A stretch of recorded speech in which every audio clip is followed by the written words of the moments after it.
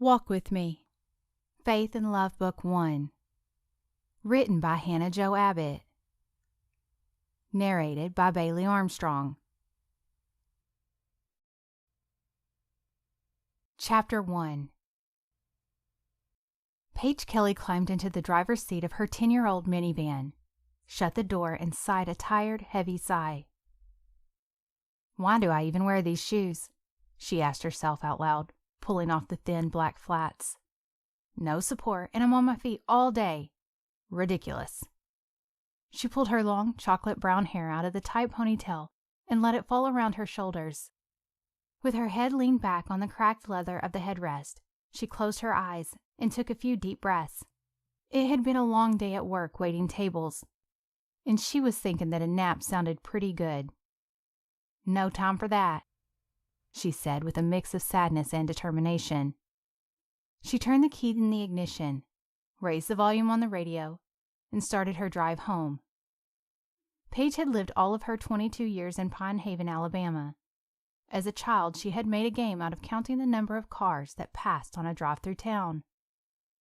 Today, she only saw 7 on her way home.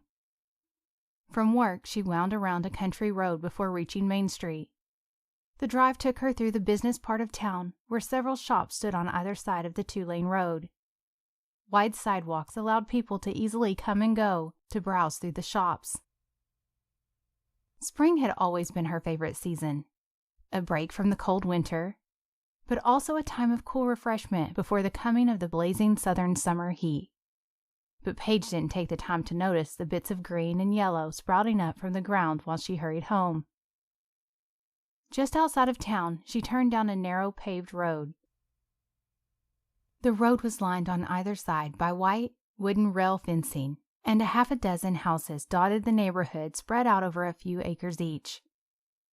A few minutes later, she pulled through the driveway and into the garage of a spacious 2-story brick house. Once the car was parked in the garage, she stuck her shoes in her bag and walked through the door in her bare feet. Even though she was home from work, her day was barely half over. She hung her bag on the hook by the door. Paige didn't bother changing out of her work uniform of black pants and a plain white button-up shirt, but walked through the laundry room straight to the kitchen. It was a large room with granite counters wrapped around the back corner and deep brown cabinets filling the space above. A large granite top island stood in the middle, and that's where Paige got to work. She pulled an apron over her head and hummed to herself as she began to gather ingredients and place them on the counter. She stood on a step stool so her 5-foot, 5-inch frame could reach the top shelf of the pantry. She had just started opening a can of green beans when she heard the front door open and close, and the sound of 2 pairs of feet running down the hallway. "Hey, Paige," came the loud greeting from 8-year-old Lucy. "Can we have a snack?" "Yeah, can we have a snack?" asked Lucy's twin brother Joe. The two looked strikingly similar with their dark hair and blue eyes. Both kids wore jeans, simple t-shirts, and tennis shoes, and carried backpacks over their shoulders. "Yes, you can," Paige answered matter-of-factly. "But first, go wash your hands, and let's check your folders. Do you have homework tonight?" "Yes," said the girl. "No," said the boy at the same time. Paige cocked her head and gave him a look that said he had better tell her the truth. "Okay, yes," he resigned as he shifted his weight back and forth from one foot to the other. "But I did most of it in class. Only have 2 problems left." Paige tried to hide the smile but couldn't help it. Joe was just too smart. "All right then, snack and then homework before playtime, okay?" "Okay," the twins agreed and hurried off. Paige set her dinner preparation aside and began to cut an apple into slices. As she arranged it on 2 plates with some peanut butter, Joe and Lucy returned to the other side of the island from Paige, where they sat on high-top bar stools. She asked them about their day at school while they ate and pulled out their books. Once they were settled, she turned her attention back to dinner, while she helped Lucy with her math homework. "Oh yeah, almost forgot." Lucy looked up from her paper and pushed her shoulder-length hair behind her ear. "I need you to sign my field trip form for Monday. We're going to the strawberry patch, remember?" Of course I remember, Paige smiled. Get me the form now before we forget. Lucy dug in her backpack as she spoke. Paige? Yeah, Lou? You're going on the field trip with me this time, right? Paige looked at the younger girl. She remembered how disappointed she had been on the last field trip when Paige didn't go. Yes, I am. I promised I would, she assured her. Yay, Lucy said. Amy said her mom goes on all the field trips, and she asked me why my mom can't come. Paige's heart thudded. She cleared her throat to speak. What did you tell her? That my mommy and daddy are gone to heaven. Paige swallowed hard so the tears wouldn't have a chance to surface. Even though it had been 3 years, every mention of her parents still brought Paige to a complete halt and left a sickening feeling in her stomach. That's right, Lucy. But I promise, you can tell her your big sister will be on your next field trip. Thanks, Paige. Joe had been sitting quietly, but he was still listening to Paige and Lucy. I'm done with my homework now. Can I go play? He asked. Paige saw the hint of sadness in his eyes and nodded to him. Me too, Lucy said, and hopped down from her stool. The two put away their papers and hung their backpacks on the assigned hooks in the entryway before going to their rooms to play. Paige turned to put a dinner casserole in the oven, then went to start a load of laundry. She made her way around the house, straightening up as she went, picking up an out-of-place book or toy and putting it away. She stopped at the small desk to the side of the kitchen and looked over the family schedule and lists for the next few days. She liked a place for everything, and everything in its place. At least that she could control. Before she knew it, 30 minutes had gone by, and she heard the timer on the oven. She set the casserole on the table and looked out the window when she heard a car in the driveway. Moments later, her brother and sister walked through the door. At 16, Shepherd Kelly liked to think of himself as the man of the family. With his dark hair and strong features, he was unmistakably related to his sisters, but truly masculine in his looks. He had just come from baseball practice and still wore his practice uniform. He had picked up 13-year-old Zoe from her tumbling class on his way home. Hey guys, Paige said. I'm about to put dinner on the table. Okay, I'll just be a minute to clean up, Shep replied. Zoe was already up the stairs. That's fine, she told him. Zoe, Paige called out. Wash up and come help me set the table. She turned to her brother before he could get out of sight too. Shep, thank you for picking Zoe up. I'll be honest, I was a little afraid you would forget, Paige admitted. Is that why you put an alarm on my phone for when I left practice? Shep gave her an accusing look. Paige was obviously caught. Well, she stalled. Okay, yes, it is. Shep laughed. I knew it, but maybe it's a good thing you did. Seriously? Did you really forget? Paige stared at her brother. Sort of. But it's just I wasn't thinking about it when I got in the car, so I can't say whether I would have actually made it home without her. But... He trailed off. It's all right. Paige waved a hand in the air as if sweeping the offense away. Just don't delete that reminder. I set it for every Thursday. Gee, thanks for the confidence, Shep said sarcastically. He sounded a little hurt. Paige stopped to look at him, but she had no response. She wanted to trust Shep, and his recently acquired driver's license really helped out with the family schedule. Still, he was just a teenage boy, and she never knew how much he could handle. I'm sorry, Shep. It's all right. You were right anyway, he said as he headed for the stairs. Paige shook her head and sighed. She wished she knew how to help him grow up without embarrassing him. As he went, Zoe came back down the stairs to help Paige. Zoe was one sibling Paige had a hard time connecting with, and she tried to make special time for her when she could. Paige asked questions about her day at school and her tumbling class while they set the table. Zoe mostly responded with one-word answers. She spoke politely, but didn't offer any unnecessary information. They finished the task in near silence, and Paige turned to call the other kids. "Joe, Lucy, wash up. Dinner's ready," Paige called to the twins. Within a few minutes, dinner was on the table, and the family began to gather in their seats. Paige looked at the clock and tried not to worry that her 18-year-old sister, Peyton, was 15 minutes late getting home from cheerleading practice. "Practice probably just ran a little late," she told herself as she bit her bottom lip. "I'm starving," Shep declared as he entered the kitchen fresh from a shower. "We will wait for Peyton," Paige said with a look. "Can you at least call her and see where she is?"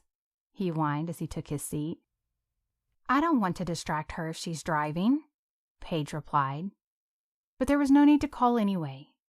Peyton walked in the door at that moment. "Hey, sorry guys. Coach kept us overtime to work on a new stunt. I'm sorry, Paige," Peyton said. She dropped her gym bag and hurried to the kitchen sink to wash her hands and take her seat. She wore a t-shirt and cheerleading practice skirt with her tennis shoes. Her dark hair was in a high ponytail that made her blue eyes look big and bright. "It's all right. You're here now." Paige breathed a little more easily. She mentally did a head count of all of her siblings around the table. 1, 2, 3, 4, 5. Then aloud she said, "Shep, will you please ask a blessing?" Everyone bowed their heads. Everybody's home, Paige thought to herself. Everybody made it home safely.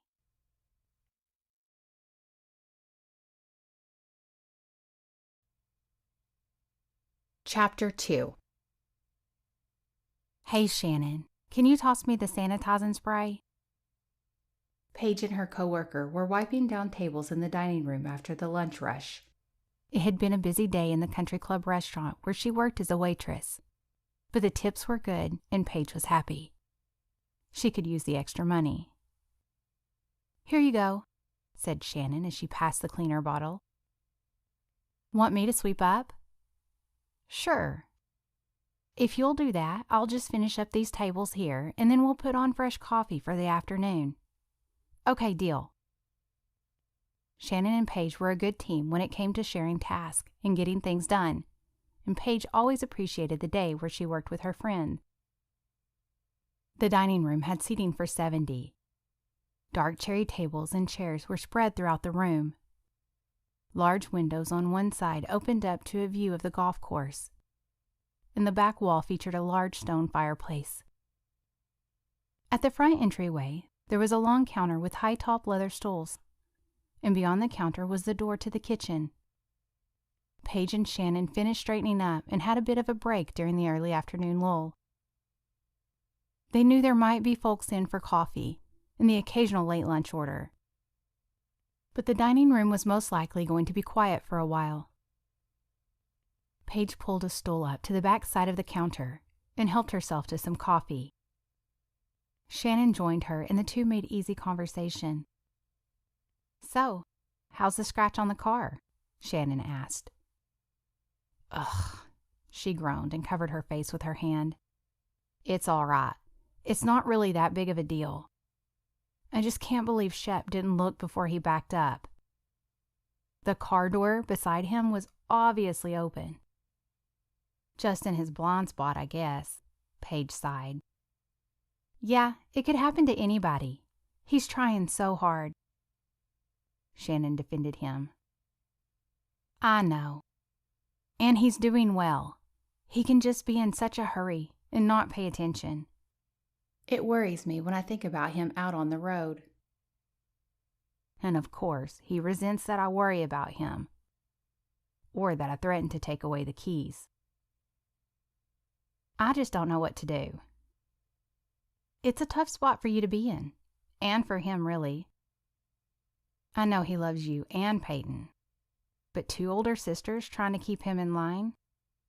Come on, that has to be a blow to his ego." Paige nodded in agreement.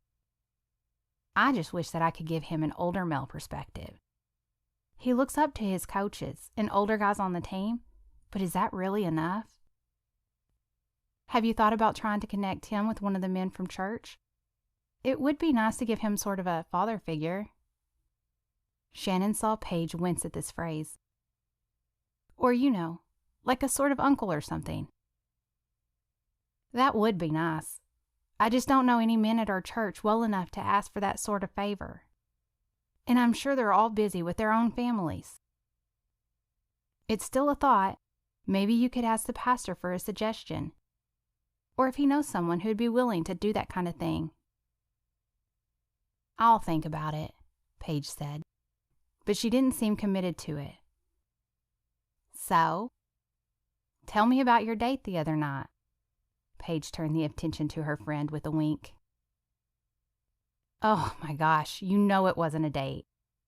My mom just wanted me to go out with her friend's son that she thinks is a handsome young man.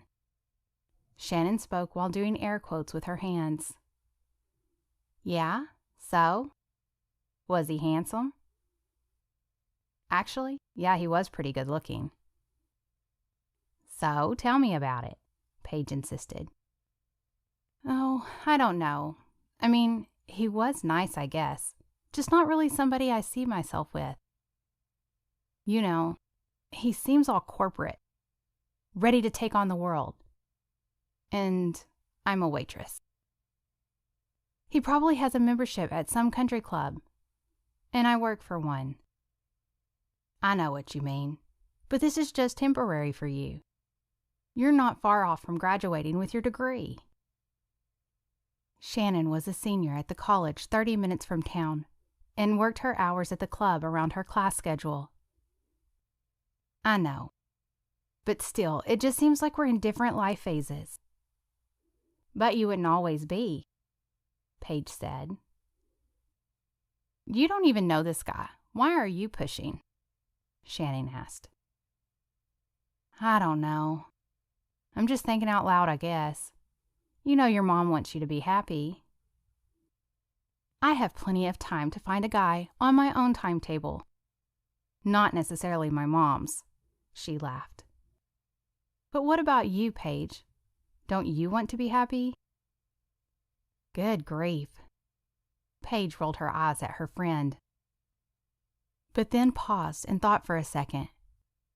I don't even think about that. Between working and getting kids ready for school and planning meals and buying groceries and cleaning house, she counted on her fingers as she spoke, then took a deep breath to continue. And making sure that everybody makes it through the day alive, I'm not sure I have time to think about being happy.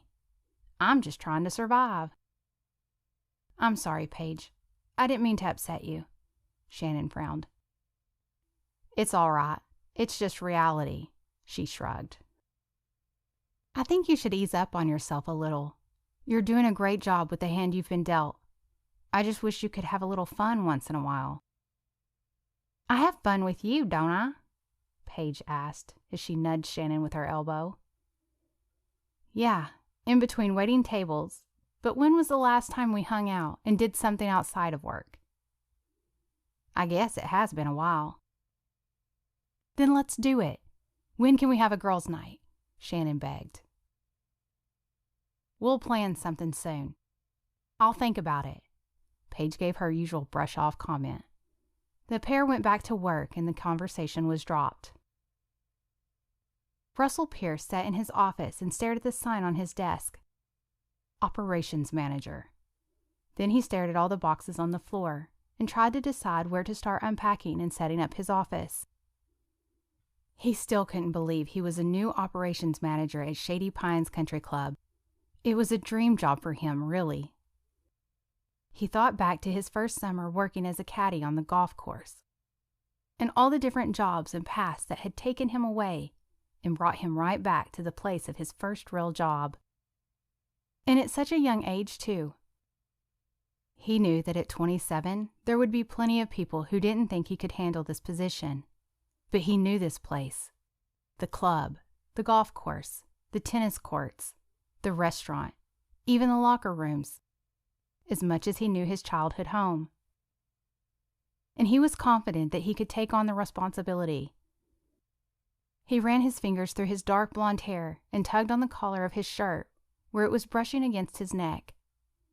A knock at his door startled him, and the general manager poked his head in. "Getting all set up, Russ?" "Yes, sir, Mr. Thompson." Russell stood up to greet the older man, his 6-foot frame towering over his desk. "Now, Russell, you're in a management position now, not a junior caddy carrying around my clubs anymore. Call me Bob." "Sorry, Mr. Bob. Old habits." "That's all right. Glad to know you've got manners. But we're colleagues now." "Thank you, sir." Russell ran his fingers through his hair again. He knew this would be a hard habit to break. Mr. Thompson, Bob, was the picture of professionalism in his work at the club.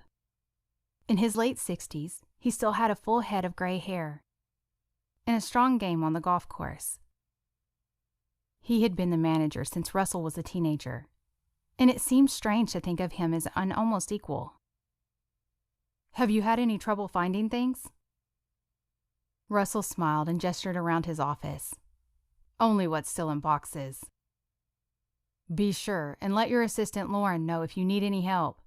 And the tech guy will be in later to get you all set up on the network and get you an email. I think he's got you down as Droopy Drawers Pierce at shadypines.com. Russell blushed.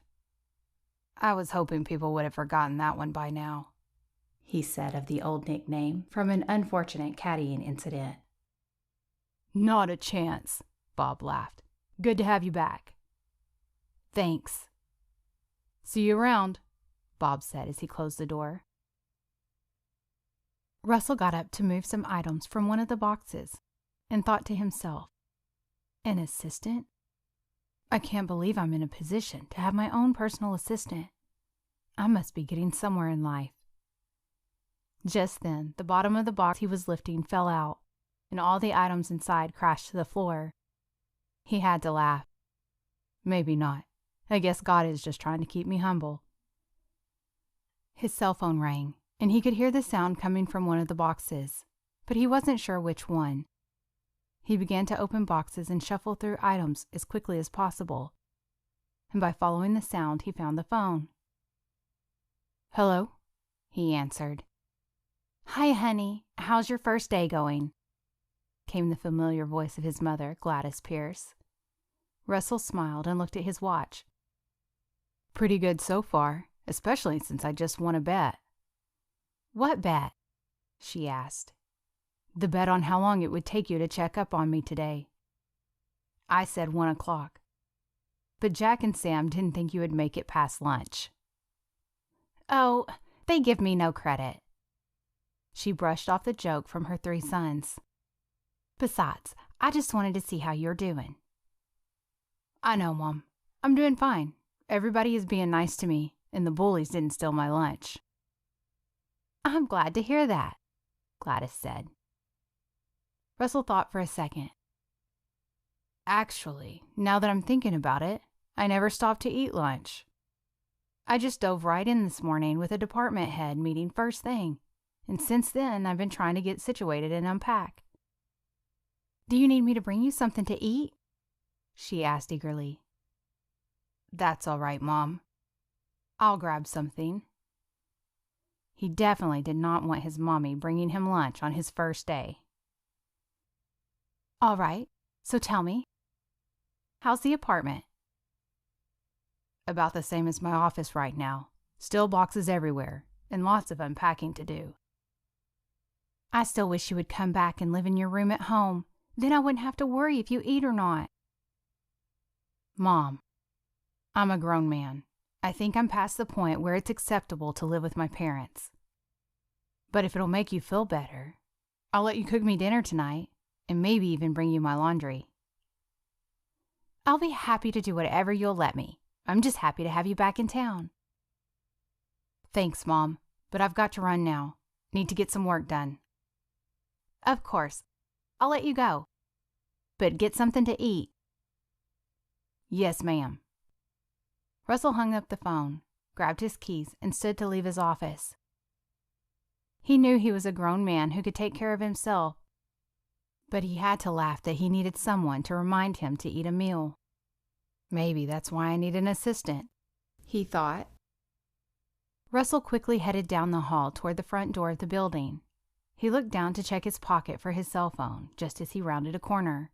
Then it happened. A girl carrying a large box walked around the corner from the other direction, and Russell looked up just before he ran right into her. As they collided, the box went flying and the blow knocked the girl backwards, and she fell to the floor. Russell barely managed to stay on his feet as he tripped over her. Silverware and napkins from the box landed all over the hallway. He tried to right himself and take in the situation all at once. He looked at the girl, obviously in shock from being trampled. But after a moment, she jumped up and began to quickly pick up the items. "I'm so sorry," Russell went to her. "Here, let me help you." "It's all right," said Paige. "No, really, it's my fault.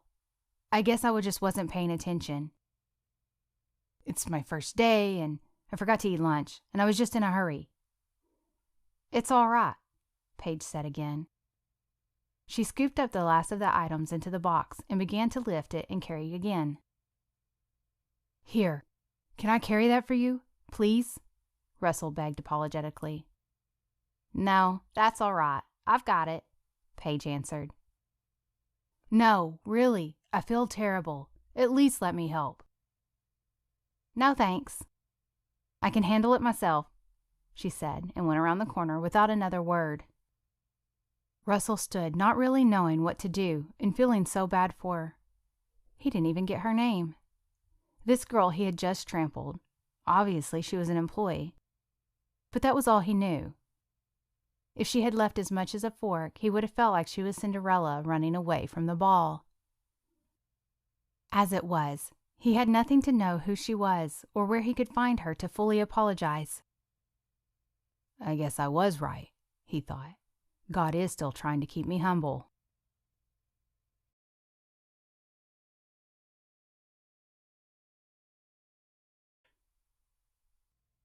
Chapter 3. "Mom, I'm here," Russell called out as he walked into his parents' house. He had stopped by his apartment after work and changed into khaki shorts and a light blue golf shirt. He made himself at home as he walked through the formal entryway. The house smelled of freshly baked bread and coffee. The short hallway opened up into the main part of the house. The focal point was the sunken living room where the Pierce family had gathered many times over the years. There were hardwood floors throughout, and white built-in cabinets set off the light blue color of the walls. A large tan sectional couch made the space look cozy and welcoming. Next to it were two comfortable wing-back chairs, reserved for Mom and Dad, also known as Jim and Gladys Pierce. The living room was only separated from the kitchen by 2 steps up and a long counter. Gladys had designed the kitchen herself many years ago, so she could prepare meals for her family and the many friends that came into their home. It was her favorite room in the house, and that's where Russell found her. "Hey there!" Gladys stopped her meal preparation to give her youngest son a hug and a kiss on the cheek. "I want to hear all about your day." She went back to the counter where she was cutting vegetables. She was a lovely woman with a strong personality. As she described it, she was aging gracefully, her short blonde hair still dyed to cover the gray roots. She was dressed in white capri pants and a flowing top in a floral print. Her sandals revealed a perfect pedicure that matched the color of her fingernails. Russell thought about his day and of the girl he had run over. He laughed to himself, but didn't mention that episode to his mother. "It was interesting, but good. Mr. Thompson told me to call him Bob. I don't know when I'll be comfortable with that." He leaned on the counter as he spoke. "Of course you should. You're working with him now. But you're right, it does seem strange," she said. She finished the salad she was preparing and started buttering bread from the warm loaf on the counter. "I know, it does. Can you believe I have this job?" Russell asked. "I mean, really?" Yes, I can, Gladys said proudly. I have always known you could do whatever you wanted to. And from the time you were 14 and started working there, you would say, I'm going to run this club someday. And now your hard work has paid off. I'm not exactly running the place, but it's definitely a lot of responsibility. And I guess it is mostly because of all the time I've already put in there. That's what Mr. Thompson said when they called to ask me to interview for the position. I'm just happy to have you back in the area. You have no idea how much it means to me for you to be here, so we can see you all the time. Yep, that's right, as long as you keep feeding me, Russell said and patted his stomach with both hands. You bet we will. And you know we would love for you to come to church with us on Sunday. We have a great community there. And there are a lot of singles there, too. Gladys feigned casualty with that last part. Russell knew that look, though. He was used to his mother always being eager to marry him off. I bet there are. We'll see. I want to check out a few churches to find where I fit best. But it's so weird. I still picture you guys at the church where I grew up. I know, honey. But after Pastor Miller retired, it just wasn't the same. We loved being there while you were kids. But things change. And we felt like it was an exciting time to be part of something new and growing. That's what we love about our church now. I think you would like it too. There are a lot of good opportunities for you to jump in and get involved.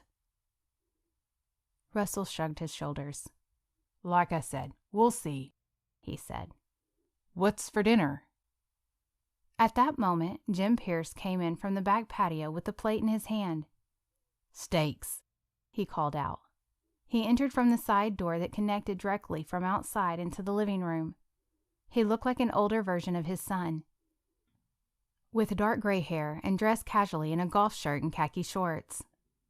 Hey, Dad, what's going on? Just same old, son. How's everything with you? Pretty good, just trying to get settled in at work and at the apartment. Jim walked over to his wife to set down the plate of meat and gave her a quick kiss on the cheek. Has your mother tried to set you up with anyone yet? Gladys playfully elbowed her husband in the ribs. No, I have not, she declared. Oh, but I think she's trying, said Russell, leaning on the counter. She's talking up your new church and telling me how many singles there are. I can only assume she means females. Yep, she's trying. But it sounds like she hasn't nailed down anybody specific yet, so you may be all right for now. Jim's eyes twinkled as he spoke. Gladys rolled her eyes at them both and finished up the salad she was making. You both better stop teasing me, or no dessert for either of you. Okay, we'll stop. Russell held up both of his hands in surrender. He looked over at the plate of steaks and noticed how many there were. Are we expecting someone else? Well, I didn't know how hungry you would be since you can't remember to eat on your own, his mother joked. No, I'm kidding. Your brothers are coming over too. I hope that's all right. Yeah, sure. I'll be glad to see them, especially since I haven't been picked on enough since I moved back. You know they love you, Gladys said. Was Russell's only response. Russell finished helping his mother with the food and was washing up when the front door opened to a whirlwind of activity. Uncle Russ, came the loud cry from his 4-year-old nephew. Hey, Luke, what's up, man? Russell scooped him up and held Luke at eye level to talk. I got a new truck. Want to see? Luke asked. Of course I do. Daddy, can we please show Uncle Russ my new truck? The boy yelled across the room. Yes, you can, but let's have dinner first. Jack Pierce, dressed in a suit and tie, walked across the living room to the kitchen counter and gave his younger brother a hug. Although it might be past Rusty's bedtime, he pinched the younger man's cheek. Ha ha, very funny. Russell rolled his eyes and walked across the room to his sister-in-law. Hey, Carrie. He kept his voice to a whisper, since she was holding their 8-month-old daughter, Caroline, who was sound asleep. Hey, Russell. Glad to have you back, Carrie whispered back. Thanks. It's nice to be here. You had better put her down in the other room. before you know who gets here and wakes her up. "We're here," a voice boomed from the front door. Oops, too late. Carrie smiled and hurried her sleeping daughter from the room. Samuel Pierce never entered a room quietly.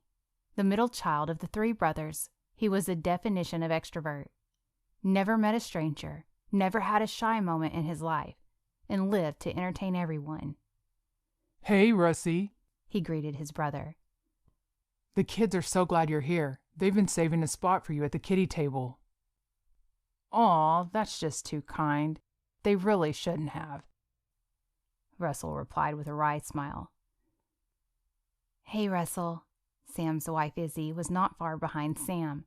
She was a match for his personality, and as the mom of three boys, she fit right in with her rambunctious brood.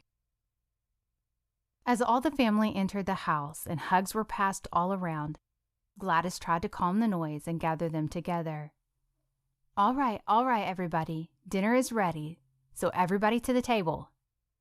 Parents rushed the kids to wash their hands before coming to the table, and shouts of, "Sit next to me!" and "What's for dinner?" rang out through the dining room as everyone gathered. The dining room was just off the kitchen, and it featured a long farmhouse-style table with benches on each side. Once everyone was seated, Jim cleared his throat and took his wife's hand.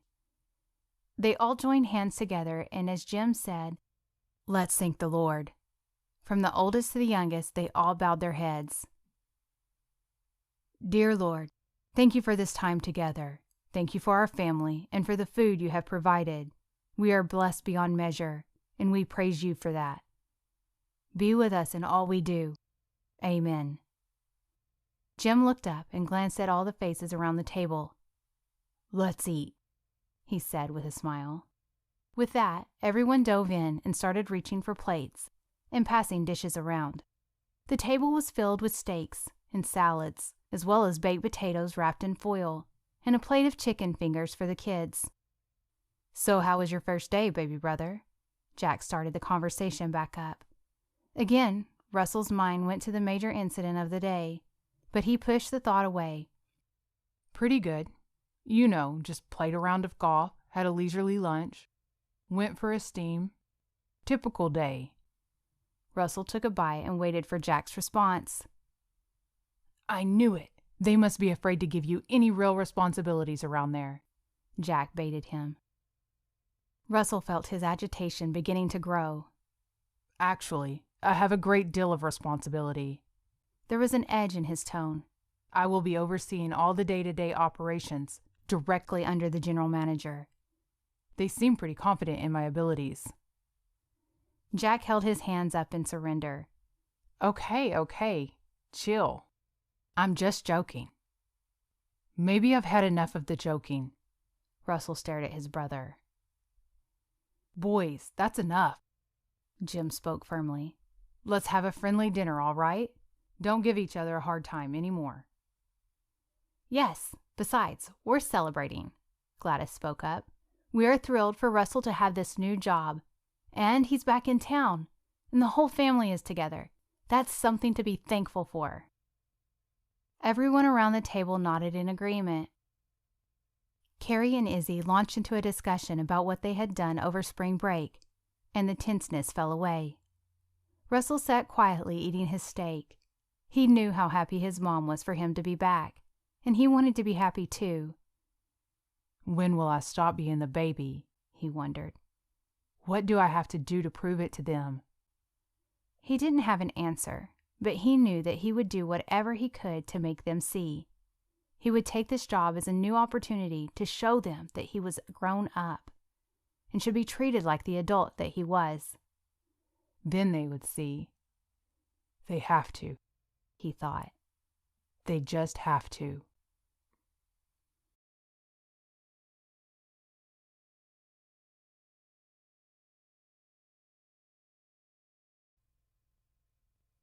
Chapter 4.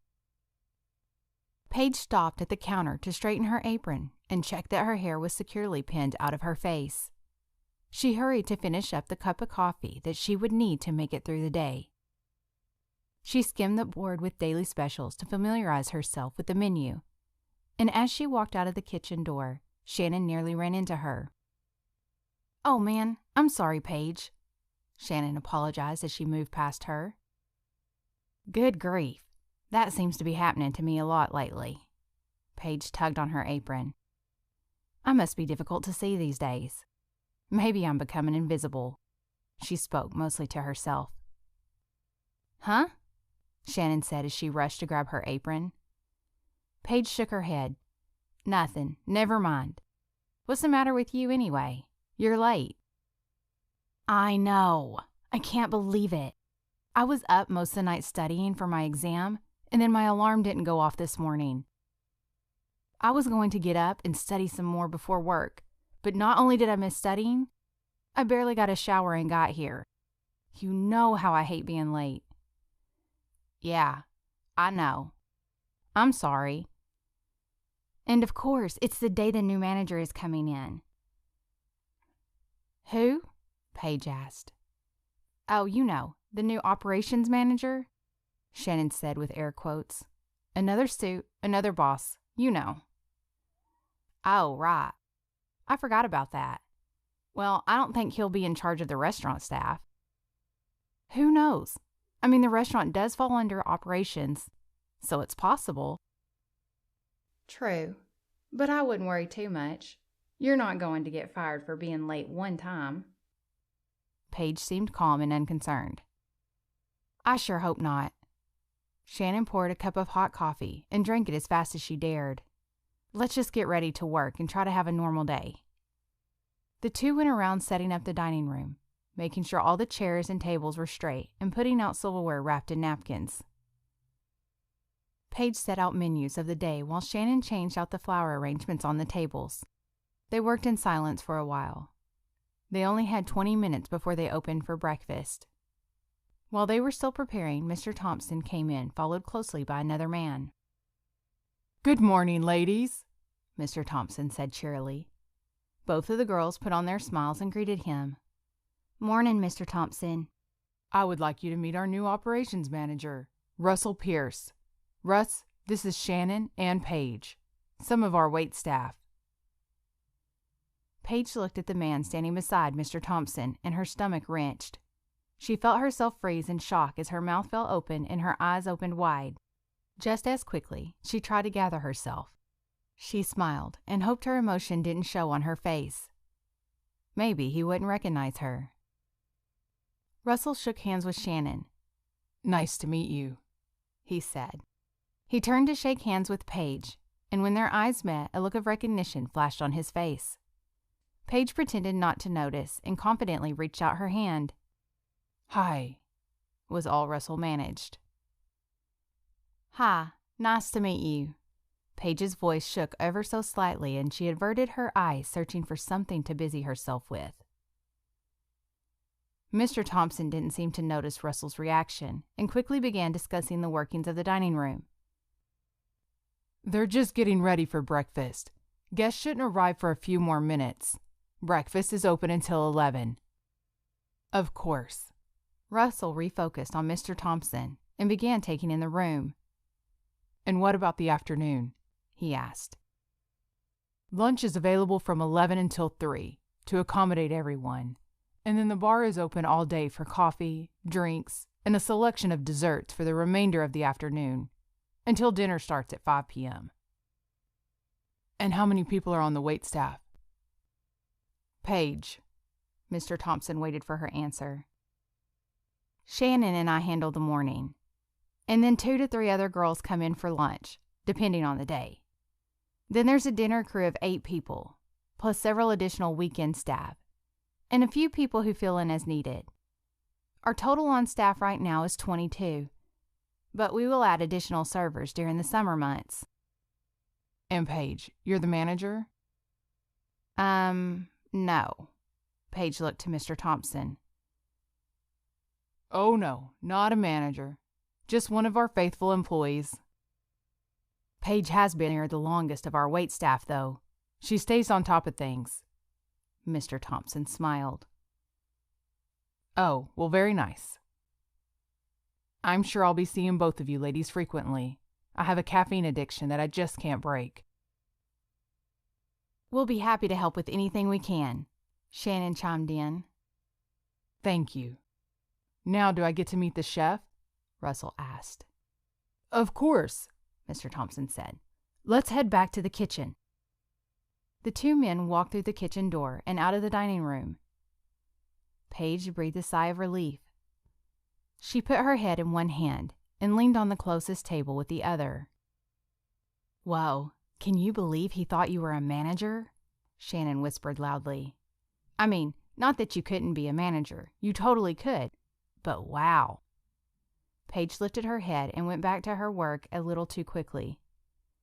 Shannon seemed to pick up on her odd behavior. What's the matter, Paige? That's a compliment to you. She walked over to look her friend in the face. I know. I'm sorry.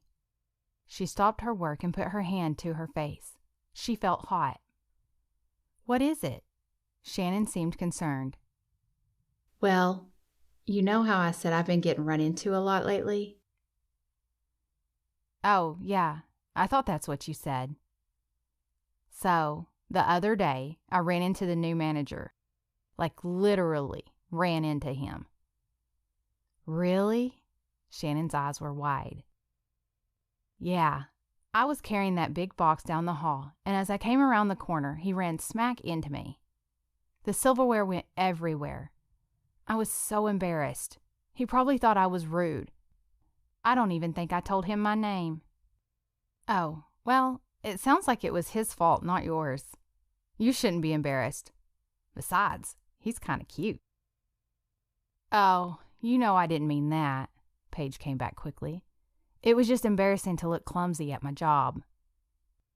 I wouldn't worry too much about it. Besides, like you said, he probably won't make decisions about the restaurant. Right, Paige agreed. Who knows? Back in his office, Russell leaned back in his desk chair and stared at the ceiling. Mr. Thompson had shown him all around the club. He had seen the restaurant, the locker rooms, the pool, the tennis courts, the golf course, and every back closet, office, and restroom on the grounds. And now all he could do was sit mentally kicking himself for his reaction to Paige. I should have apologized, he thought to himself. I should have admitted that I knew she was the one I ran into the other day. But she brushed me off like she didn't want me to say anything. Maybe she was embarrassed. But she shouldn't be. I should be. I am. Russell sat and tried to think why this incident was bothering him as much as it was. Clearly, it was just an accident, and she wasn't injured. Still, he felt badly that he had caused it. Here he was trying to be professional and be the big bad boss who could handle this job. And on his first day, what does he do? But run over the waitress. Not exactly how he pictured things starting off. He didn't have any more time to think about it, though, since Mr. Thompson, Bob, knocked on his door at that moment. Come on in, Russell said. So, what do you think of the place? Has it changed much? Bob had left for a meeting after their tour, saying he would drop by later to talk. You know I love this place. And no, it hasn't changed much at all. Some of the people are different, but the feel is the same. It's like coming home, Russell replied. I'm glad. Bob smiled and gave a slight shake of his head. Mostly, anyway. I'm glad you feel comfortable.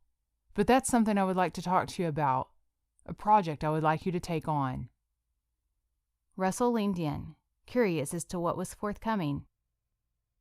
The club feels the same because it is the same. Not many changes have been made over the years, and mostly for good reasons. We have steady membership and generations of families who come to the club year after year. And they like to feel like you do, like it's a second home. They don't want drastic change.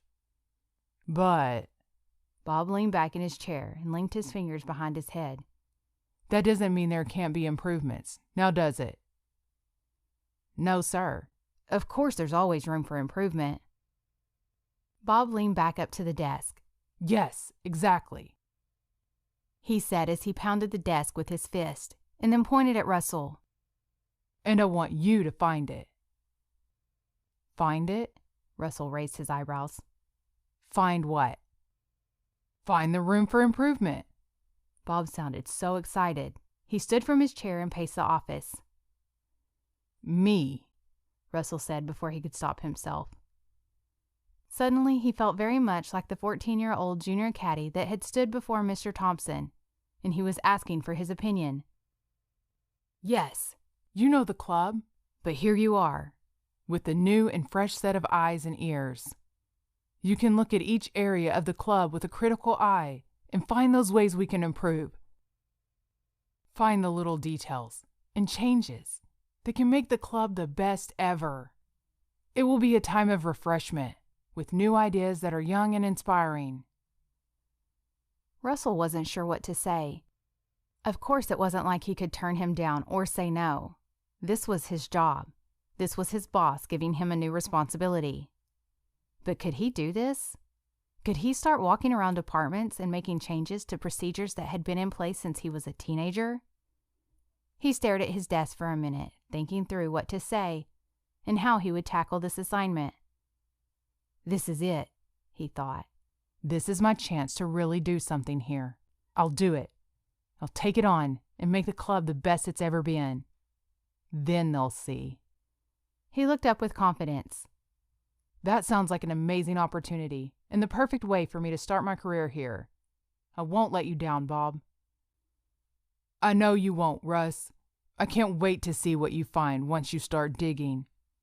Get ready to start taking notes and see what you can find. You can get started first thing Monday morning in the restaurant. With that, Bob gave him a thumbs-up sign and headed out of his office. Russell watched him go and thought of how he intended to do everything in his power to keep his promise to Bob.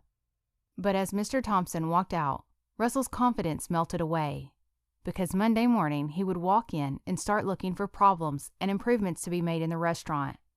And Big Bad Boss Russell suddenly felt panicked at the thought of once again coming face to face with a certain dark-haired waitress. Chapter 5.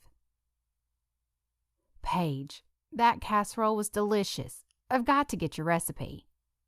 Susan Johnson, the wife of one of the church deacons, commented as she handed Paige a completely empty and wiped clean casserole dish.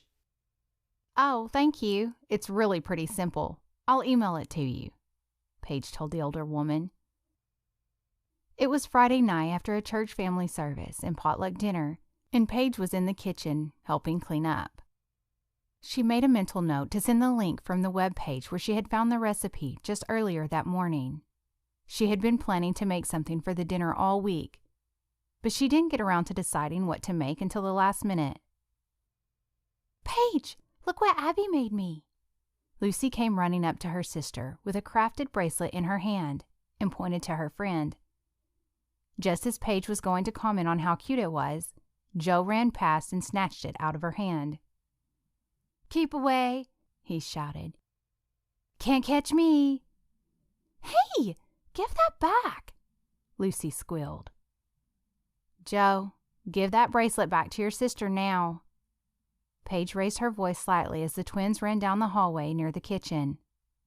I'm sorry, she apologized to Susan. They're driving each other crazy a lot lately. Susan seemed unruffled by the exchange.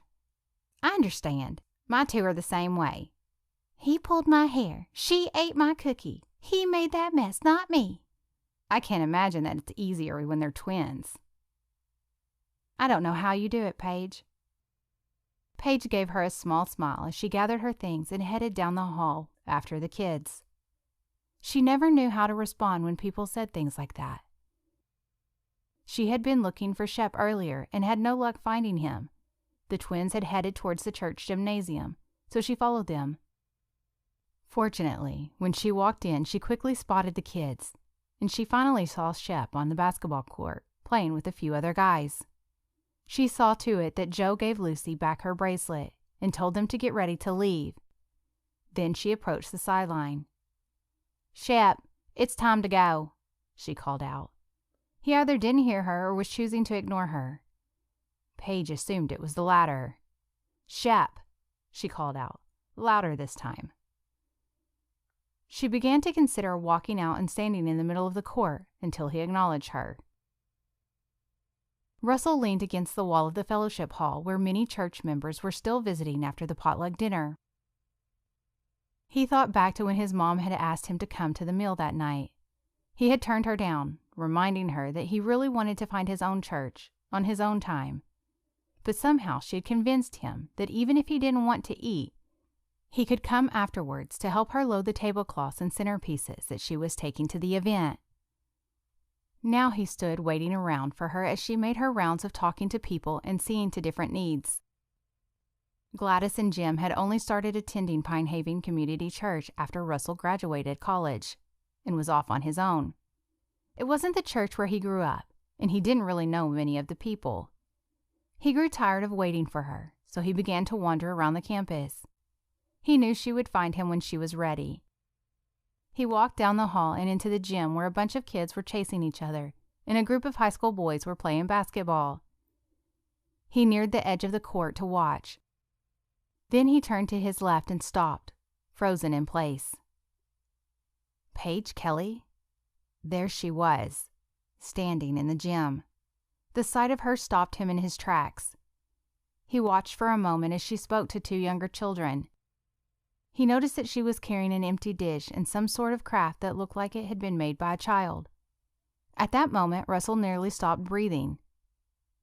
She's a mom? He thought to himself. He couldn't remember seeing her with a wedding band on, and immediately thought, she's a single mom. What happened next puzzled him even more as she began calling for one of the high school boys on the court. She seemed frustrated that he was ignoring her.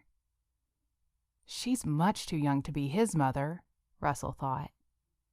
He was still too shocked to fully consider other possibilities, but before he knew what he was doing, he found himself walking towards her. Paige called out to Shep one more time as the teens dribbled the ball closer to her side of the court. Shep, it's time to go right now. Want me to get him for you? Paige jumped as Russell appeared at her side and spoke. She glanced over her shoulder and obviously recognized him.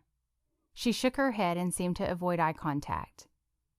No, thanks. I can handle it myself.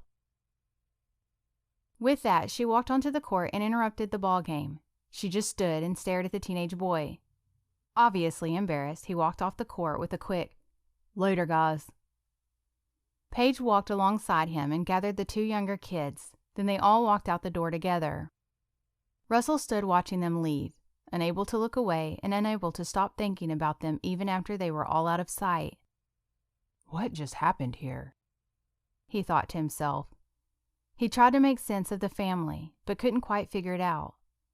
Just then Gladys walked into the gym and called to Russell. He turned and walked towards her. There you are, Gladys said. I didn't know where you wandered off to. I figured you'd find me when you were ready, he replied quietly. Russell didn't notice the concerned look his mother gave him. Are you all right? You have a strange look on your face. Yeah, I'm fine. Together they walked back to the fellowship hall and began gathering tablecloths. Gladys was chit-chatting about some of the people who had been at the dinner and what the tastiest dishes had been. Russell was half-heartedly listening and making occasional mm-hms and yahs. Gladys finally stopped, set down the tablecloth she was folding, and put her hands on her hips. All right, son, what's going on? Your mind is 1,000,000 miles away right now. Russell looked up at his mother a little surprised. Oh, I'm sorry, he said.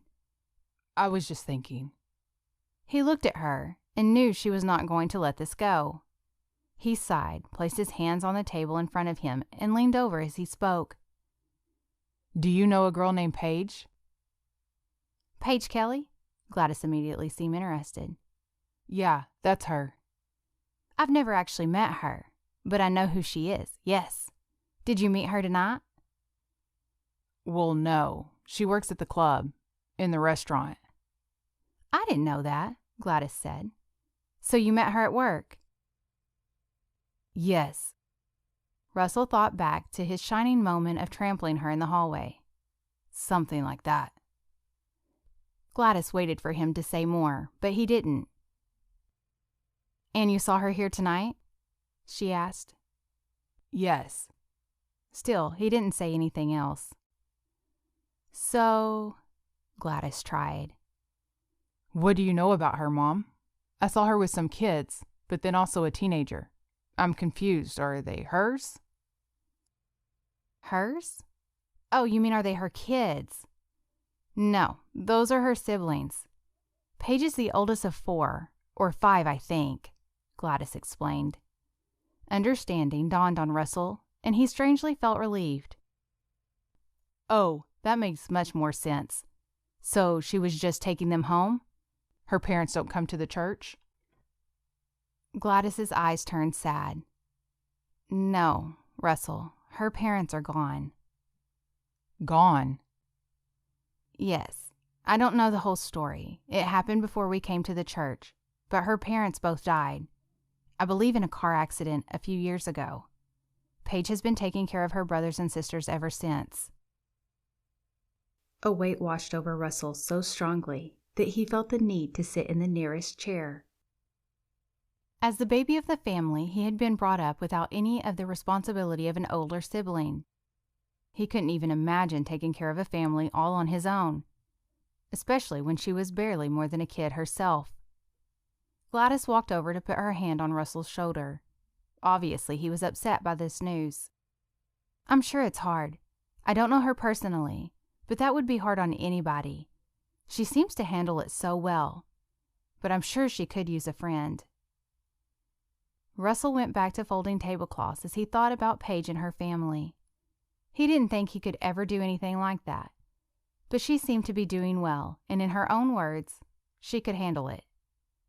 His mother's statement struck a chord in his heart, but surely she had friends.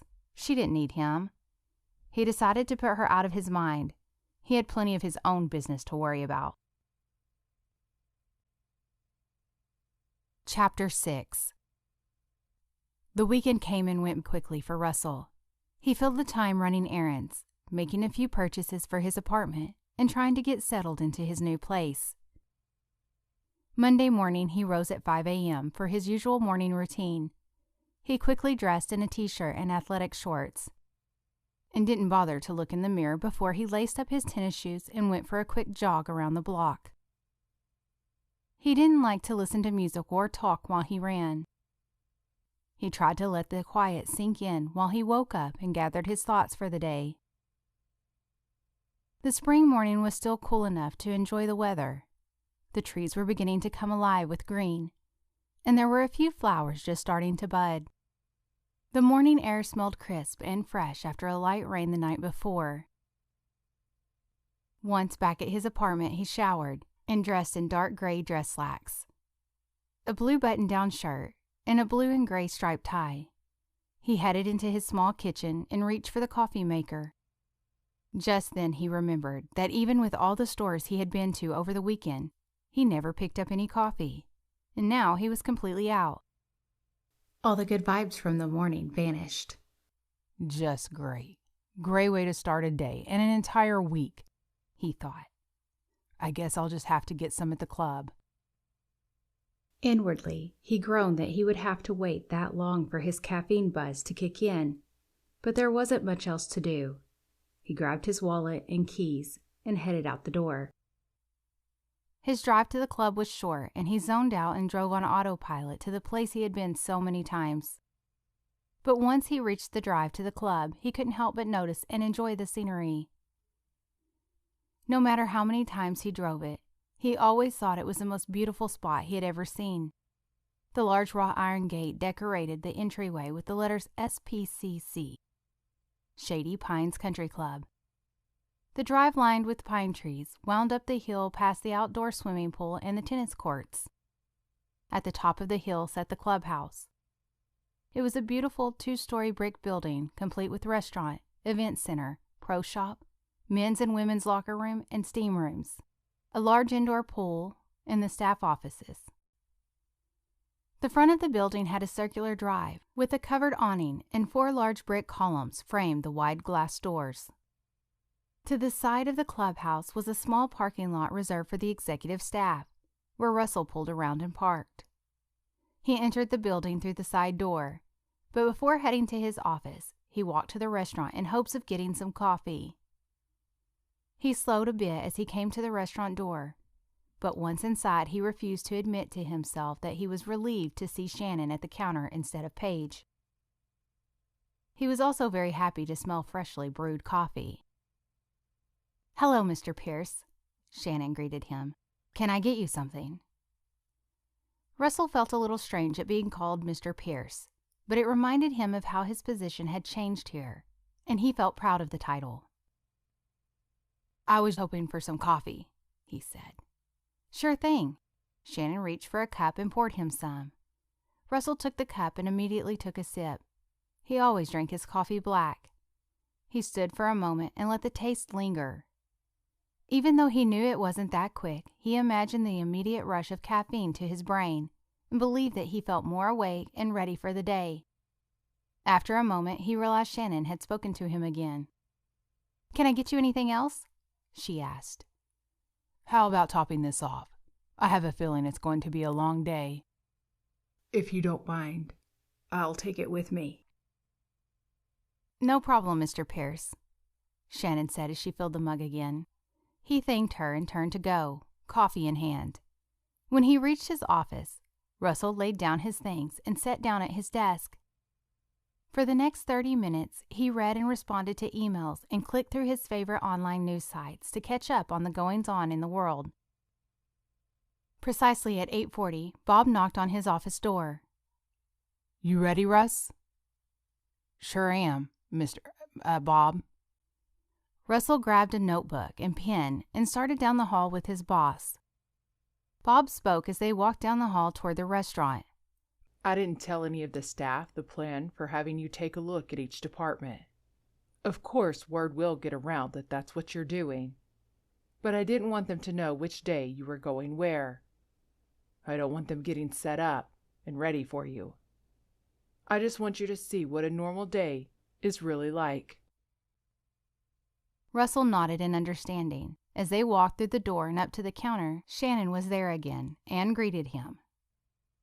"Oh, hi, Mr. Pierce, Mr. Thompson. Can I help you with something?" Shannon asked. "Hello, Shannon," Bob started.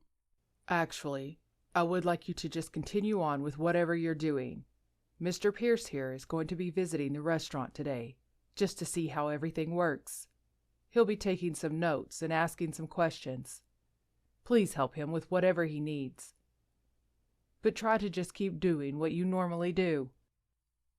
"Yes, sir. Happy to help any way I can," Shannon said. Bob stopped suddenly and looked around at the restaurant as if something was missing. "Is Paige here?" he asked. "No, sir. She's off today." "Off?" he asked. Yes, sir. She went on a field trip with her younger sister." "Oh, well, all right." He paused for a moment as if considering something, and then dismissed it. "Thank you, Shannon. Can I also get a cup of coffee to take?" "Yes, sir." Shannon poured a cup and handed it to him. "Thank you," Bob said. "All right, have a good morning, Russ." And he turned to go. Once he was gone, Shannon looked at Russell. "Don't mind me," he said. "I'm just going to walk around a bit and take a look at things. I'll let you know if I have questions." Shannon went back to work, and Russell sat down at a table near the corner. For a while, he simply observed. Another waitress, there to fill in for Paige, was working in the dining room for breakfast. A few members came in for breakfast, but most just wanted coffee or something small like a bagel or muffin. Russell made a note. A couple of people came in and sat with their laptops and connected to the available wireless to do some work. Russell thought about his last job, where he too had carried his laptop with him everywhere and frequently worked in coffee shops or places where he could connect to the internet. As a salesman, he had had a lot of personal responsibility to acquire new clients and maintain accounts, but he also had a lot of flexibility with his time. He thought about how he had spent a week working from the beach and calling his clients on the phone. They had no idea he was practically working on vacation, but it didn't matter. His time was his own, and he had the time and the resources to do what he wanted to do. Eat out, travel, play golf, even work itself was like a hobby, since he always enjoyed talking to people, and selling became second nature to him. But the culture of the office and company was mostly young, single guys out to do the best for themselves. There was a lot of competition and not much camaraderie. He had given up some of the freedoms when he took on the job at Shaney Pines. Here, he had a more structured 8-to-5 schedule and a responsibility to be in the office every day. But he knew he was ready for a more mature work environment and a place where people were working towards a common goal rather than their own individual success. A place that felt more like a family. A place where I could have a family. The thought surprised him a bit. Of course, he had always thought he would come back to Pine Haven before he was ready to settle down and have a family. But he still had a lot he wanted to do before that. He was in no rush to get married, like his mom wanted. But somewhere down the road, he could see himself in his hometown with a wife and a couple of kids. Way down the road, he told himself. That thought brought him back to the present and the task at hand. He wrote down a few more notes on the comings and goings in the dining room. He knew he needed to look over the kitchen soon, but he just sat in the quiet for a few minutes. Before he knew it, he found himself praying silently. Thank you, Lord, for this opportunity. I still can't believe I'm back here, in the place where I grew up, in my dream job. I love this place and these people. And besides all that, they couldn't have made me a better offer. Thank you for this blessing. I want to honor you in it. Show me how I can do that. Bless others. The words he heard in his heart were as clear as a bell. Bless others, he asked the Lord. Bless others. Lord, I've been an independent guy looking out for myself and my own interests for quite a while. I've always known I should put others first, but I don't even know if I know how to do that. I confess that to you. Please forgive me. Please open my heart to love people and show me how I can help others. Paige. Russell stopped at the name that was so clear he could almost hear it out loud. He waited to hear something else, but that one word seemed to hang in the silence. Paige, Lord? Paige. I can't help her. I wouldn't even know how, and she doesn't seem to need any help. She does pretty well on her own, and she definitely doesn't want my help. Walk with me. Russell looked down at his notes and tried to put Paige out of his mind. Of course, God wanted him to care about people and help those that he could, but Paige wasn't someone he could help anyway. He tried not to think about the strong impression about her as he picked up his notebook and headed to the kitchen. The room was a little loud with the sounds of pots and pans and the voices of the kitchen staff. The air smelled of fresh herbs and garlic. James, the chef, greeted Russell as he came in and offered him a taste of the upcoming lunch special. Garlic pesto chicken with penne and tomato cream sauce, James said. Best thing on the menu. Better get you some. The chef was professionally trained, without a doubt, but his southern accent was thick. Thanks, James, Russell said. Not now, but maybe I'll take a break and have some for lunch after a while. All right, Mr. Pierce. Let me know if I can help you with anything. Shannon had filled him in on Russell's task for the day.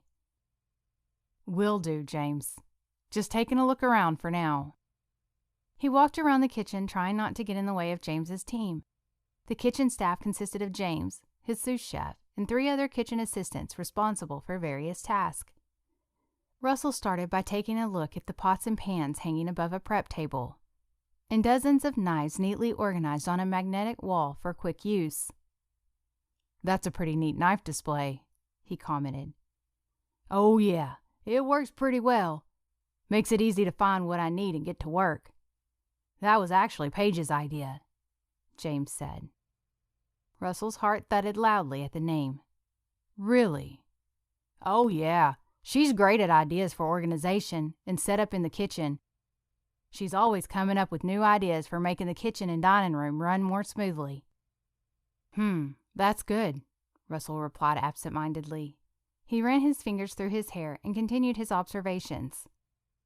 He noticed the shelves filled with frequently used ingredients and spices. Each space was clearly labeled with what went where. On the end of the shelf was a large clipboard with a list of all the staple foods on this shelf, and a checkbox next to each item. "What's this?" he asked. "That's our reorder list. Anytime we notice we are running low on an item on the shelf, we go ahead and put a check mark so we know it's time to reorder. It saves a lot of time on Fridays when we are doing our orders. Paige made that list." "Okay, good." Russell made a note. He went on to the back room with a large walk-in freezer and more of the larger containers of staple foods, as well as specific items needed for the week's specials. There was another clipboard like the one on the kitchen shelves with a list of these items. On the wall next to the freezer, there was a large bulletin board. Neatly pinned on the board were 3 different groups of papers. Russell lifted the pages to read them. The first was the current week's menu, with the usual items and the daily specials. It also included an order list of staple items that had been needed and the items needed for the specials. Behind the list was a set of recipes for the week. The next 2 stacks were similar, but were for the following week and the week after that. James came to the back room to get something from the freezer. "Oh, you found the menu board, I see. That is my lifesaver. It was—" "Let me guess." Russell held up his hand and interrupted. "Paige's idea." James smiled. "Yes, it was." He paused and took a breath. "Mr. Pierce, let me be a little honest with you. I love to cook." He closed his eyes and held his hand over his heart as he spoke. "I have been in the kitchen since I was a little kid and never dreamed of doing anything else. I am creative, and I spend all my brain energy thinking about food and new ideas for dishes and dining. But when I came here, I was a mess. I would have beautiful ideas for specials and amazing desserts, but I would find out that we were out of coffee because I hadn't ordered it on time, or we would run out of the special an hour into lunch. I was pretty sure I could get fired any day, but Paige came in and started looking around the kitchen. She asked me questions like, "What's on the menu for next week?" or "What do we need to order?" Easy, basic things that I should have known, but I didn't. I couldn't think to the next day, much less the next week. He stopped and rubbed his chin as he thought. Every day, Paige checks the order list and looks over the shelves to see if we're running low. Every other week, she sits down with me on Wednesday during the afternoon lull and helps me plan 2 weeks' worth of menu so we're far enough ahead to have everything we need. I don't know what I would do without her. I can cook, but without her, the restaurant would fall apart." Russell looked back at the man, and then stared again at the list on the board. He let a thought roll around in his head, then said, "Thank you, James. You've been more help than you know." James went back to his kitchen. Russell finished looking around the back room, freezers, refrigerators, and cabinets. He found everything neatly organized and in tip-top shape. He returned to the dining room and enjoyed some of the chicken dish for lunch while watching the activity of the lunch hour. He took a few notes on the number of people and the wait staff and headed back to his office once the rush had died down. Back in his office, he absent-mindedly stared at the pages of his notebook. He tried to focus on the words on the paper, but all he could think about was what James had said. He was supposed to meet with Bob to discuss what he saw and give suggestions for improvement in just a little while. So far, he could only think of one thing to suggest, and he had a feeling Bob would not like it. He wasn't sure he really liked it, because of how the idea might come across. Paige, he thought. She runs that restaurant. She takes care of her family and manages the household, and works her job, and even though it's not her job, she runs that restaurant. He wanted to skip over the idea. He wanted to walk away and say the restaurant was in great hands and leave things alone. but he also couldn't shake his strong impression that the Lord had placed on his heart. He ran his fingers through his hair and began making a different list. A list of reasons why Bob should agree to this idea. At 5 minutes to 3 o'clock, Russell took his notebook and headed to Bob's office. He walked down the hall, away from the direction of the restaurant, and rode the elevator to the second floor. He opened the door to a smaller office where Bob's assistant, Sarah, worked, and waited for her to tell Bob he was there and give him permission to go in. "Mr. Thompson will see you now. Can I get you anything to drink?" Sarah asked. Russell held up the water bottle in his hand. "No, thanks." He opened the door to Bob's office and stepped in. The office was much larger than Russell's, or any other office in the building, for that matter. At the entryway was a seating area with 2 leather couches facing each other, and a deep blue wingback chair all surrounding a dark brown coffee table. A large flat-screen television hung on a wall nearby. A national news channel played on the screen with the volume muted. As Russell walked across the room, he passed the door to the private bathroom, and then a long row of 4 wooden bookcases filled with hardback books and a first few editions. He came to Bob's desk, a large decorative wooden desk with a matching hutch and credenza. He looked behind it to the full glass wall that opened up to a view of the golf course. He could see that today was a perfect day for golf. Beautiful sunshine, and spring temperatures made it a great day for walking along the lush green hills and paths. "Good afternoon, Bob." Russell shook his head, still trying to shake the habit. Bob turned from where he stood looking out the window. "Hey there, Russ. I almost forgot about our appointment. I was thinking about canceling the rest of my day and heading out for a round." He smiled. "But I decided I probably better stick around." Bob was known as a professional businessman, on time and on task, but everyone knew the only thing he would blow off work for was time out on the course. "I hope this meeting is going to be worth it," he laughed. Russell hoped so too. He tried to put on a smile to cover his nerves. "Yes, sir." Bob took a seat and motioned for Russell to do the same. "Well, tell me what you think of the restaurant." "The restaurant is great." Russell took a seat and opened his notebook. "It's clean and efficient, and the food is delicious. I would love to sit in on dinner to see how things go at that time of day, but lunch was very busy and the staff handled exceptionally well. All the members seem pleased. I'm sure many of them eat lunch frequently and know what they like, but today's special was also a big hit.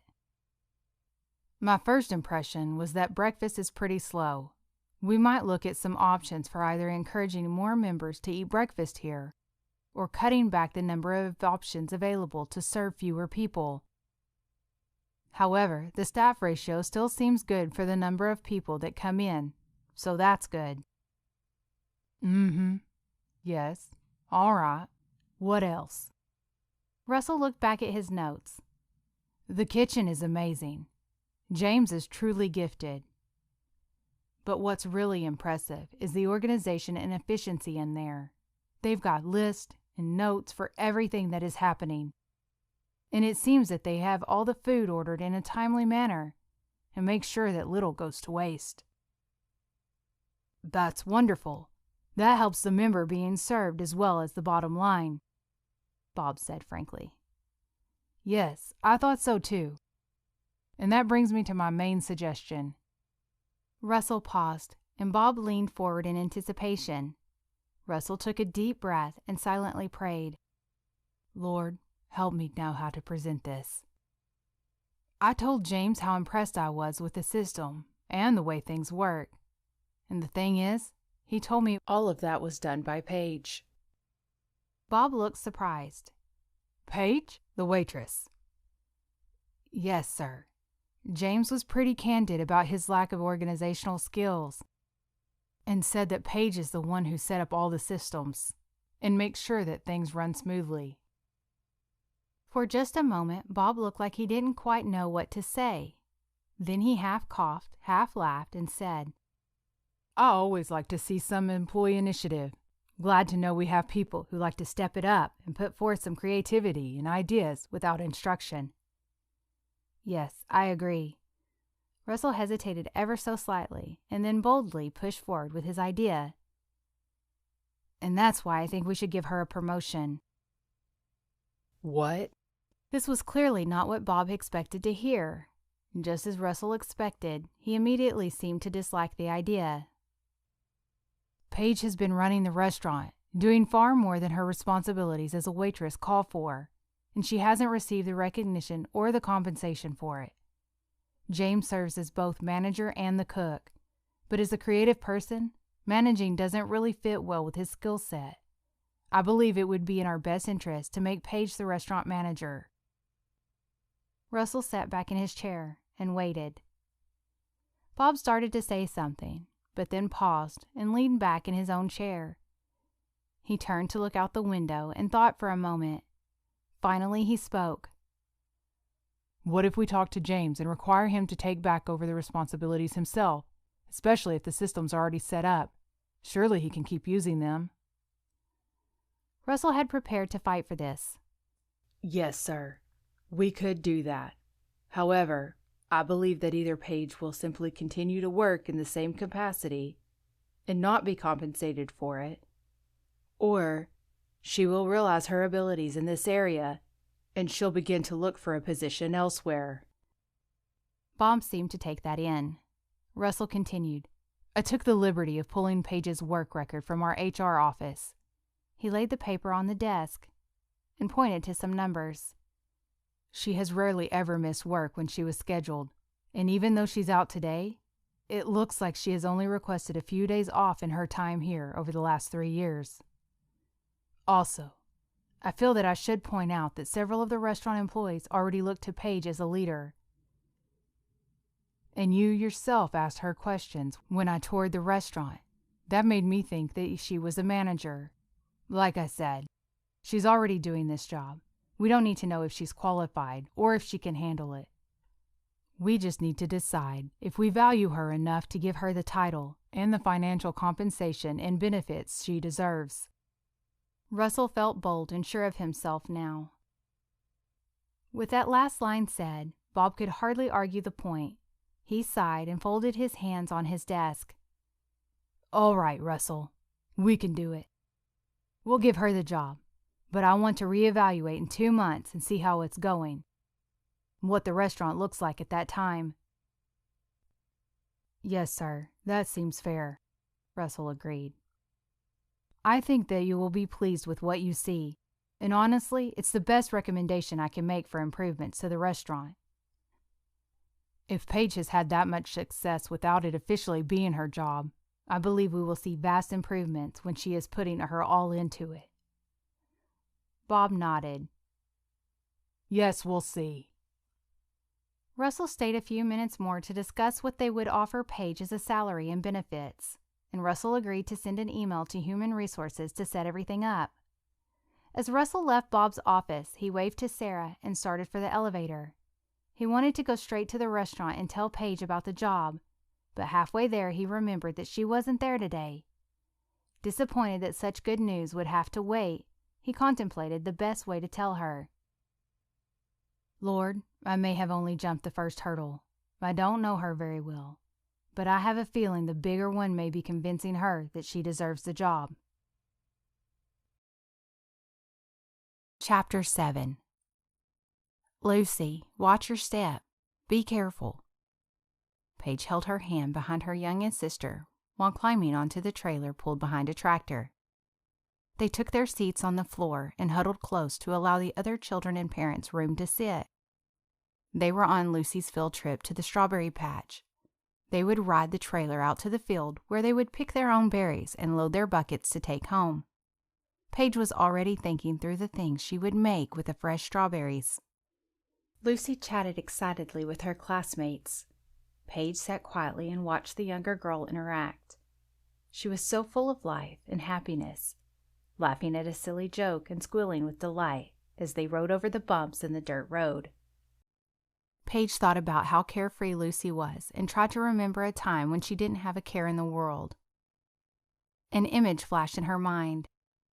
She sat at the kitchen counter eating a snack, swinging her feet from the stool and making silly faces with. Paige shook her head and put away the thought. No use daydreaming about days past. Only this moment mattered right now. She looked out at the view beyond the trailer. Trees lined the path of the dirt road that they were riding along. The area was shaded and a little cool, but then they came around the bend, and the area opened up to the strawberry patch. As they came out of the trees, the blue sky brightened, and the sun shone on the beautiful spring day. Paige pushed back the sleeves of her light jacket. She wore a t-shirt underneath and jeans that were probably a little too big. Her tennis shoes were comfortable and worn in from a few years of use. During spring in Alabama, it was hard to know whether to wear shorts or a coat. The weather could change in a moment. She wanted to be prepared with layers. "Come on, Paige!"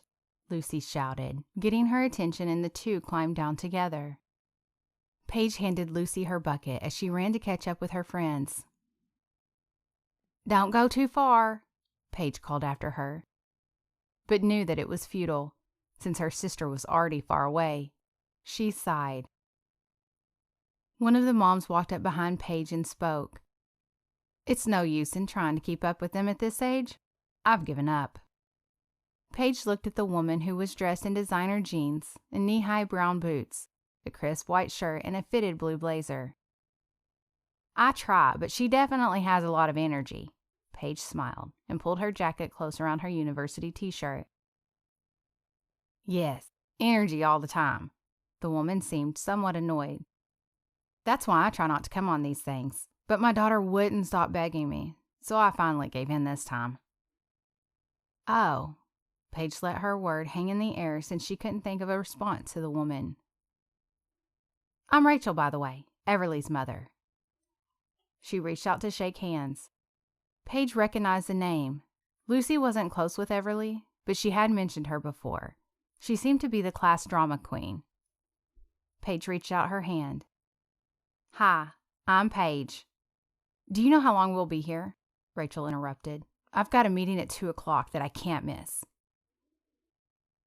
"Oh," Paige looked at her watch. "I think we're officially done once the kids are done picking the strawberries. Then we're supposed to eat lunch at the picnic area before they go back to the school.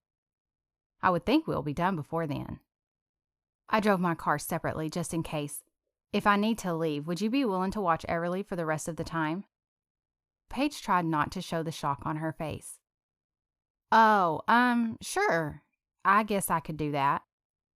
"Thanks. You know how it is. Just have to take care of everything. All the balls are up in the air." Rachel threw in a light laugh at the end. "Yes, I do understand that," Paige said more to herself than the other woman. She picked up her pace, trying to keep Lucy in her line of sight.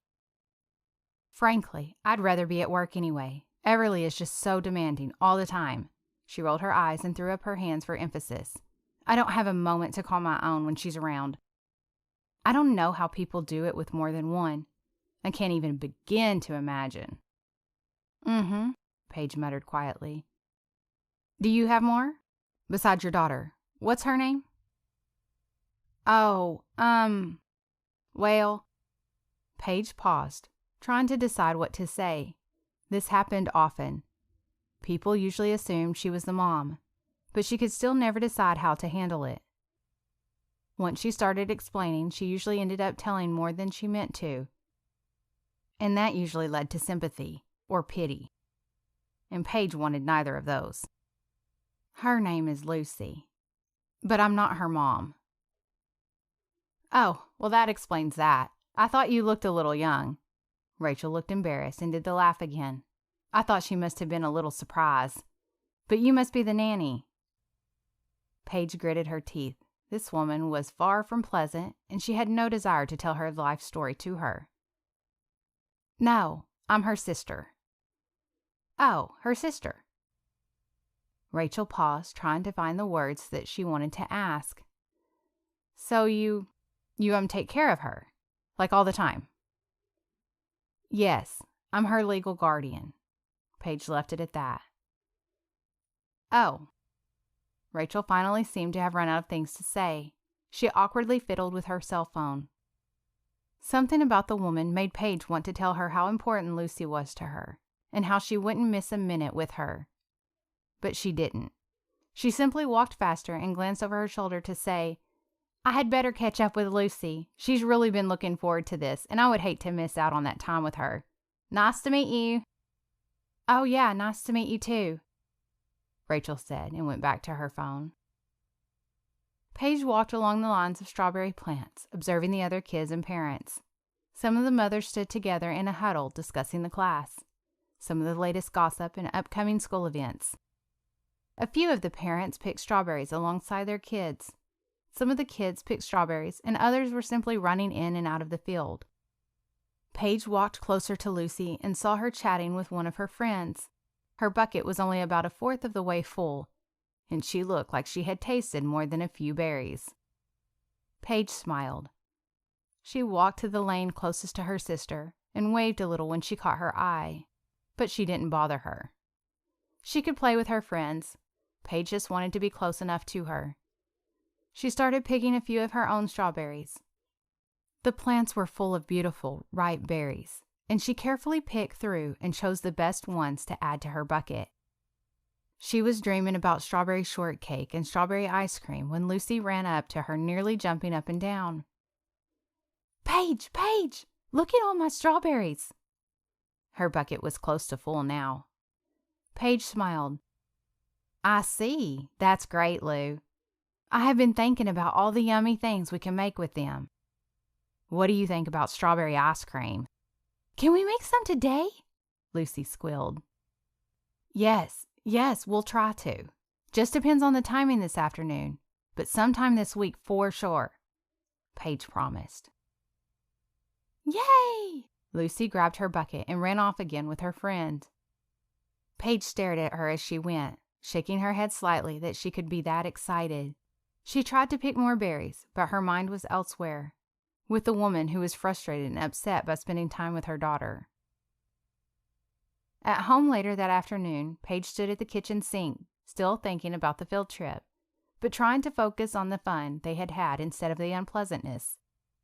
She was beginning to make preparation for dinner when her cell phone rang. Her heart always skipped a beat when she got a call unexpectedly. She mentally made a checklist of where all her siblings were and then answered the phone. "Hello? Hello, is this Paige Kelly?" "Yes, it is," she said nervously. "Paige, this is Sarah, Mr. Thompson's assistant at Shady Pines." "Oh, yes, hi." She relaxed a little since the call wasn't about any of her family. "Mr. Thompson asked me to call and schedule a meeting with you. Can you come to his office first thing tomorrow morning? At 8:30? Yeah, I can do that." Paige tried to hide the confusion and concern in her voice. "Is there anything I should know?" "Just be here at 8:30. We look forward to seeing you. Goodbye." Sarah said this cheerily and hung up the phone. "Bye," Paige said to no one. She couldn't keep the anxious thoughts from surfacing. Why does Mr. Thompson want to meet with me? Did I do something wrong? She clicked through her phone and found a text Shannon had sent a little while before. It read, "Mr. Pierce here observing in the restaurant today, looking around and taking notes." She gasped and brought her hand up to her mouth. What if this has something to do with Mr. Pierce? Surely they can't fire me over running into someone in the hallway. Or what if he found something he didn't like in the restaurant because he's looking to get me in trouble? What could it be?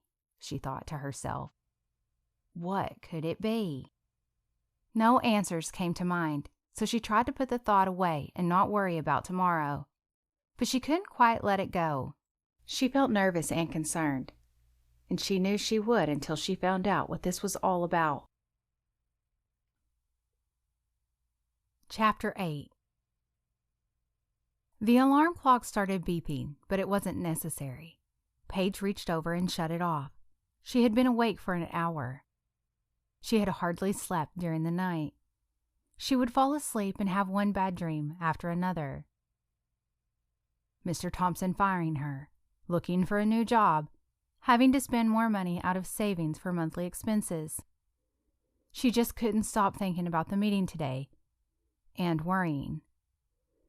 The Shady Pines Country Club had been her life for the past 3 years. And she couldn't stand the thought that she had done something to mess that up, or that she might not be there anymore. Paige sighed. Nothing to do but get up and get going, she thought. She quickly showered and dressed for work. She had grown up sharing a room with her sister and a bathroom with her other siblings. But after her parents died, she moved to the master suite.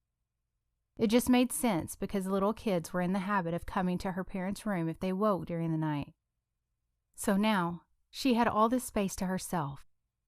She had gotten used to it, but at times it still felt like a big, lonely room. Once she was ready for the day, she began the task of waking up the rest of the household. She exited the master bedroom and slowly climbed the stairs. She entered her brother's room and flipped on the lights, which earned a groan from the direction of the bed. "Wake up, Shep. School." She stepped out of the doorway, just missing the pillow thrown in her direction. "Get up now, grumpy pants."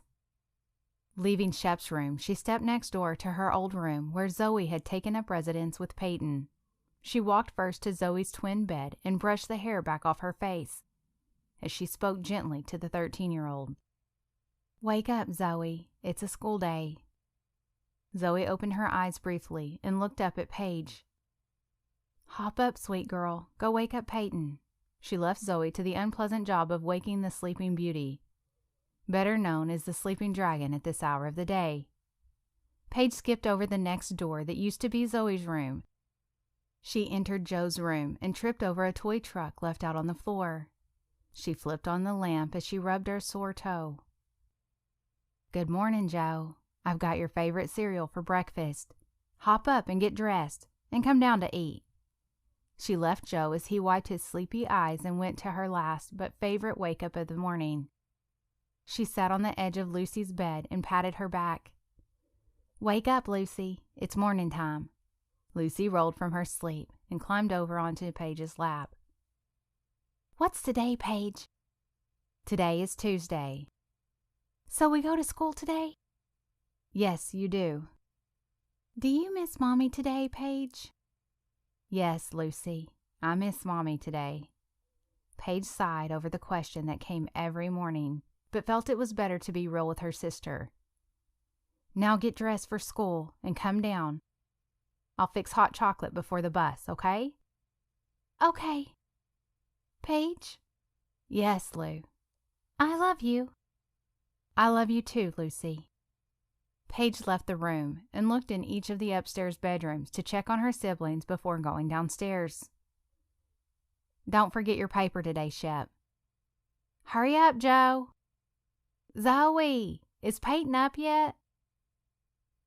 "Yes, I'm up," came the growl from Peyton. "Good morning, sunshine." "Whatever." Paige laughed and went to the stairs. She reached the bottom and crossed the living room into the large kitchen. She entered the room that her mother had considered a sanctuary. On one side was a large L-shaped counter space for chopping, mixing, and preparing dishes. Connected to the counter was the extra-wide stainless steel refrigerator, next to the double oven that Paige's mother, Elaine, had insisted on when they designed the house. Elaine had loved cooking for her family and entertaining others in the home, and her husband, Peter, had wanted her to have the best space possible for that. On the other side of the kitchen was the large kitchen table where all of the Kellys had once shared family dinners. It was now covered with laundry, homework projects, and paperwork. Paige headed to the coffee maker and felt grateful once again for the automatic timer on the machine. She poured a large cup and went about setting up breakfast. She set out 5 bowls and poured cereal and milk, then got out the hot chocolate mix and reached for the kettle. By the time her younger siblings entered the kitchen, the drinks were hot and the spoons were placed beside the bowls on the counter. "Thank you, Paige," said Joe as he climbed on the stool. "You're welcome, Joe." Paige knew that eating cereal for breakfast had been an adjustment since her mom had always fixed a full breakfast, but Paige had never been able to do that. Everybody eat up. The bus will be here soon." The next few minutes were a bustle of eating, brushing teeth, and grabbing backpacks. The younger two ran out to meet their bus first. Paige kissed each of them and sent them on with a "have a good day." She turned back to where Peyton and Zoe were cleaning up the breakfast dishes, and Shep was finishing eating. "Thanks, you guys," Paige said. "So, you will all be home after school today, right?" "Yep," Peyton muttered. "Mm-hmm," agreed her brother. "All right, I'll see you then," Paige said. The three grabbed their things and headed out the door. Paige finished straightening up the kitchen and gathered her own bag before leaving for work. She climbed in the car and sat for a moment, taking a deep breath. On a day like today, she almost felt as if she should pray. Her parents would have prayed. They would tell her that no matter what, God is in control and has a plan for her. They would be unshaken.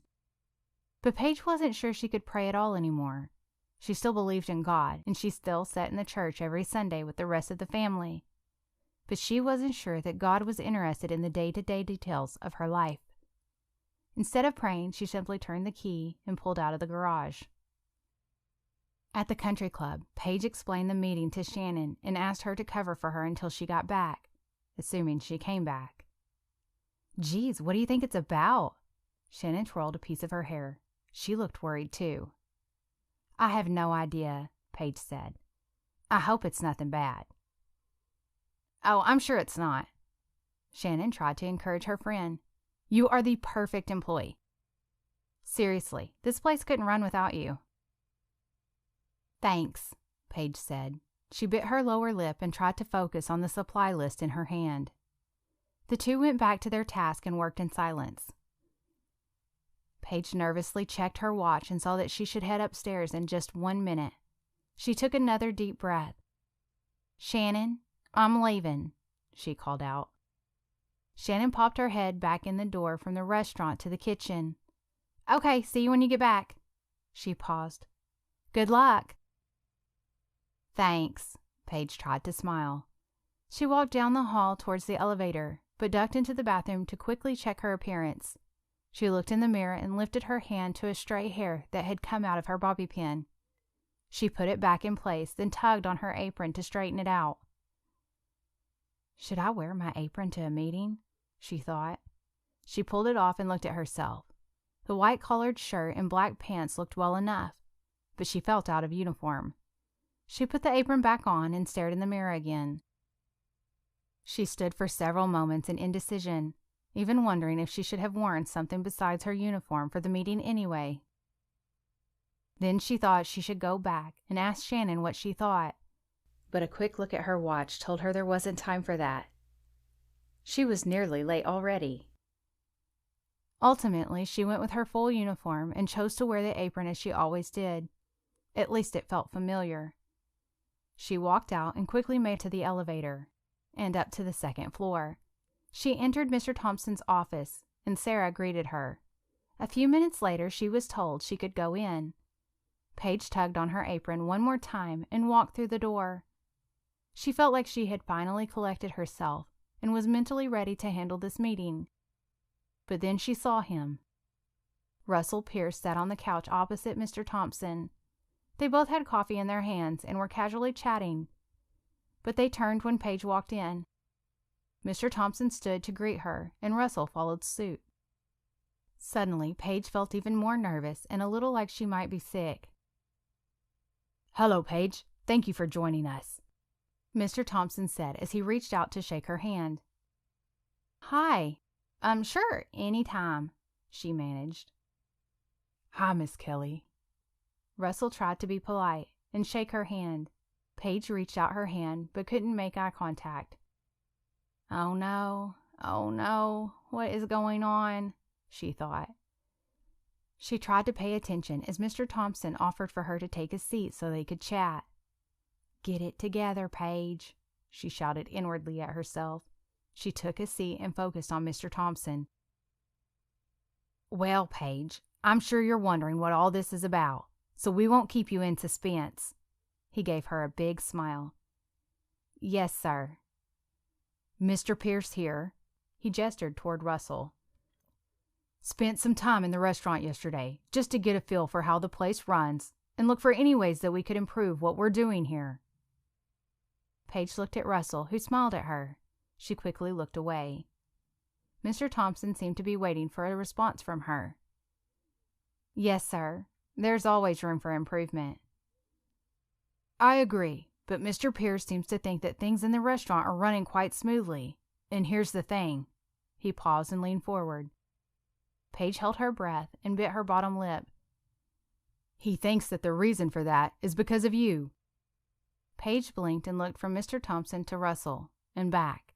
She wasn't sure what to say, so she sat silently. "Russ, you want to explain a little more?" "Sure." Russell cleared his throat. He avoided eye contact with Paige and folded his hands in his lap as he began to speak. "So, James showed me around, and it seemed that everything I pointed out as a strength of the kitchen or dining room, he would tell me it was your idea. The systems in place and the way everything runs was put in place by you." Paige looked at the floor. "Yes, I was just trying to be helpful." "Oh, yes. We're very grateful for you taking the initiative. In fact, I was quite impressed." Paige looked up and met his eyes just for a moment. She saw a flash of awe in his face, and something else. Something she couldn't quite put her finger on. "Thank you," she said just above a whisper. Mr. Thompson spoke up. "Yes, well, we're impressed with your work ethic and the way you've always gone above and beyond your responsibilities to make the restaurant a better place. And because of that, we would like to offer you a promotion." She could hardly believe what he was saying. "A promotion?" she asked.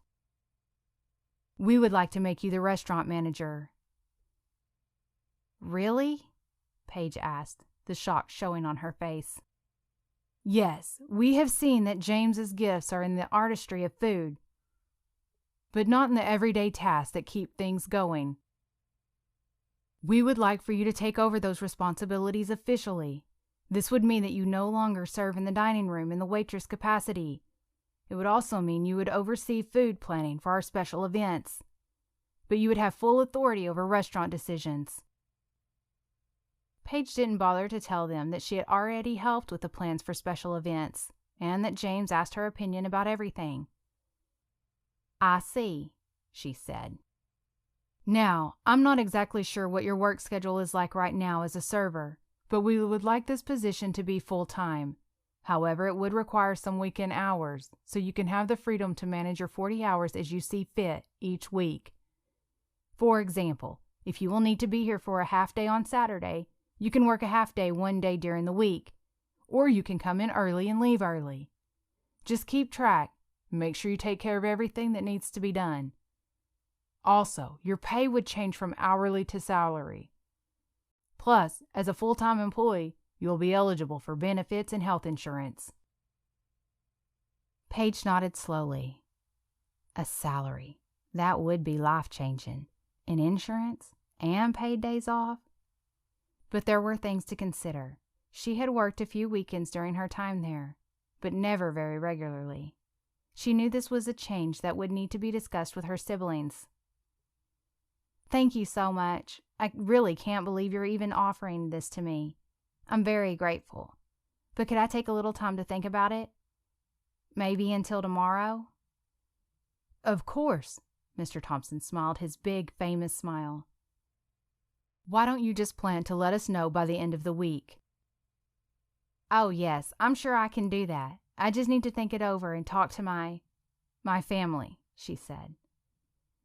"Yes, of course, that will be just fine. Thanks for coming in, Paige." Mr. Thompson stood and reached out to shake her hand. Russell stood as well. Paige stood and took his hand. "Oh, yes, thank you," she smiled. She looked to Russell, not wanting to be rude, but trying not to make eye contact.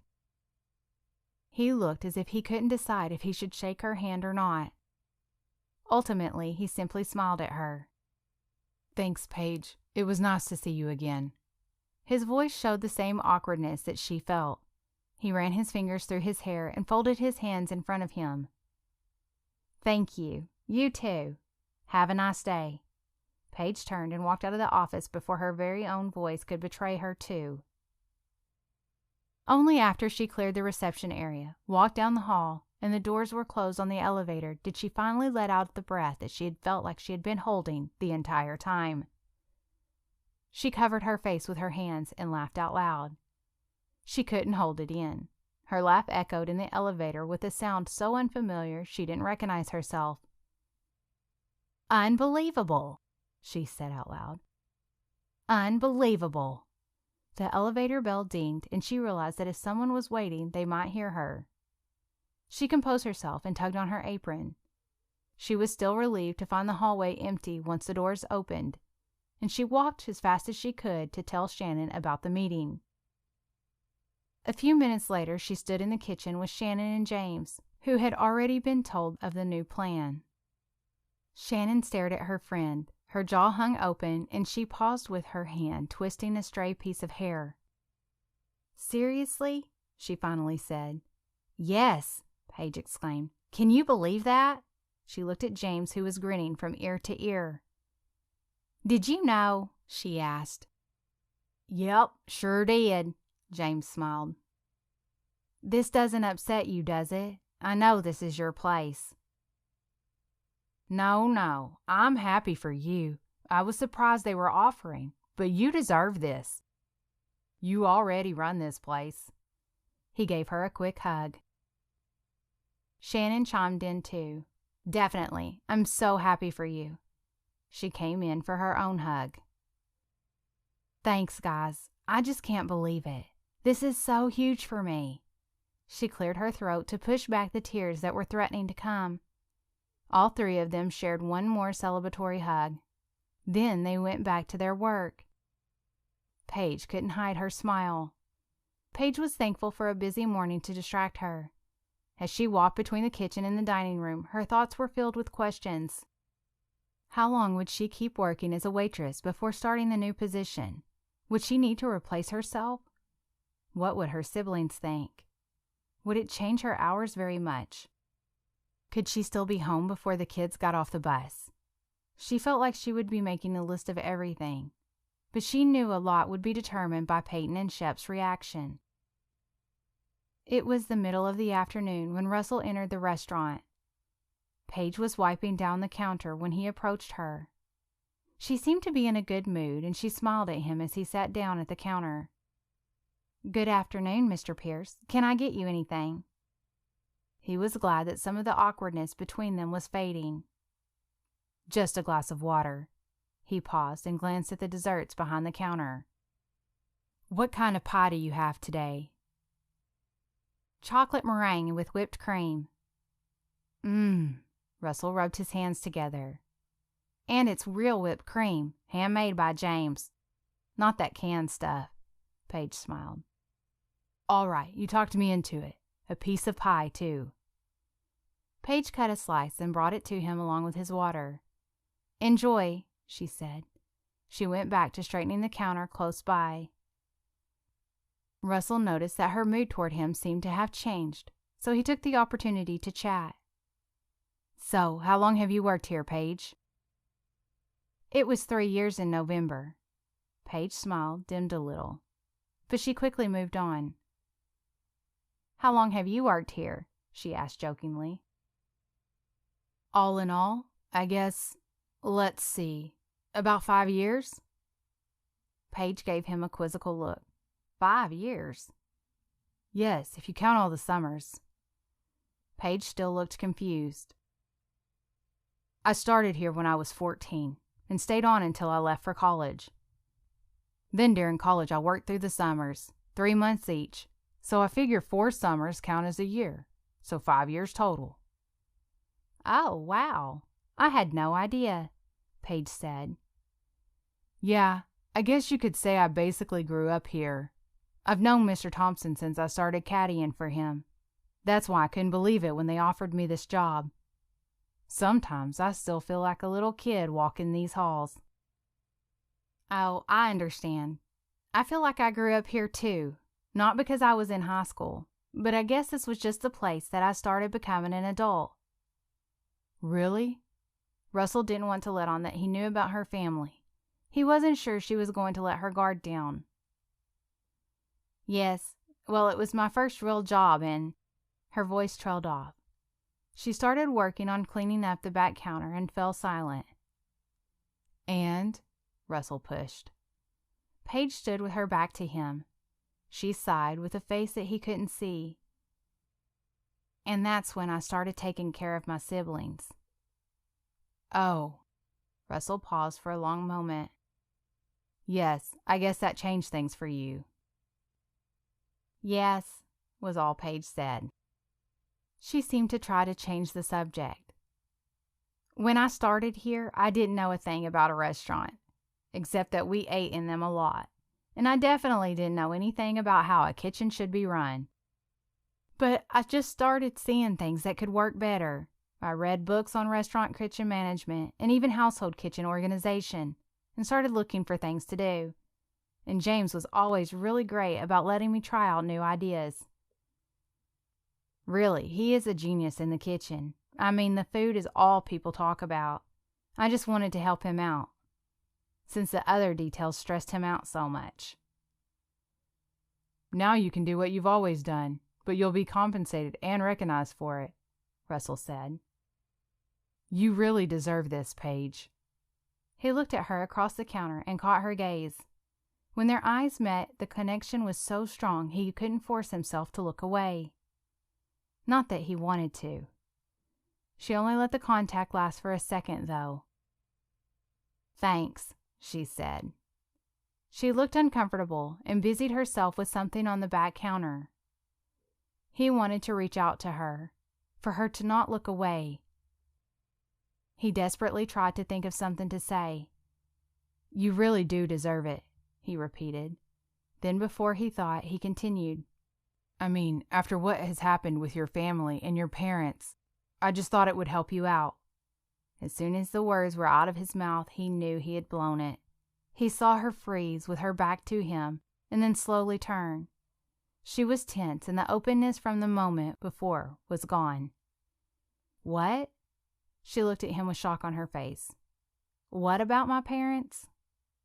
He thought about trying to cover himself, to say he just assumed her parents were gone. For just a moment, he almost did, but then he knew there was no use. "I'm sorry, Paige, about your parents. I know they've been gone a few years. My mother told me." "Your mother?" Her face was hot now. "Yes, my mom is Gladys Pierce." Of course she knew who Gladys was. She and Jim were well known at the church, always serving in one way or another. "Oh," she said quietly. "She didn't really know much about them, just that you take care of all your brothers and sisters. I'm sorry." He didn't know what else to say. "Well, it's true. You don't have to be sorry for knowing it." She turned so she faced him straight on. "But what do you mean? You thought it would help me out?" Russell knew he had really messed this conversation up. There was no backing out of it. "Oh, just that, I'm sure financially it could help you out." "I'm sure it can be easy, so I mentioned the idea to Bob." She looked as if she couldn't stand the sight of him. She turned and walked back into the kitchen. Russell sat awkwardly on the stool, wondering if she would come back. When she returned, she looked like she had tried to compose herself, but her anger had only increased. "So, what is it? You think I'm some kind of charity case? You think I can't take care of my family on my own? We do just fine, thank you very much." No, I didn't mean that at all. Of course you take care of them, and it seems like you're doing a great job. But you deserve this job. You deserve to be paid for the job you already do. And even though it's not the reason I came up with the idea, it's a bonus that it will pay you more than you make now. Surely you can't complain about making more money." Russell looked at her as if the last part were a question. She was running out of steam a little bit, but she wasn't giving in. "That's not the point. I won't take a job that is only offered to me out of pity. I won't do it. I'll go and tell Mr. Thompson right now that I've thought about it and I won't be accepting the position." With that, she called out to James that she was leaving and walked straight out of the restaurant. Russell started to chase after her, even got as far as the door, but then he stopped. How did this happen? He thought. He stood in the doorway and watched her walk down the hall. He ran his fingers through his hair and tried to think of how to fix it, but nothing came to mind. Paige hurried to the elevator, went up to the second floor, and quickly walked down the hall to Mr. Thompson's office. She was still angry, and the emotion was making her feel more bold than usual. She entered the office and saw Sarah on the phone, but she interrupted. "Is Mr. Thompson in?" Sarah held up her hand as she finished the call and hung up. "He's in, but I don't think he's available at the moment," she said politely. "I need to speak to him right now. It's about the meeting we had this morning." Paige bit her lip and tried not to pace the office.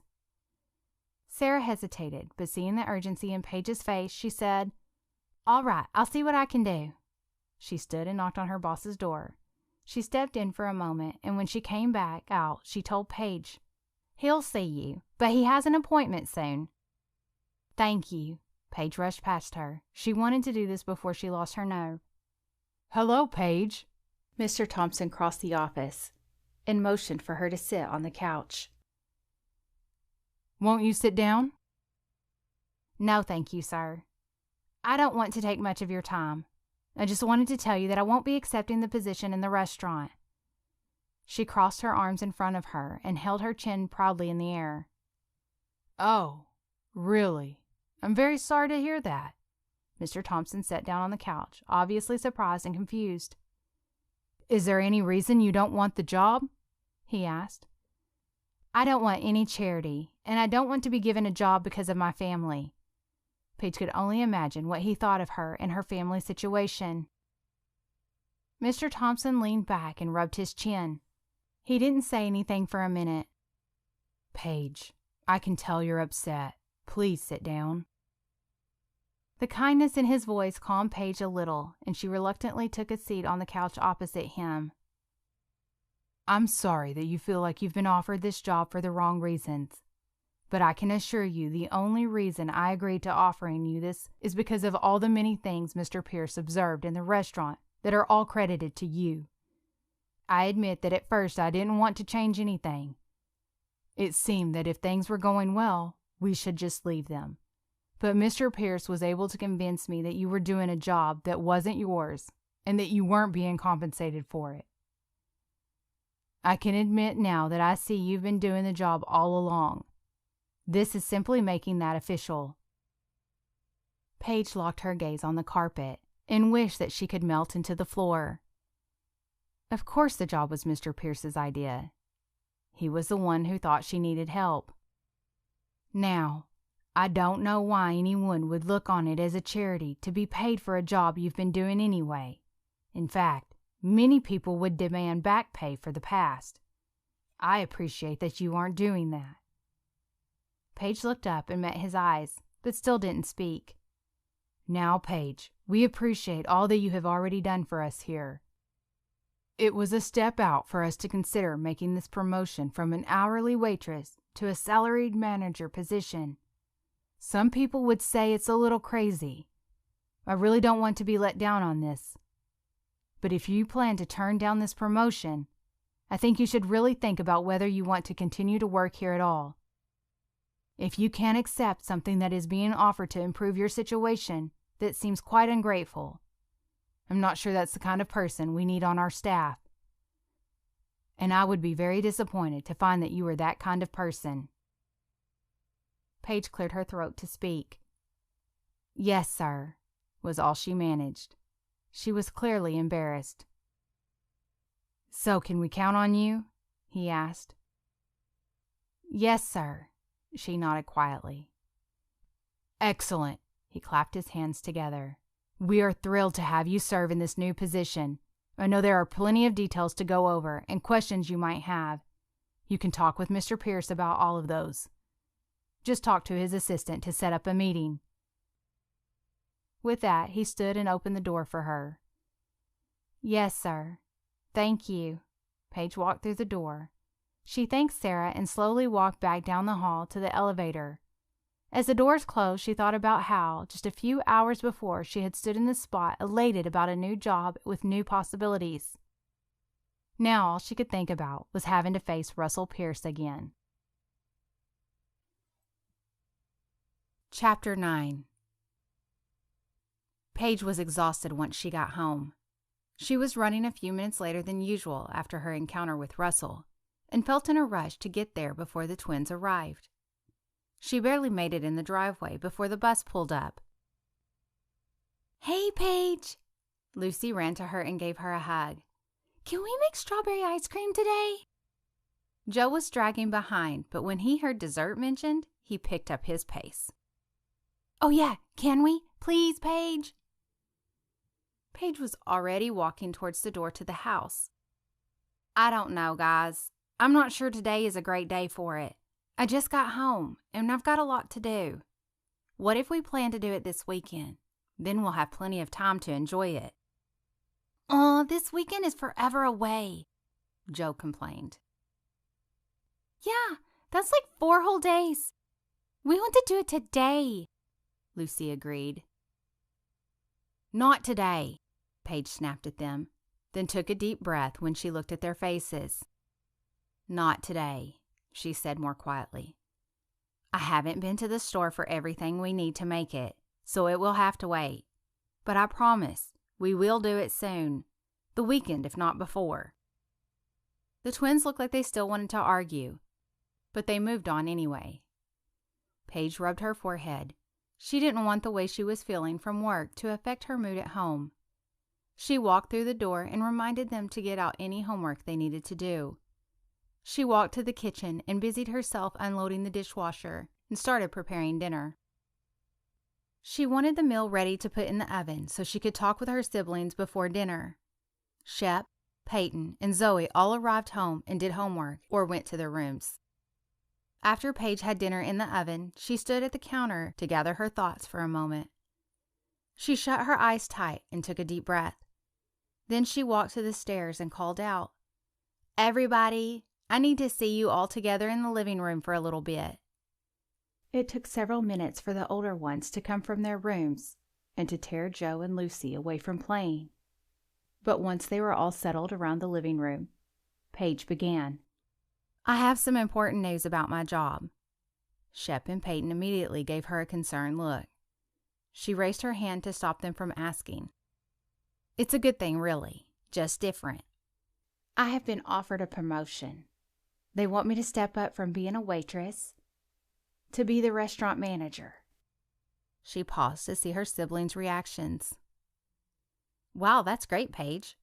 Peyton was the first to speak. Shep seemed reluctant to make a comment without more detail. "So, what will that mean?" "I'm not sure exactly yet, but for one thing, it means I'll be making a salary instead of being paid hourly, so it will be more money." "Woohoo!" Peyton clapped. "But it also means that my hours will be a little different. Sometimes I'll have to work later or go in earlier. They also want me to help with food for special events, so that might sometimes mean that I'll need to work on a weekend." "Oh," Peyton said. "What happens when you work late and can't be home before Joe and Lucy?" Shep asked the obvious question. "I've thought about that, and we might have to take it on a case-by-case basis. But it will probably mean that I need some help from you and Peyton to make sure someone is here when they get off the bus." Great," Shep said sarcastically. Paige sighed. She was afraid she would get this reaction. "I can try, but I can't help it when I have practice," Peyton said immediately. "I know," Paige said. "And I have practice too, and other stuff that I do," Shep reminded her. "Yes, I know," Paige gritted her teeth. "I am going to do my best not to disrupt your schedules. Like I said, we'll just take it on a case-by-case basis. But listen, this is a good thing for us. It will mean more money for all of the other stuff you like to do, and benefits for me at work. I didn't expect you to jump up and down that you might need to help out around here a little more, but I did hope you would at least be supportive, since this is good for all of us." Paige raised her voice as she spoke. "Sorry. Congratulations on your promotion," Shep said half-heartedly. "Yeah, Paige. We're happy for you. Really," Peyton spoke up. "Paige?" Lucy asked. "Yes, sweetie?" "If you got a promotion, shouldn't we celebrate?" "Thank you, Lou. Yes, we should." "Then," the girl smiled as sweetly as she could, "don't you think we could celebrate with strawberry ice cream?" Paige covered a smile. "Yes, and we will, this weekend," she said kindly. Lucy looked disappointed. "So, is dinner ready yet?" Shep asked impatiently. "We have a few more minutes. You can go. I'll call you when it's time to eat." They all dispersed back to their rooms. Paige sat in her chair and watched them go. She hadn't had high hopes that they would be excited, but she thought they would at least be a little happy. But she had to admit to herself that she wasn't thrilled with the way the job had come about. The whole thing was a big mix of emotions, and somehow she couldn't blame her siblings for feeling the same way. But she wasn't going to let their bad attitudes completely ruin it for her, or have a pity party.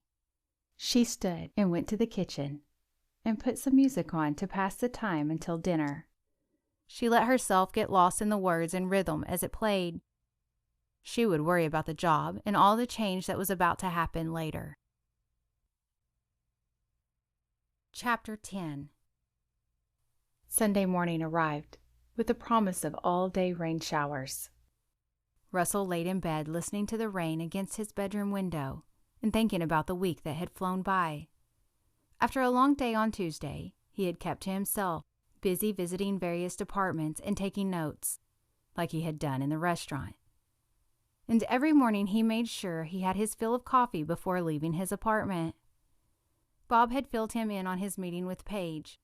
Russell had been afraid of his boss's reaction to the situation, but he seemed to not want any details. "Russell, I believe Paige has the skills and abilities to take the position, but I need you to tell me now if you suggested this out of charity for her or for the betterment of the club," Bob had said. "Sir, I had the best interest of the restaurant in mind, and as I have said multiple times, I don't see that there's any question that she had already been doing the job. I think it's for the betterment of the restaurant that she remain employed here and not figure out that she could go elsewhere and do better for herself," Russell replied. "Very well," Bob said, and that was that. Russell knew that Paige was supposed to meet with him to discuss the details of the position, but neither of them had initiated the appointment. He knew they couldn't continue to put it off, but he wasn't sure how to approach her again. He lay in bed and shook his head. "If only I hadn't opened my big mouth," he thought to himself for the 100th time. "She was starting to open up, and just know it. Now she'll probably never speak to me unless absolutely necessary." Since that day, he had thought of dozens of other things he could have said to keep the conversation going. If only he had thought of one of them at the time. The sound of his cell phone ringing interrupted his thoughts.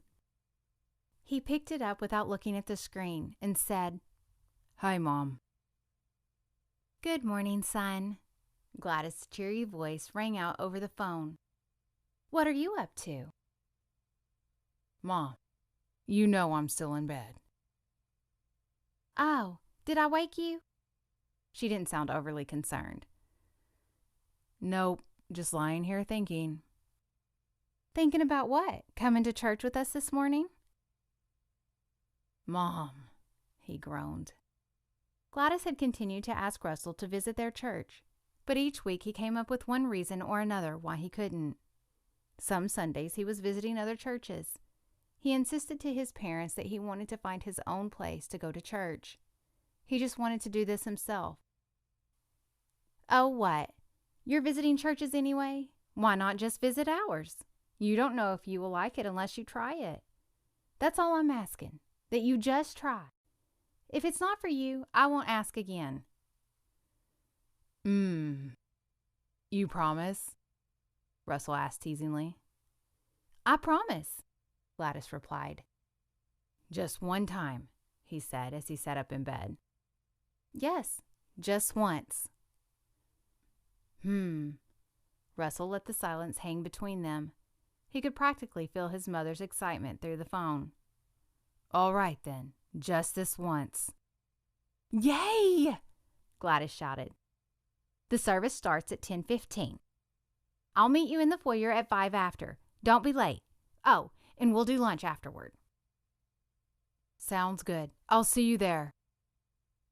Russell hung up the phone and leaned his head back against the wall. He sighed. "What have I gotten myself into?" he said out loud. "Oh, well, at least this will get her off my back. She'll keep her promise." He looked at the clock. If he got up now, he could make it to his favorite bakery for breakfast before he had to be at the church. He jumped up and got going. He was dressed and ready in 30 minutes and headed out the door with his Bible under his arm. The bakery was a few minutes' drive on the way to church. As he expected, it was a busy morning, but he was in and out in a few minutes with his coffee and bagel. He ate as he drove the short 5 minutes to the church. As he pulled in the parking lot, he noted the total drive time of 10 minutes from his apartment. He wasn't ready to really consider attending his parents' church, but if there was a pro and con list, the proximity would go on the pro side. He sat in his car for a moment. As the rain fell hard and heavy on his windshield, he whispered a quick prayer. "Lord, I admit that I haven't even considered attending this church as a real possibility. But if you have plans for me here, I pray that you will keep me from being too stubborn to like it, just because it's my parents' church." He paused and thought long and hard for a moment. "And Lord, I pray that you also won't allow me to change my mind just because of someone else who goes here." He wouldn't allow himself to admit that he might have agreed to come because of the possibility of seeing Paige. Deep down, he thought that seeing her somewhere besides work might break the ice. "Amen," he said. He climbed from his car and ran to the door with his arm above his head to try to stay as dry as possible. Russell entered the building and was greeted warmly by a volunteer holding the door open. "Good morning. Come on in out of this rain." "Good morning." Russell smiled back and walked past the man into the foyer. The church building seemed traditional on the outside. A large red brick building with big white wooden doors and a tall white steeple.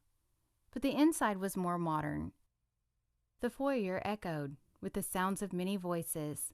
The noise ricocheted off the hardwood floors up to the high ceiling. In the middle of the foyer stood a large round table that held a red and yellow flower arrangement. The soft white walls held large prints of Bible verses written in calligraphy on canvases painted in bright colors. A staircase led to the balcony upstairs, and downstairs the hallways split off on either side of the sanctuary. Russell walked to the table and picked up a worship guide that listed the order of service for the day and a few church announcements. He glanced at his watch and saw that it was now almost 10 after. He looked around for his mother, but didn't see her. Just a moment later, the double wooden doors into the sanctuary swung open, and Gladys walked out. She was still talking over her shoulder to another woman who was following her. "Yes, I'm thrilled to help with the shower, and we absolutely must have it at our house. The weather will be perfect for an indoor-outdoor event this time of year," Gladys said. "Excuse me, though, Diane. We'll talk about it more later. I have to meet my son." She pointed to Russell and hurried over. Hello, I'm so glad you're here." She took her youngest son's arm and began introducing him to the few people still in the foyer. Russell nodded and greeted each person with a smile. He was shaking hands with an older gentleman when he heard the entryway door and saw a group of people coming in from the rain. She shook out her umbrella and then checked the two youngest children to see how wet they were before looking up. When she saw Russell, Paige froze mid-step. Russell looked at the group in amazement. He saw two looking to be teenagers, one girl maybe nearing her teens, and two who must be in elementary school. He had tried many times over the past week, but still couldn't imagine what that was like. "Russell! Russell!" His mother's voice caught him off guard. "Oh, yes. Hi," he managed. The couple he was meeting smiled and walked away, saying they needed to find their seats.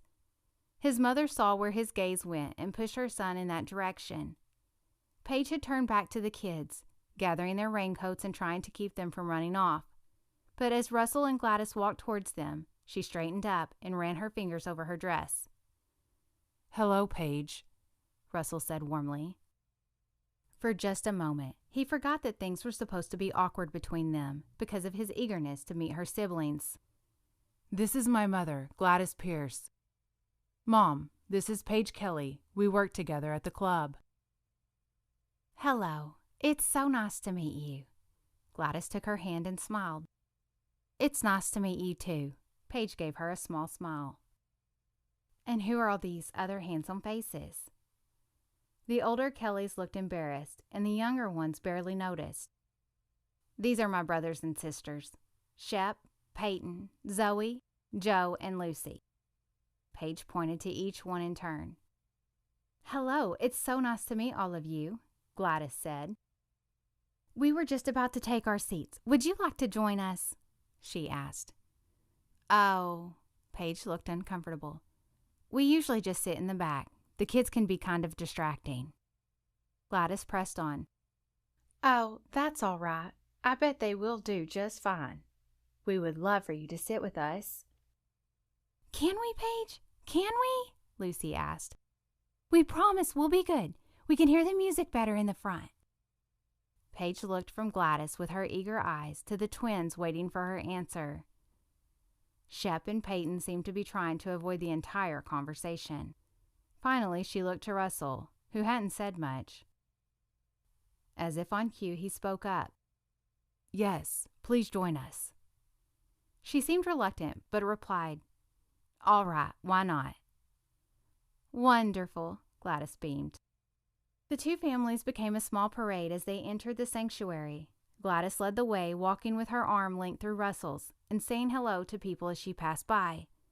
Paige followed them, leading the twins and gently pushing them along the way, with Zoe, Peyton, and Shep following behind.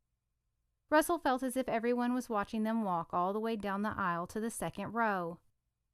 Jim was already seated, and he stood to be introduced.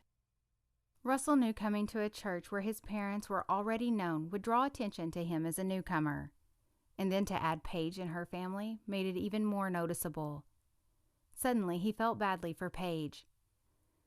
He hadn't meant to put her in an awkward situation. He didn't want the eyes of everyone in the church on them as she sat next to him, so he quickly grabbed the seat on the outside of the pew next to his dad. Paige sat next to Gladys, and the rest of the kids filed into the row, spacing the older ones between the younger ones. They tried to settle in as the service began. The worship leader walked on stage with his guitar and welcomed everyone. They sang a few worship songs, most of them updated versions of well-known hymns. The kids sang along to all the songs they knew. Paige stood quietly and simply read the words projected on the screen. The final song was, "I Need Thee Every Hour." All the voices in the sanctuary blended together as the final chorus was sung a cappella. After the worship songs ended, the pastor greeted everyone and asked if they would start in prayer. "Lord Jesus, we ask that you come and meet with us this morning. We are here to worship you and share in the fellowship of those who love you. Be with us now. Guide my words as I humbly seek to share your word with your people. Lord, draw us closer to you, and in this time teach us more about yourself. And for anyone who doesn't have a relationship with you, use this time to call them, prick their hearts with your truth, and lead them to follow you. In the name of Jesus I pray.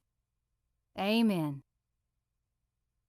I'm excited that today we're starting a new series on the book of 1 Thessalonians. We'll be going through the book a few verses at a time for the next several weeks. Today we'll start with chapter 1, verses 1 through 5.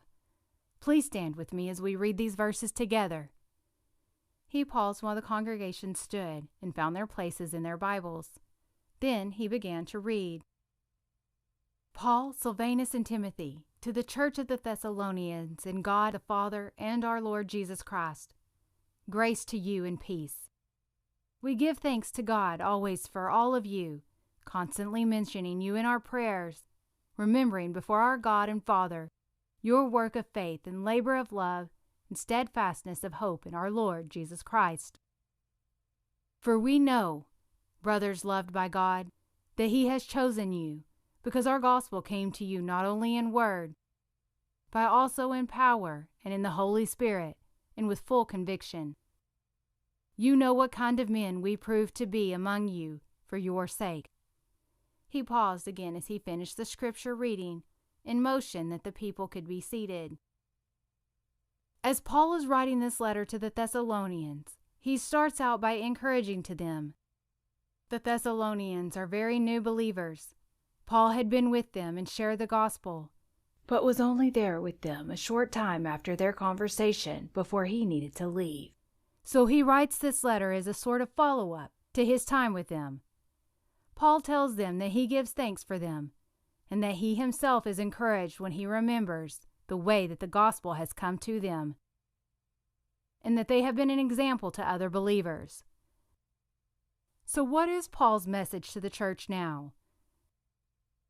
His message is to press on, to keep going.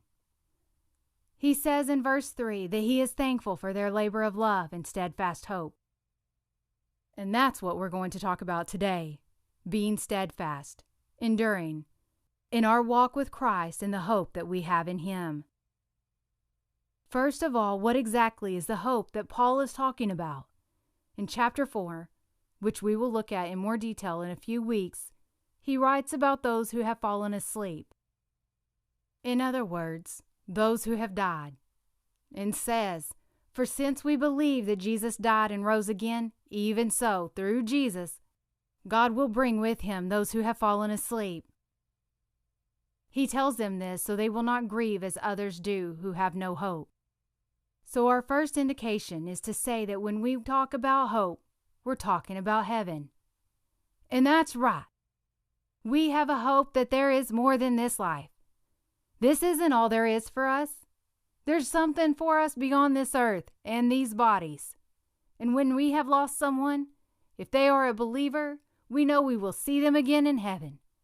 So we have that hope of eternal life in Jesus. But we also have a hope here on earth, hope that we can walk with God and live in a way that is honoring to Him, hope that He is working all things together for our good, hope that no matter what, we are never alone because our God is good and He is with us. It's interesting to see how Paul connects this hope with all three persons of the Trinity, the Father, the Son, and the Holy Spirit.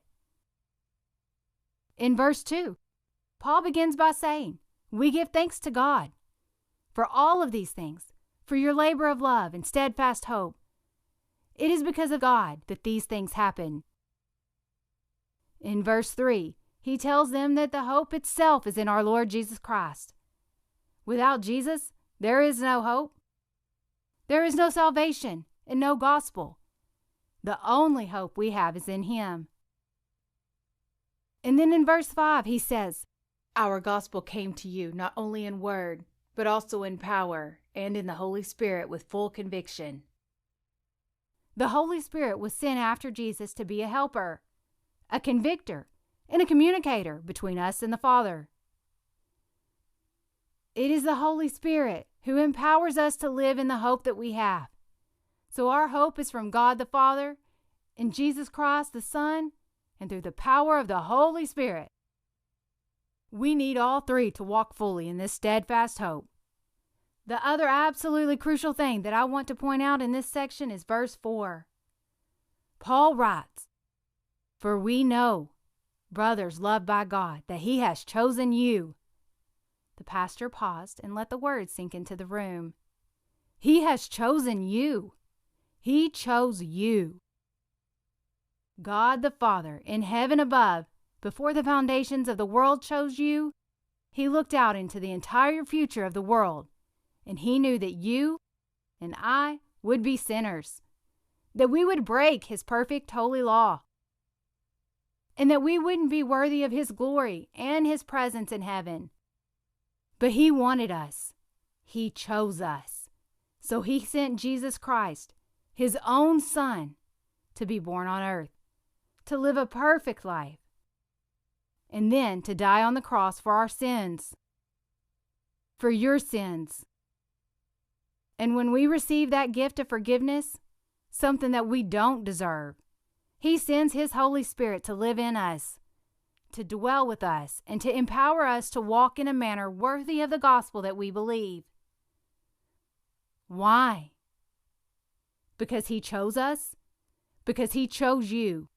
And He did that to give us a steadfast hope. Hope in this life and hope for a future in heaven with Him. If you don't have that hope in Jesus, I would like to encourage you to come to know Him now, to bring Him your life, your sins, and your baggage, and give it to Him. He will take it and replace your lost hopelessness with a full hope and full forgiveness. This morning, we will have one more song. While the musicians play quietly, I would like to challenge you to pray and to think on how you are walking in hope, or if you are walking in a hopeless way. Ask Jesus to give you hope and to fill you with joy. At the end of the song, I will close us in prayer. The musicians began to play, and the room was filled with a song as around the church people bowed their heads in prayer. After a few moments, the pastor began to pray. Heavenly Father, thank You for this morning. Thank You for being here with us and joining with us in our fellowship. Most of all, Lord, thank You for sending Your Son and for giving us a steadfast hope that we can walk with You. Be with us as we go and be glorified in us. Amen. Thanks for being here this morning. Have a great Sunday. The room filled with noise once again as everyone began talking and gathering their families. Paige stood up and started trying to make a quick exit. She hurried the kids along, getting out of the pew. She thanked Gladys for inviting them to sit with them. Oh, of course. They were all so well behaved. You're welcome to share our pew any time. Thank you, Paige smiled. She looked at Russell as she passed by, but tried to avoid eye contact. It was good to see you, he said. I'm sorry we haven't met yet to go over all the details at work. Oh, yes, that's all right. We'll get to it, she said. She looked around, trying to gather her siblings. Sure. Maybe tomorrow? Sure. I'll call your assistant. Paige tried to walk away. Well, it was good to see you. Russell winced inwardly as he repeated himself. Yeah, you too. Thanks for sitting with us. My mom just likes to make people feel welcomed. Oh, yeah, she's sweet. Have you been here on Sunday before? Paige asked. No, this was the first time. I hope you enjoyed it. I did, actually, Russell admitted, more to himself than her. The sermon was very good, and I liked the music a lot. Russell was glad when his mom Gladys interrupted their lack of conversation. Russell, honey, we were going to have lunch at the house. I've got a roast in the crock pot just waiting for us. She looked at Paige. Paige, we would love to have you join us for lunch. We've got plenty of food to go around, and it would be wonderful to have you over. She raised her eyebrows in anticipation. Oh, thank you, but we can't. She looked at Russell and back at Gladys. We have plans this afternoon. All right, well, another time then, Gladys said cheerily. Of course, Paige responded politely. We should get going. Come on, everybody. Her teenage siblings walked with her, and she tried to keep up with Joe and Lucy running around. Russell watched them go and wondered at the feeling in his stomach, and at the strangest feeling that surprisingly he wished very much that Paige had said yes to his mother. Chapter 11. Paige had felt eyes on her all through church, and she felt them again as they walked out. Not only from the Pierces, but other church members who noticed her sitting with their family. As soon as they were out of earshot, Peyton asked her sister, "What plans do we have?" "We have plans to go home and eat sandwiches for lunch," she stated. She hurried them all to the car so she could get away as quickly as possible. Away from the Pierces, away from the looks, away from the church, but mostly away from the thoughts swirling in her head. Thoughts of sitting near the front with the family, of Sunday dinners after church, and of a woman who always made it her job to make new people feel welcome, and very often invited people over to their home after church. A woman who Gladys Pierce made her miss and ache for all over again. Her mother. After lunch had been eaten and the kitchen was clean, Paige sat alone in the living room. The rest of the family was enjoying their free time for the afternoon, and she was content to have a few minutes of quiet. Peyton came down the stairs and sat across from Paige on the couch. "So, who's the guy?" "What?" Paige pretended not to know what she was talking about. "Oh, come on." "The guy?" "Mr. Pierce? He's the new operations manager at work." "Oh, I think he's more than a guy from work," Peyton teased. "Oh, no, I don't think so." Paige shook her head. "Seriously? He stands in the church foyer like he's just waiting for you to come in. Then they want us to sit with them? And they ask us over to their house? Sounds like his mom is a matchmaker or something." "I don't know what she's thinking. But to me, he's just a guy from work. In fact, he's basically my boss, so there's definitely nothing happening there." Paige gave Peyton a look that told her that was the end of the discussion. Peyton changed the subject. "Do you know any more details about the new job yet?" "No, I have to meet with the boss to discuss them." "Oh," Peyton understood. "Well, Shep and I had a talk. If you have to take some extra afternoons or Saturdays, we'll do what we need to help out." "Thanks, Pay. I don't want to put any pressure on you guys, but I appreciate the offer. I'll work it all out." "Well, I'm sure you'll need us some, so just let me know what I can do." "Thanks." Paige gave her sister a smile. The two sisters had always been close growing up, but things hadn't been easy, and the relationship had often been strained the last few years. Peyton hadn't always been willing to help, and she often resented Paige acting as a parent to her. But she had to do what needed to be done. "Have you finished your scholarship application?" Peyton tried not to roll her eyes. "Yes," she said. Paige was always checking in on her through her college application process. "And your cheerleading tryout paperwork?" "Yep, mailed it early." "Better early than late." Yeah, I guess so." The two sat in silence for a few moments, then Peyton bursted out. "Paige, what are you doing right now?" "What?" Paige was surprised by the question. "What are you doing right now?" Well, I just finished cleaning up the kitchen. I was going to make a list for the store and plan meals for the week." "Okay, but what are you doing?" "Like in life." Peyton looked concerned. "What kind of question is that? I'm doing what needs to be done. I'm taking care of things." "Yes, but do you do anything just because you want to? Do you do anything for you?" Peyton asked with a sense of urgency. Paige sat for a moment. "I guess there's not much time for that. I don't really think about it very much." "Okay, but I'm going off to college soon, and then Shep won't be far behind me. And the younger kids are going to grow up too. So when are you going to live your life?" "Peyton, don't give me this right now." Paige put her head in her hands, wanting to avoid the conversation. "No, I'm serious. I know you gave up college at the time, and you haven't dated since then. But do you think you ever will? You put your life on hold for a while, but that can't last forever. Maybe not forever. But now is not the time.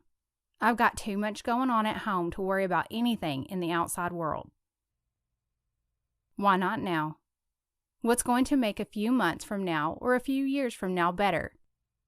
You can't always use this as an excuse to push people away. Push people away? Who am I pushing away? She felt offensive. Who are you letting get close? Peyton asked. The thought hung in the air, and Paige had no answer for her sister. I'm just thinking that you spend a lot of time worrying about my scholarship applications, and Shep's grades, and the kids' activities. And when do you worry about you? Are you even happy? Happy? Paige asked, and wondered if she was. I don't even think about being happy. I just think about making it from morning until night without losing somebody, and making it through the week with clean clothes and food on the table, and getting everything done on time. Happy isn't even on my radar. She drew a quick breath as the words tumbled from her mouth. Paige, Peyton nearly whispered. Oh, Paige, you can't live like that. That's not a life. Paige's emotions rose to the surface at the sadness of her sister's voice. It's my life. This is what I do. There's no choice. Peyton looked Paige straight in the eyes. Yes, there is a choice. I can help more. The other kids can help more. You can't take on all the pressure and responsibility yourself. You have to get out of this house and have a life. You need to be happy, Paige. And you have to open yourself up to the possibility of things outside of this family. It's what they would have wanted. Paige bristled at the mention of her parents. Paige could see that her sister was truly concerned for her. Although she didn't know why this was all coming up just now, things had been this way for the past few years. She wanted to assure Peyton that she didn't need to worry. It's all right, Pay. I feel useful in the things I do. It might not always be exciting or fun, but I know that what I am doing is needed. But I'll think about what you said. I promise. Well, think hard, and don't push this guy away. This guy? Mr. Pierce? Peyton, seriously. Paige rolled her eyes. There is nothing there. In fact, I think the whole thing is just because he found out about my family.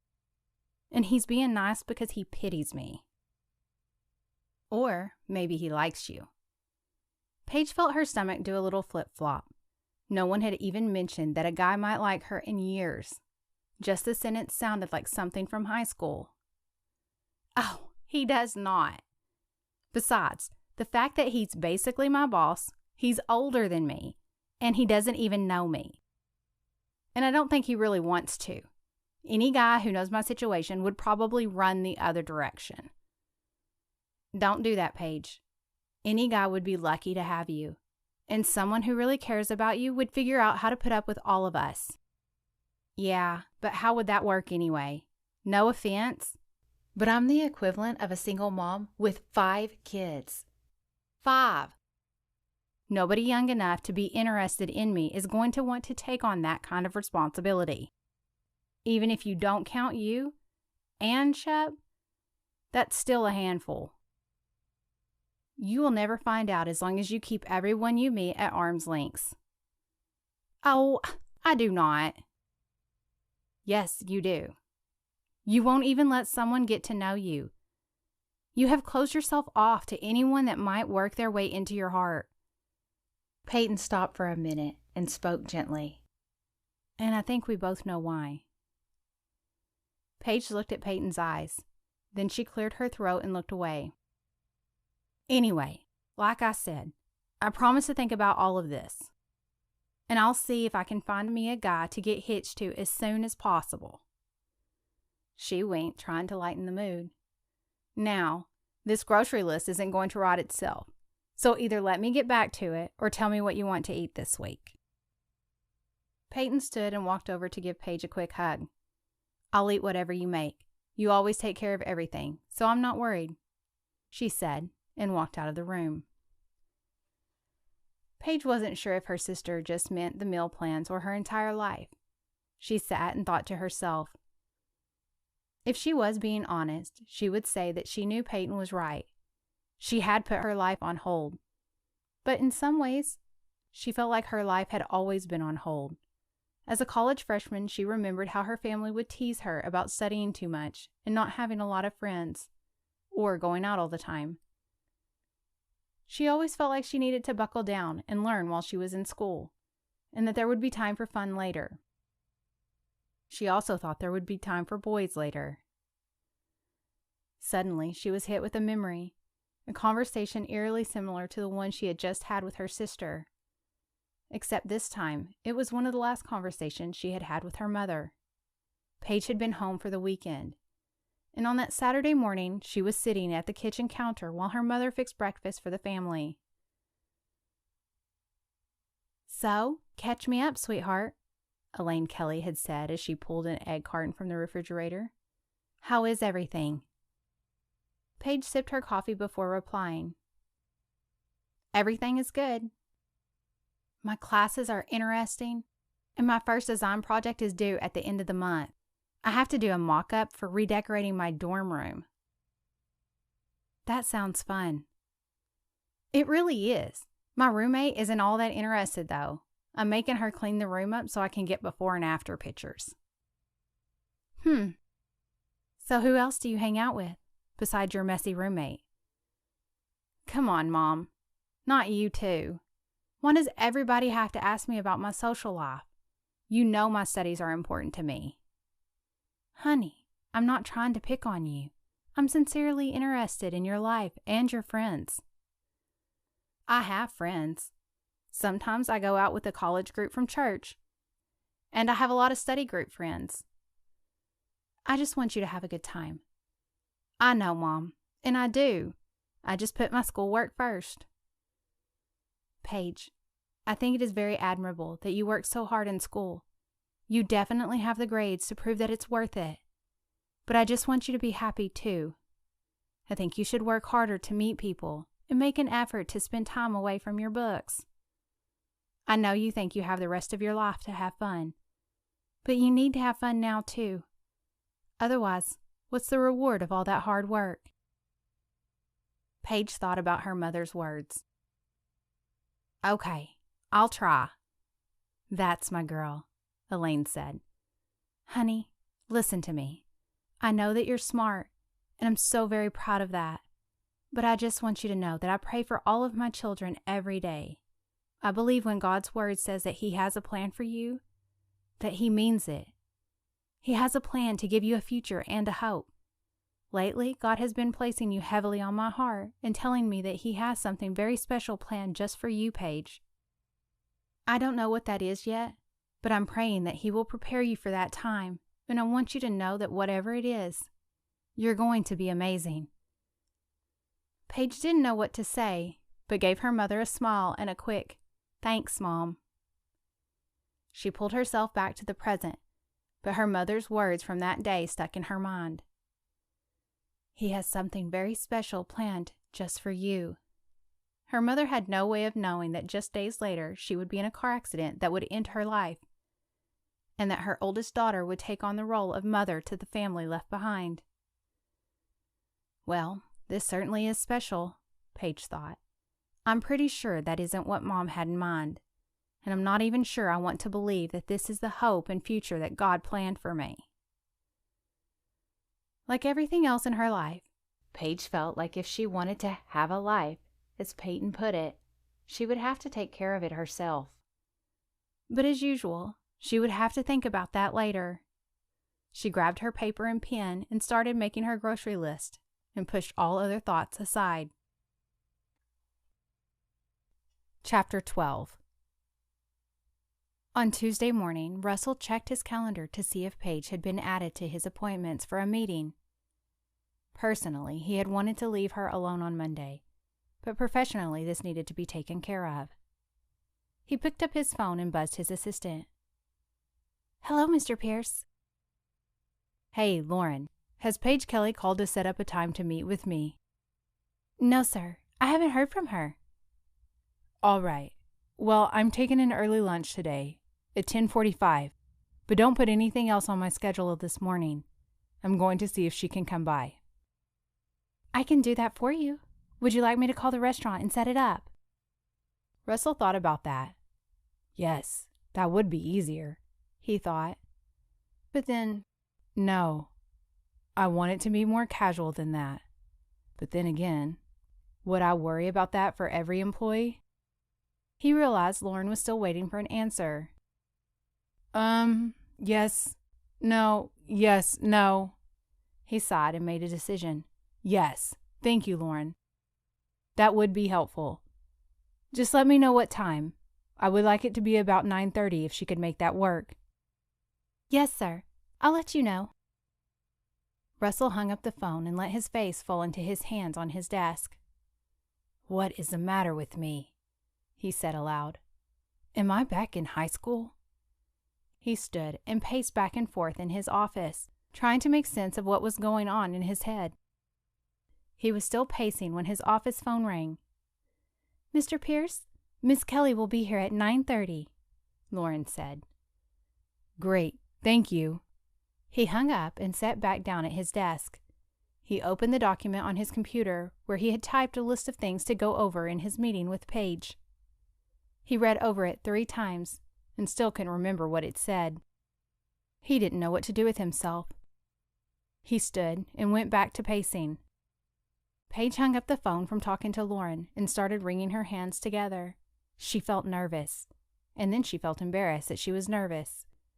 She had wanted to stay mad, but after her talk with Mr. Thompson, she had to believe that Mr. Pierce hadn't meant anything against her personally. She wished that she could just go back and not say anything to him about feeling sorry for her, or offering the job as charity. In fact, she wished she could go all the way back and not run into him in the hallway. She was a professional after all. She had been completely capable and confident in her work, and now here she was getting a major promotion, and she felt like a teenager stumbling over herself in his presence. She had never been like that, even when she was a teenager. She tried to push her nerves aside, straightening her apron and walking to the dining room where Shannon was waiting on the 2 members there for breakfast. She waited for her to come back to the counter and then spoke to her friend. I need you to cover the dining room for a little while this morning. I've got to go meet with Mr. Pierce, Paige said. Oh, couldn't put it off any longer, huh? Shannon's eyes twinkled. Yeah, his assistant called and asked if I could come in at 9:30. I had to say yes. Well, good. You need to go. Don't you need to know about this job? I would be dying to get all the details. I don't know. I do want to know what is expected, especially since I already took it. But I just wish Mr. Thompson could have handled it. I don't see why you don't want to meet with him. He seems very nice. Plus, he's really cute. Shannon. What? She looked innocent enough. He's our boss. The shock still showed on her face. Well, technically, you are my boss now. I don't really report to him. But even so, you can't admit a teeny tiny bit you think he's cute too? Paige stared at her without responding. Come on, Paige. It doesn't have to mean that you're chasing after him or planning a wedding. You can just say that you think he's cute. Paige hesitated. The truth might be worse than just saying he was cute. Well, if I'm being totally honest, she paused. Yeah? Come on, Shannon encouraged. I would have to say that I haven't noticed how he looks. What? Shannon nearly shouted. You have got to be kidding me. Come on, Paige, are you blind? This was what she was afraid of. I don't know. I just don't look. Shannon just stared. Seriously? She asked. Well, yeah. I'm just not interested in anything, so I don't really notice. But really, I can hardly look him in the eye after the way we met. And then how I told him I wouldn't take the job. So I don't get a very good look anyway. Okay, but still, you should notice, Paige. You're alive, aren't you? Paige didn't have an answer for that. Girl, you've got to lighten up. Live a little. Take a glance and notice that a guy is super attractive. You're 22, for goodness sake. What do you mean you're not interested in anything? Paige looked at the floor. I just don't really have time to think about guys. But if I did, it definitely wouldn't be about my boss. You should make some time then. Cut yourself some slack. You work hard all the time. Nobody could ever accuse you of not taking care of things. But this is something you should take care of. Think about guys, Paige. Please, think about guys. It's for your own good, Shannon smiled. Paige smiled back at her friend. All right, I'll think about it. You'll think about guys? Or you'll think about thinking about guys? I'll think about thinking about it. Paige reached out and hugged Shannon. But who needs guys when I've got a friend like you? You do, Shannon teased. You might have a friend, and you've basically got kids. But you need to find the guy too. Paige smiled again and went back to the kitchen. This is becoming quite a theme in my life, she thought to herself. I wonder if she and Peyton have been talking. She busied herself with making some notes on upcoming menus and checked the reorder list. For the time being, she was still serving in the dining room, but she assumed that after her meeting with Mr. Pierce made things official, that she would start looking to hire someone for her shifts.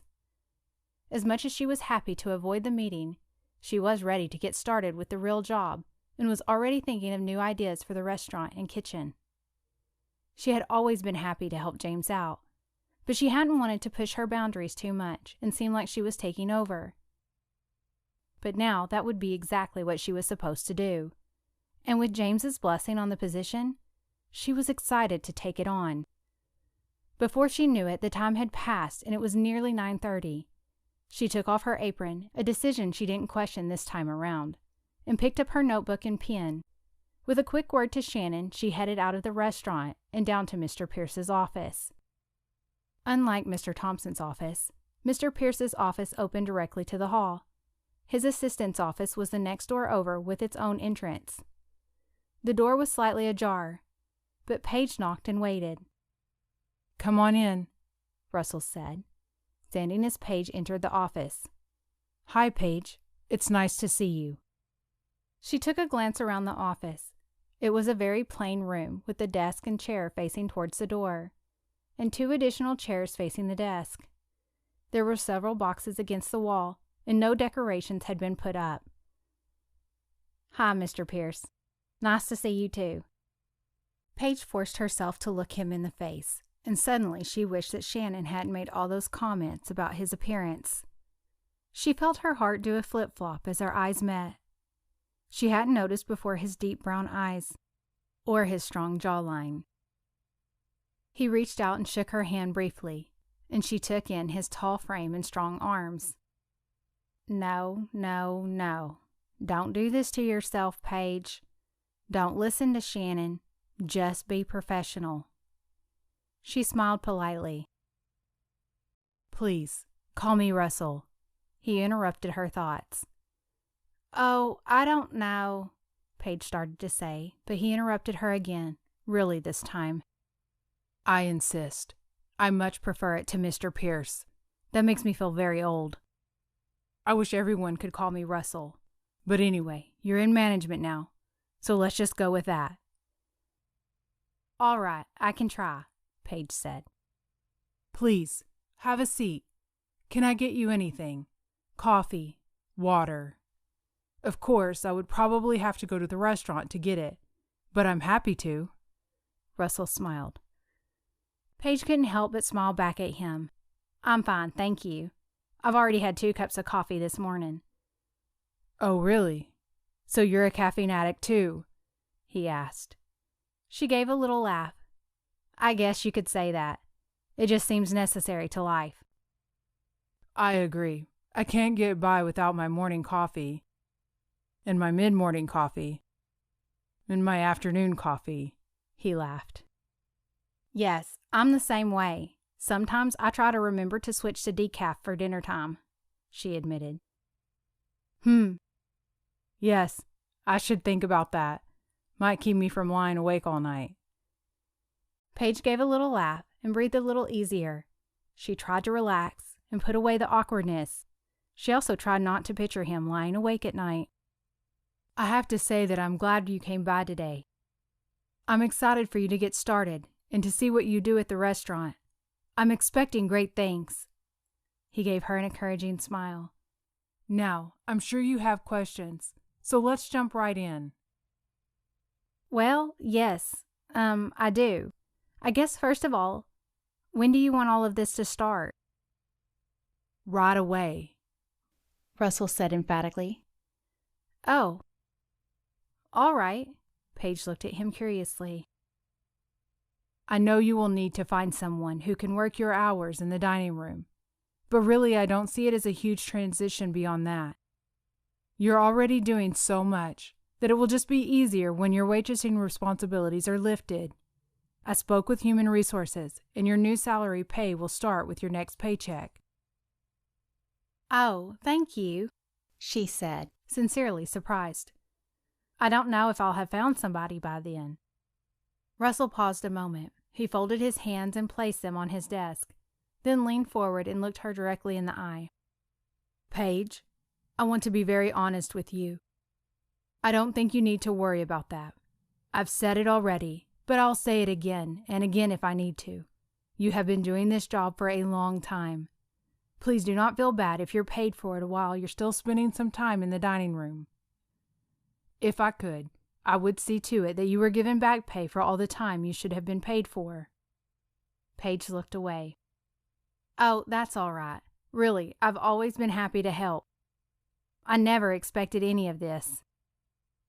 I know you didn't, and that's why I hope you will accept the salary as soon as possible, and if nothing else, accept my apology that you have been overlooked for so long. I don't even know how that was possible. She took a moment to take in what he was saying. She still found it hard to believe that she deserved the job, but she straightened herself in her chair and finally said, "Thank you. I'm grateful for the opportunity."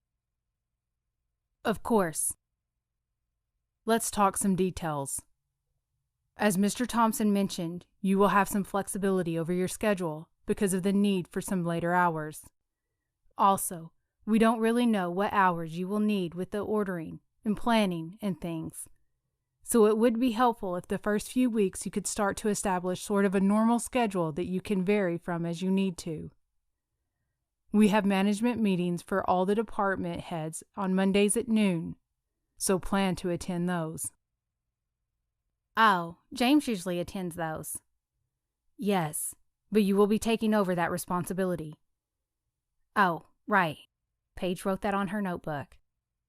Also, we would like for you to take a larger role in our special events.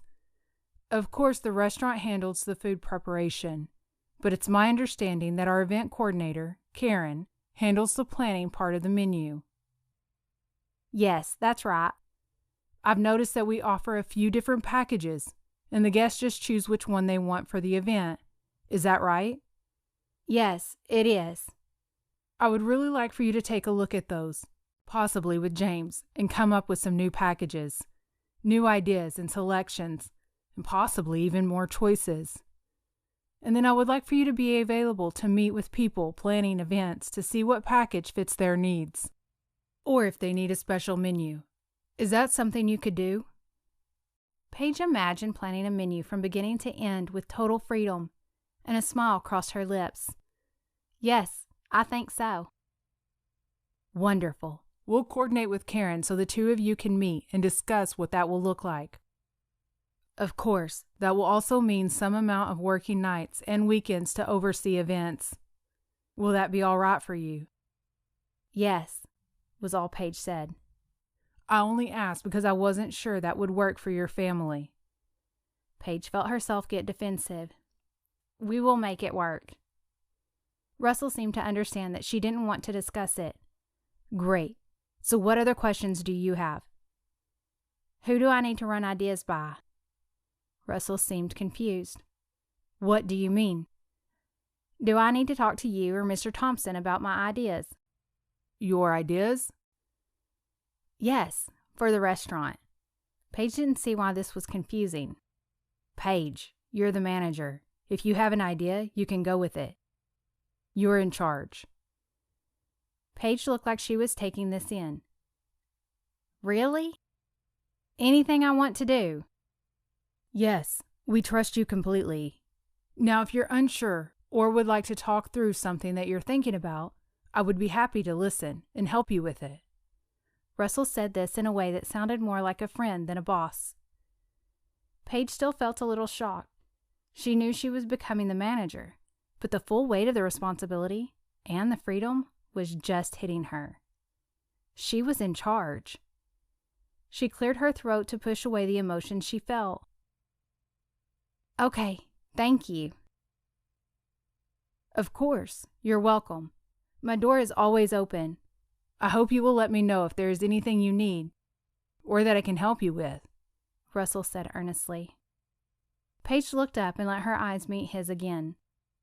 She felt as though his words meant more than just help with the new position or things that were work-related.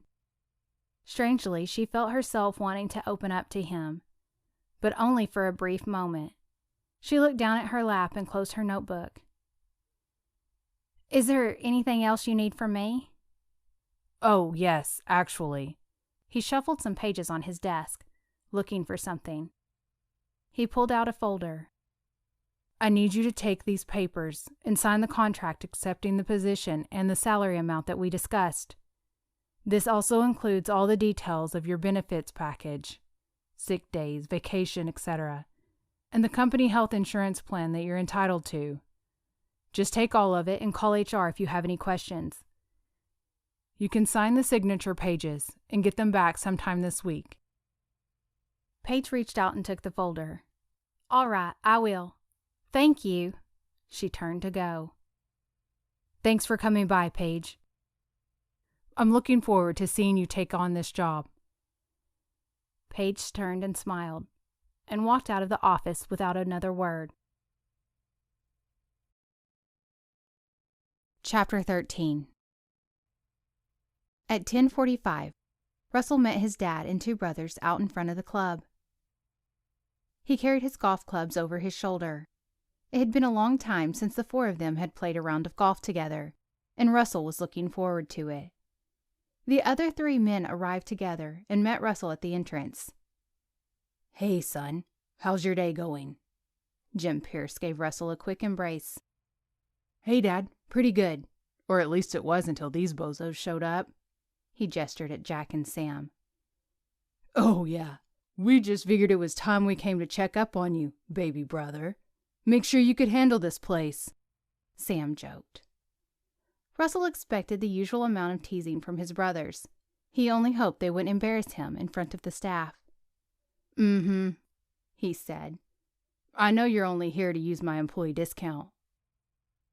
Oh, man, that really hurts, Russie. Really, it does. Jack held his hand over his heart as if he had been wounded.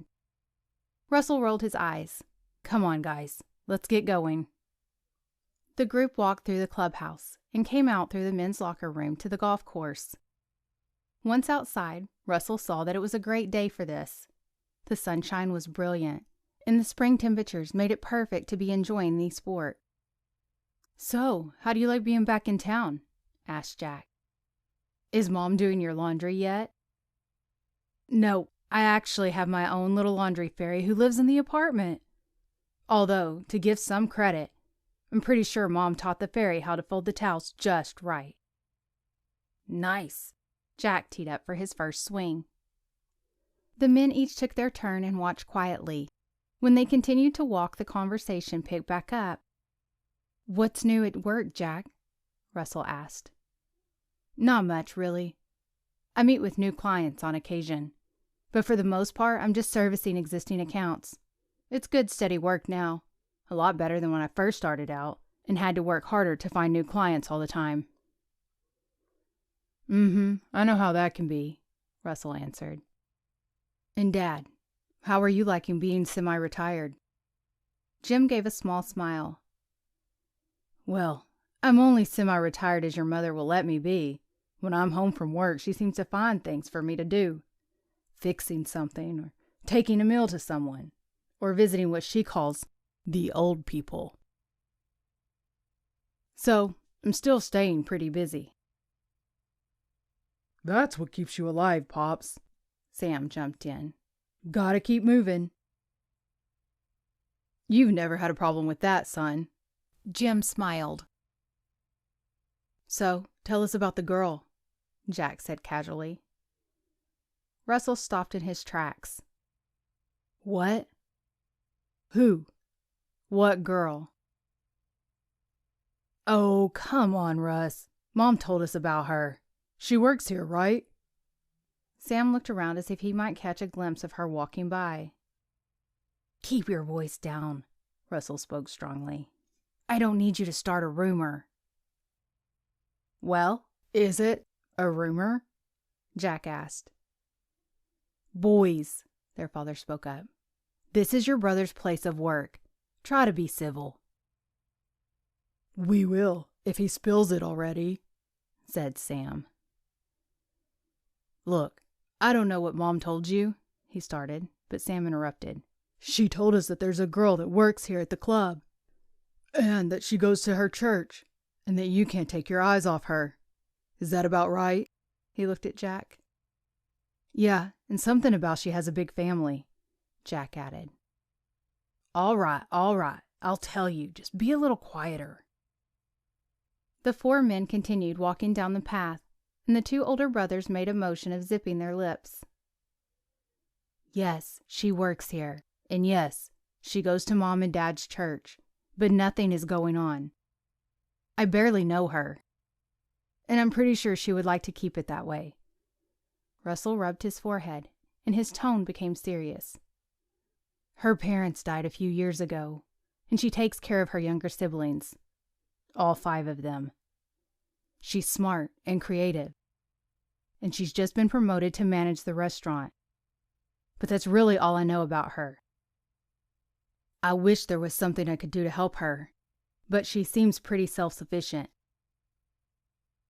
As Russell spoke, his brothers lost their joking attitudes and listened intently. You care about her? Jim asked. Russell thought for a moment about how to answer that. He shrugged his shoulders. I don't know. I just don't know.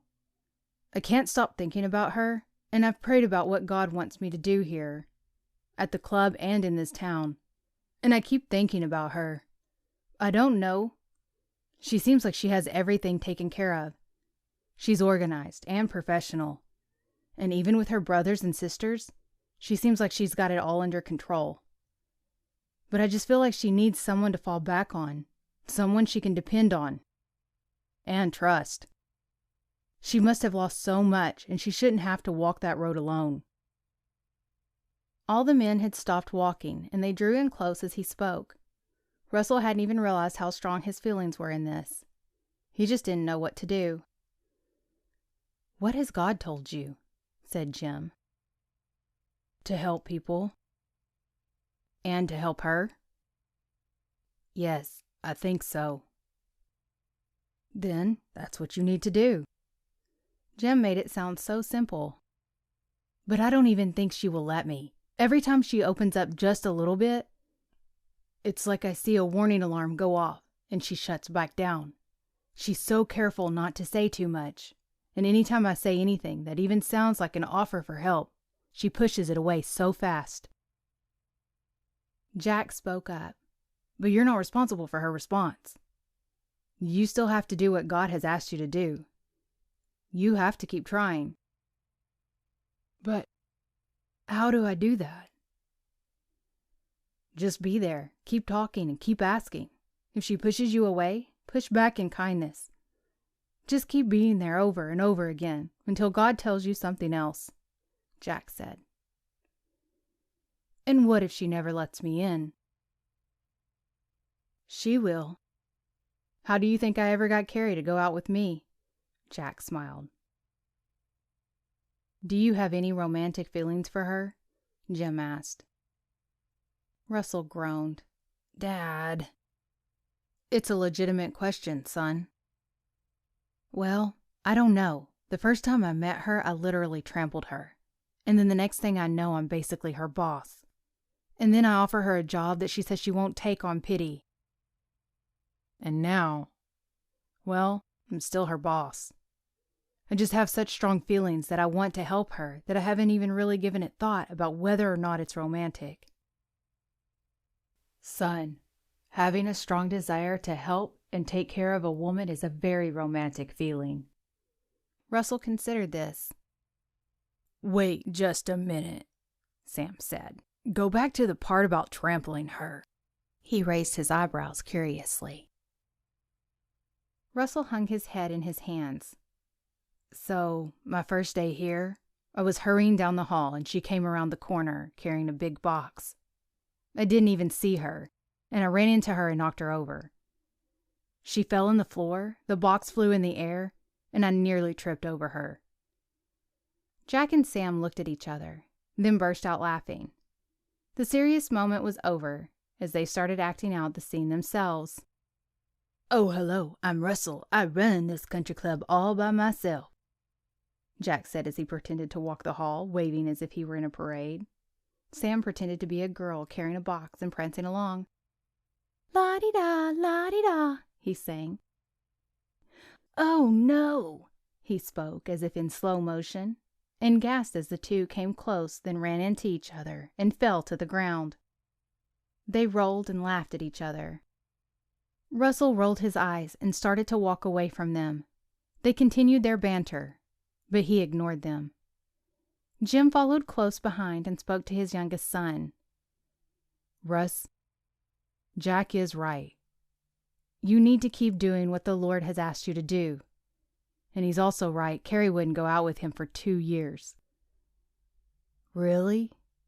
Yes, really, on both accounts. If you feel this strongly about it, then just try to be her friend and let her know she can trust you. That may be what she needs right now. You just don't know where it could lead. Thanks, Dad. I know you're right. I'll try. It's just hard. But I really want to help her in any way I can. I know you do. Just be careful, because if you don't have any romantic feelings for her, then you could accidentally mislead her. Then all trust will be lost, and romantic feelings doesn't mean pity or feeling sorry for her. Yeah, I get it, Russell told his dad, but deep down he knew he really needed to consider both of those things.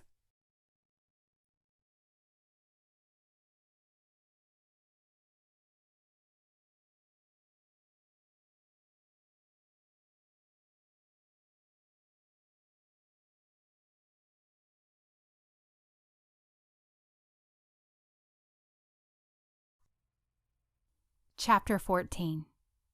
Paige stood at the counter, slowly sipping her third cup of coffee. It was just about time for lunch on Thursday, and she had barely caught her breath all day. She had been waiting tables for breakfast, and also interviewing for a new waitress, and talking with James about some new menu ideas. She was still overwhelmed with the new job, and felt like she wasn't sure which way was up. So it only made her more flustered when Russell walked in the door and made his way to the counter. "Good afternoon," he said. "Is it afternoon already?" She looked at the clock above the kitchen door. "Well, no.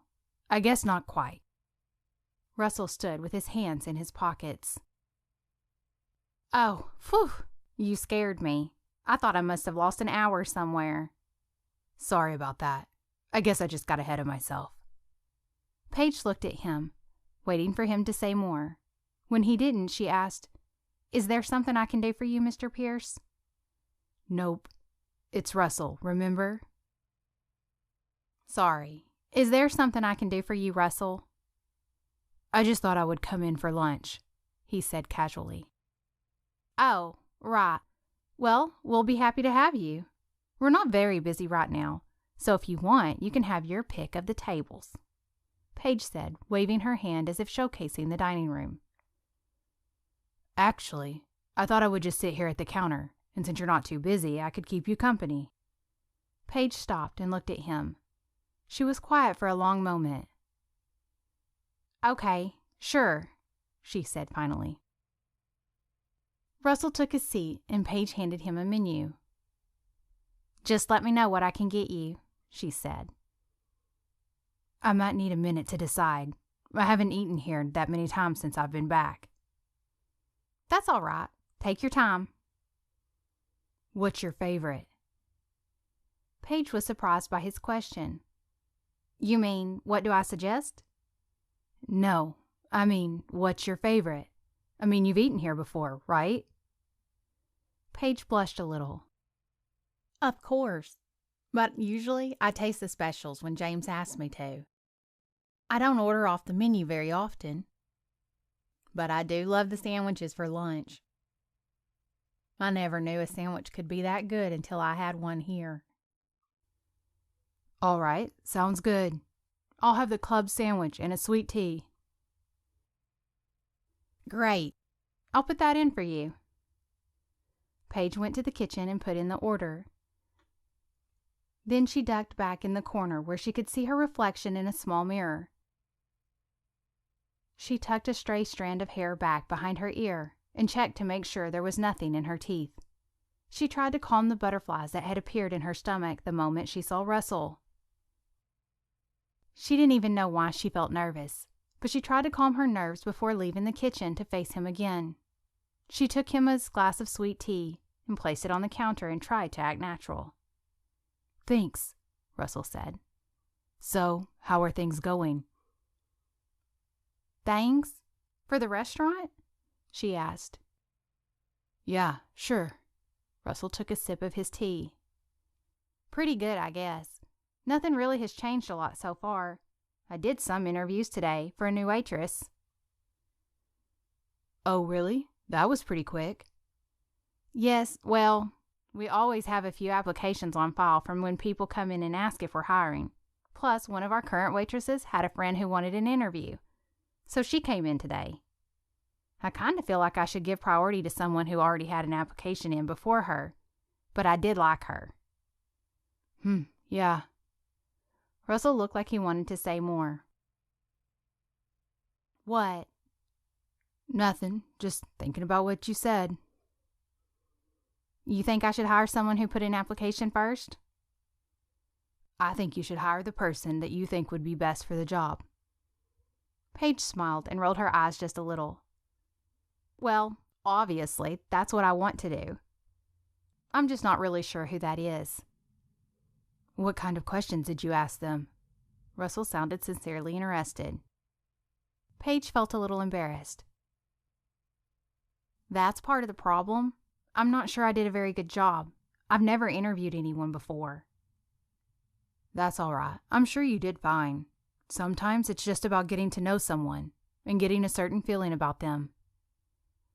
Paige felt a little like she was starting to get a certain feeling about Russell. She tried to push that thought away.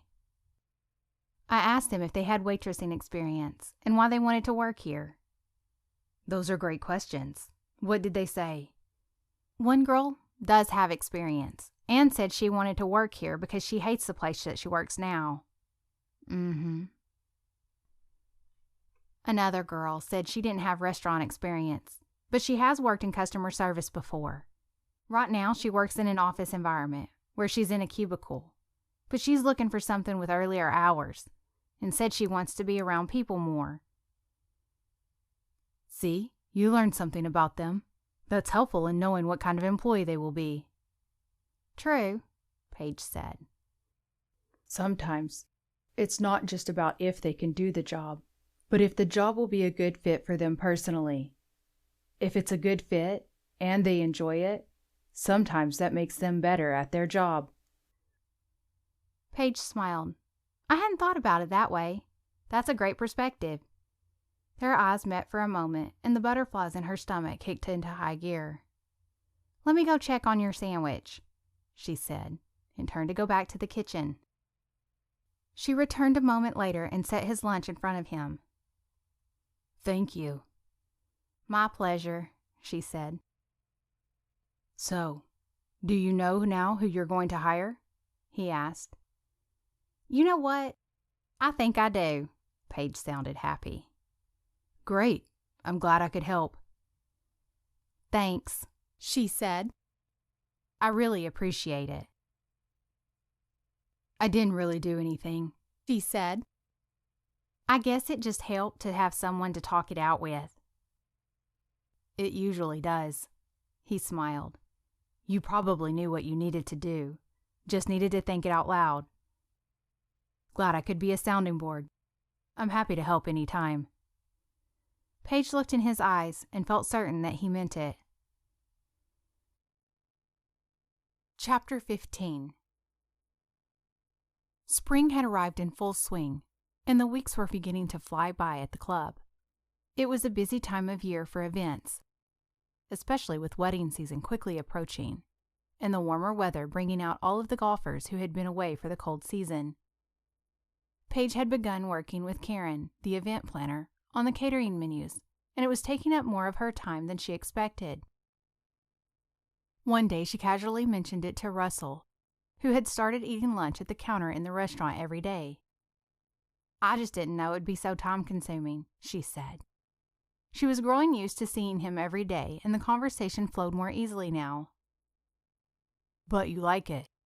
Russell asked as he swallowed a bite. "Oh, yes. I really, really love it. It's probably one of my favorite parts of the job." Russell noticed the way her eyes lit up as she talked about the different dishes and choosing the best dessert for each event. He thought for a moment before asking her, "So, do you do any of the cooking? Or cook any fancy dishes at home?" "Oh, no, not really at home. I usually stick to basics after I spend all day in the kitchen. But here," she looked around as if someone might hear her, "James has shown me a few things. And sometimes he lets me help with a dessert or something. But other than that, I really don't do any fancy cooking. I wish, though."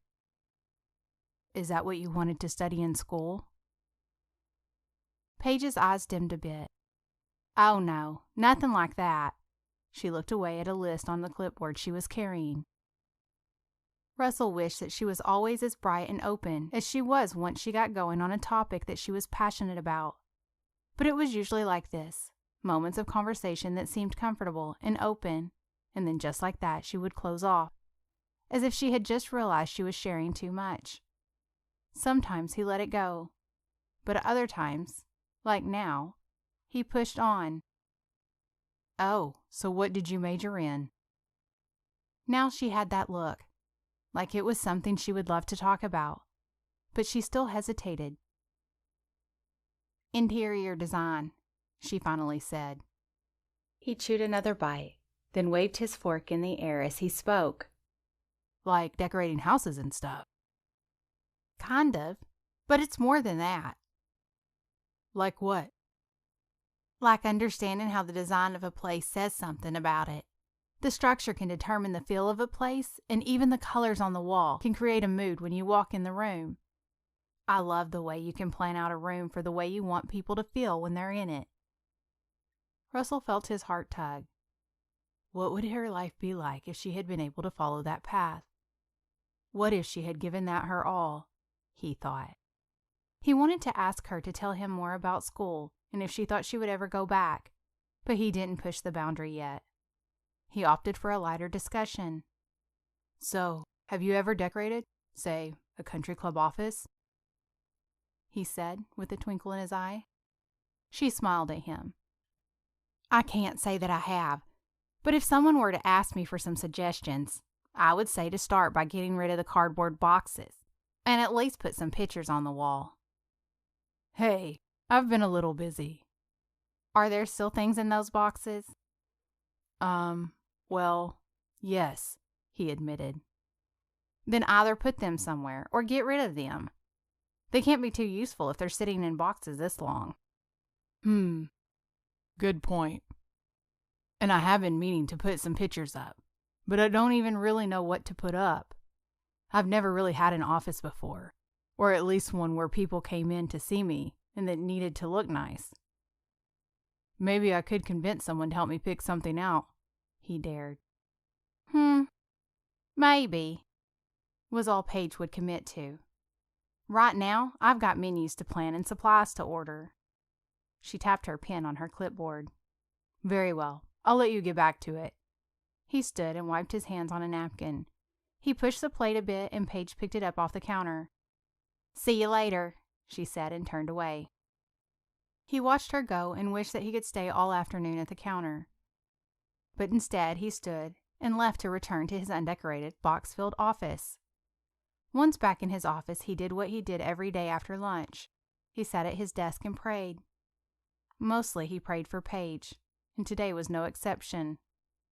Lord, I feel so badly for her.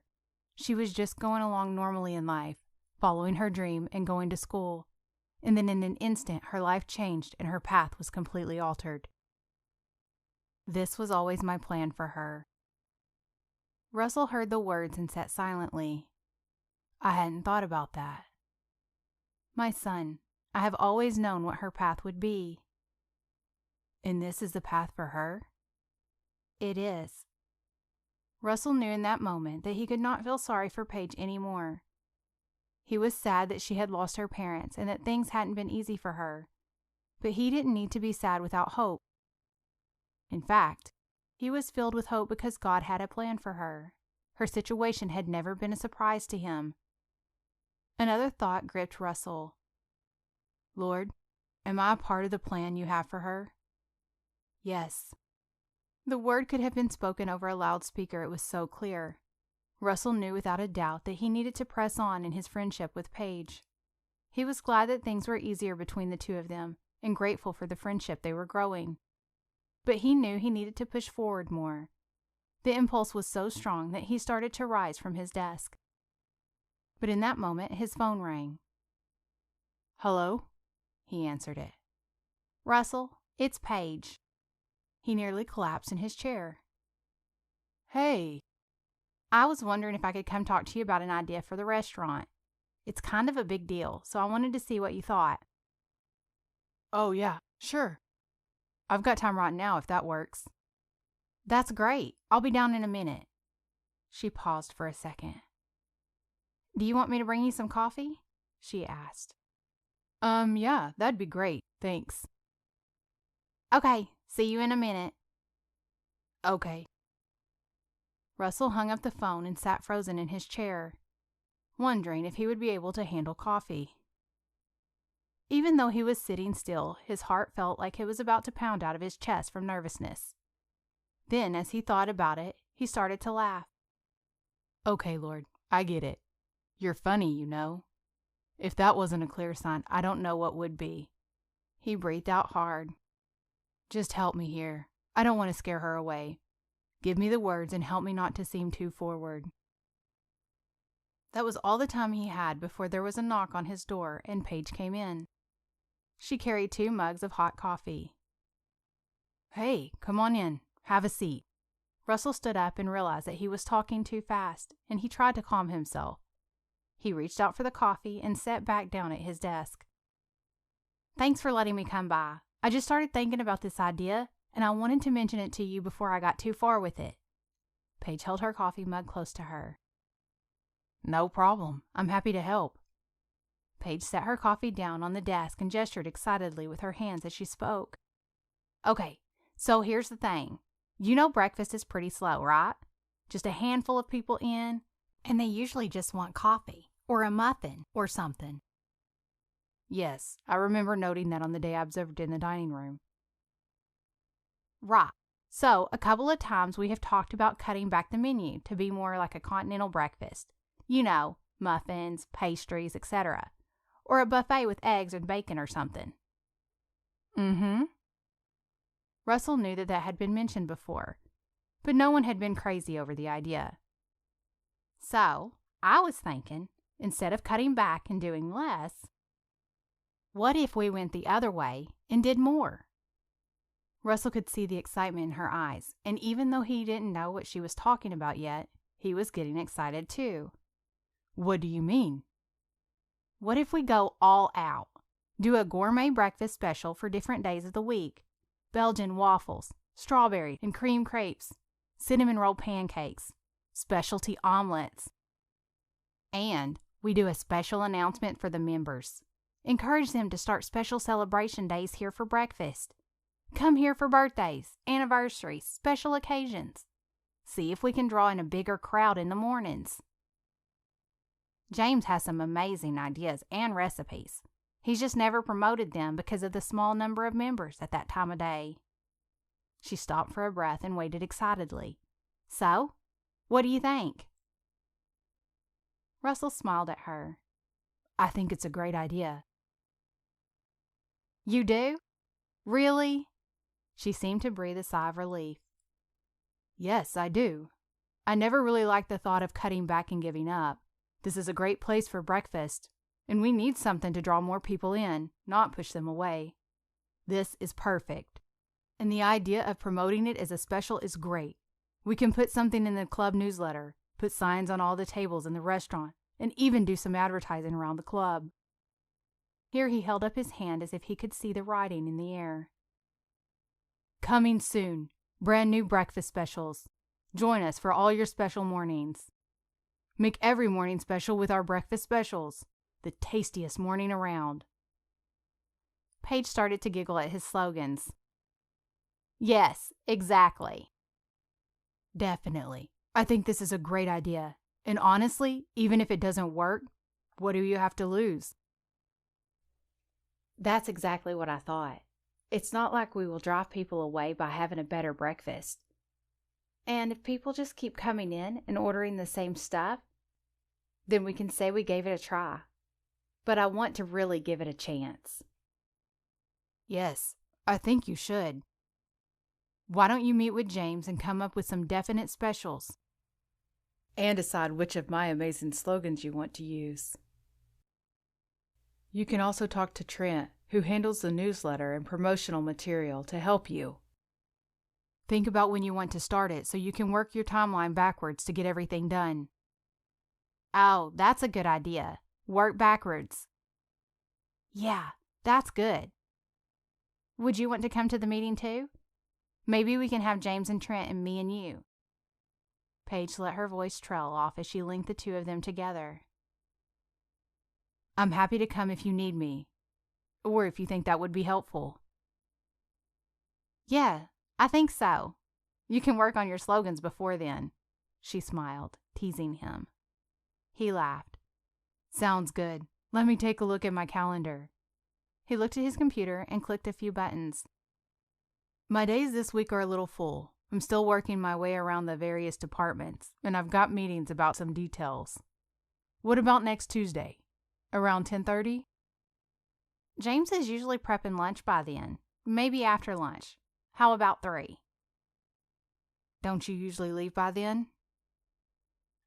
Yes, but I think I can make arrangements on Tuesday. Remember, I work a flexible schedule. Okay, sure. We'll say 3. Just check with Trent and see if he's available then. I'll email him. Great. Russell typed the plan into his calendar on the computer. He cleared his throat. His nerves jumped back up into high gear as he said his next words. You know, I've got another space in here where I see some free time. Paige stopped writing on her own calendar. Oh, okay.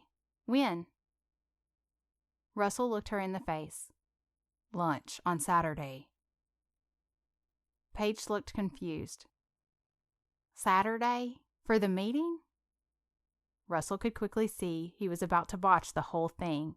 He knew he was going to have to be direct. No, that's not what I meant. Paige, would you like to have lunch with me on Saturday? Shock registered on her face. She quickly looked down at her lap, flustered. Oh, I don't think so, Paige stammered. Oh. Russell knew that pressing her to say yes could cause serious problems in the workplace, so he didn't say more.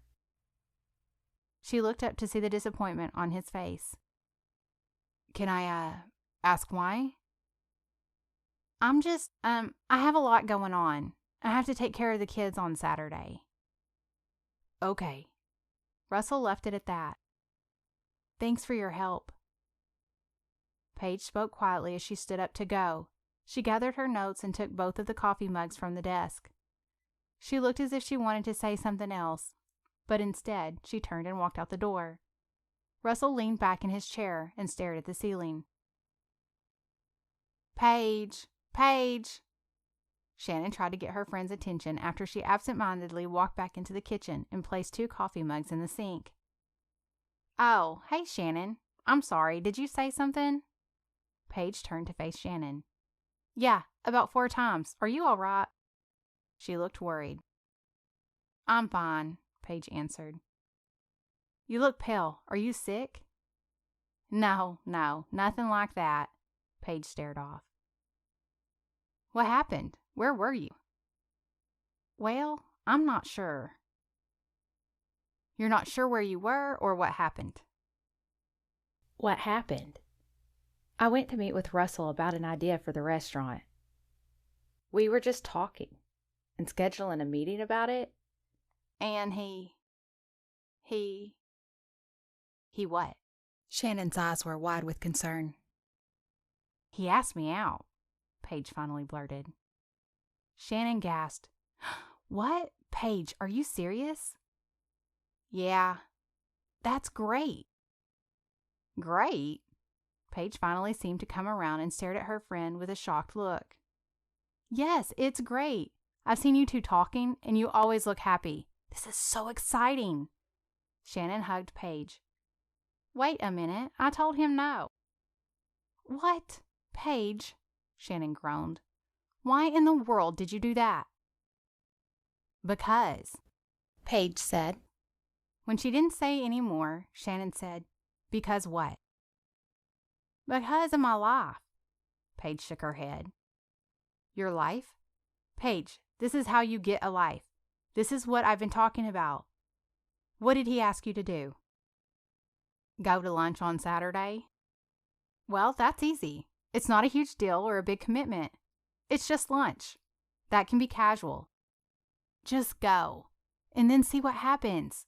Don't say no because you think you have to say no to something that's 10 miles down the road." Paige looked like she was thinking this over.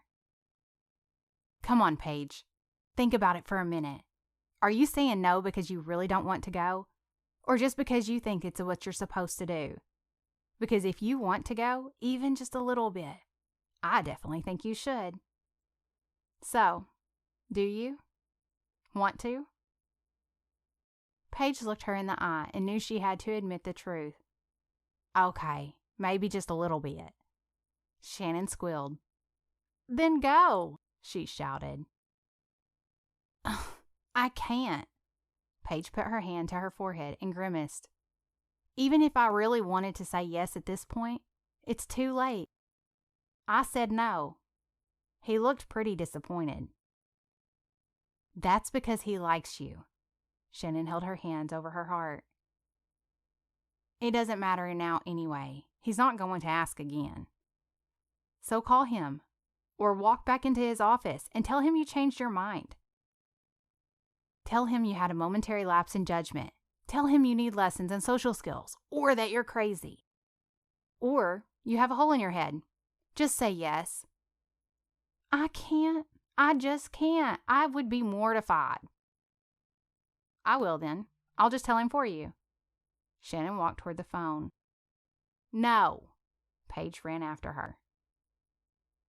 "I'll just say I'm your assistant, calling to say you reconsidered the appointment on Saturday, and you're available now." "Shannon."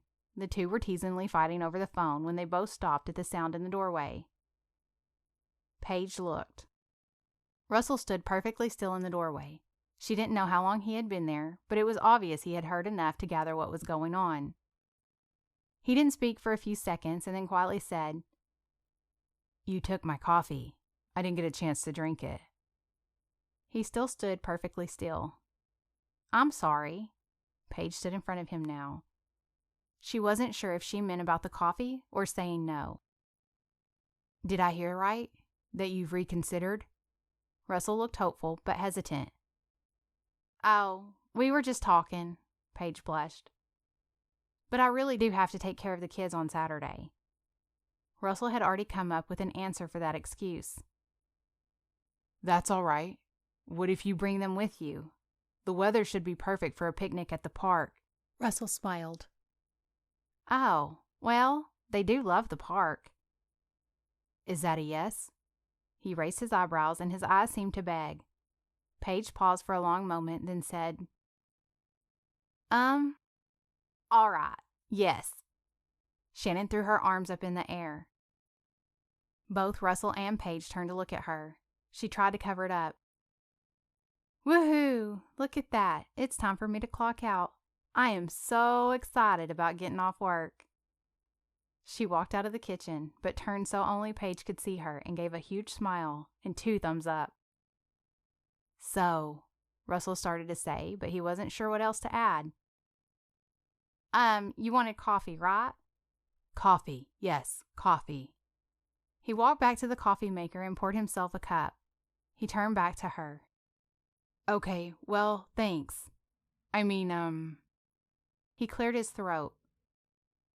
Yeah, well, all right, Paige babbled. I guess I'll see you then. I mean, before then, but then too. Russell ran his fingers through his hair. Yeah, okay, see ya, Paige replied. As he left the kitchen, she stood and watched him go. She couldn't believe she had said yes, and she knew she would spend the next couple of days debating with herself whether that had been the right thing to do or not.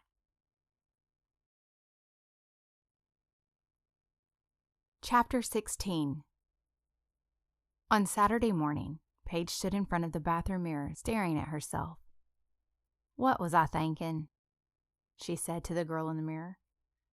I can't do this. Do what? Peyton came walking into the bathroom to see what Paige was doing. Nothing. Not nothing, Peyton mimicked her. What are you doing? Just trying to think through my day, Paige fibbed. Oh, yeah? What do you have going on? Laundry marathon? I thought I would take the twins to the park. You're not going to Shep's game? Not this time. It's a bit of a drive. Shep said he didn't mind. What about Zoe? Peyton herself was going to an all-day cheerleading competition. She's playing at a friend's house today. Mm-hmm. And why exactly can't you do that? Paige knew she couldn't keep things from her sister. Okay, I'll tell you, but I don't want any comments. Peyton looked at her sister and raised her eyebrows. Okay. I'm going to the park and taking the twins, and Russell Pierce is meeting me there for lunch.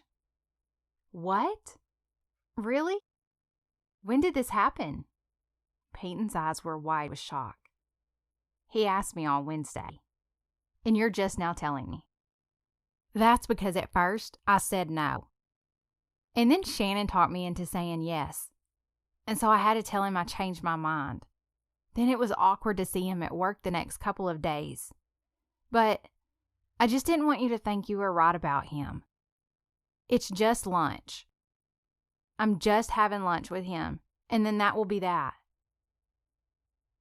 Oh, really? That will be that? Peyton said with tongue in cheek. Yes, I'm sure. Well, good for you. But why are you saying you can't do this? Look at me. I think I've totally forgotten how to put on nice makeup, and I don't have a clue what to wear on a lunch date to the park with 2 kids. She groaned. Seriously, did you hear how that just sounded? I'm going on a lunch date to the park with 2 kids. She leaned on her elbows on the bathroom counter and let her face fall in her hands. Peyton patted her back. Oh, come on now. I can help you find something to wear, and you don't need fancy makeup. And the kid thing? That's just real life. But Paige, I'm super proud of you. Paige looked up. Really? Yes, you're doing it. You said yes, and you're giving it a try. I'm so glad. Thanks, Peyton. That really means a lot. Just go and try to have fun, and not worry that it's different. He knew about them when he asked you out. By the way, I would totally keep them for you today if I could. Oh, I know. It was his idea, though.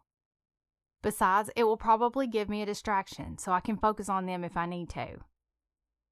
That's true, like a diversion if it's not going well. Peyton made a face. Although I'm sure it will, she said quickly. Paige sighed and walked out of the bathroom. She flopped down on the bed face first. Come on now, it will be all right.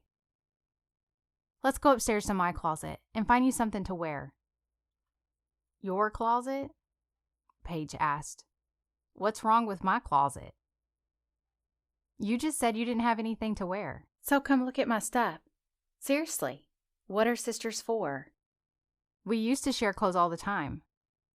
Peyton poked out her bottom lip. Oh, all right. Paige got up and let her sister drag her up the stairs. After 15 minutes of Peyton handing her things and Paige saying no, she was finally dressed in a denim skirt that hit just above her knees, and a short-sleeved navy blue top with white polka dots. She would slip on brown sandals later. She stood back to look at herself in the mirror. I love it, Peyton said. It says you're casual enough to hang out at the park, but you made a little effort. Oh, good, I think, Paige replied.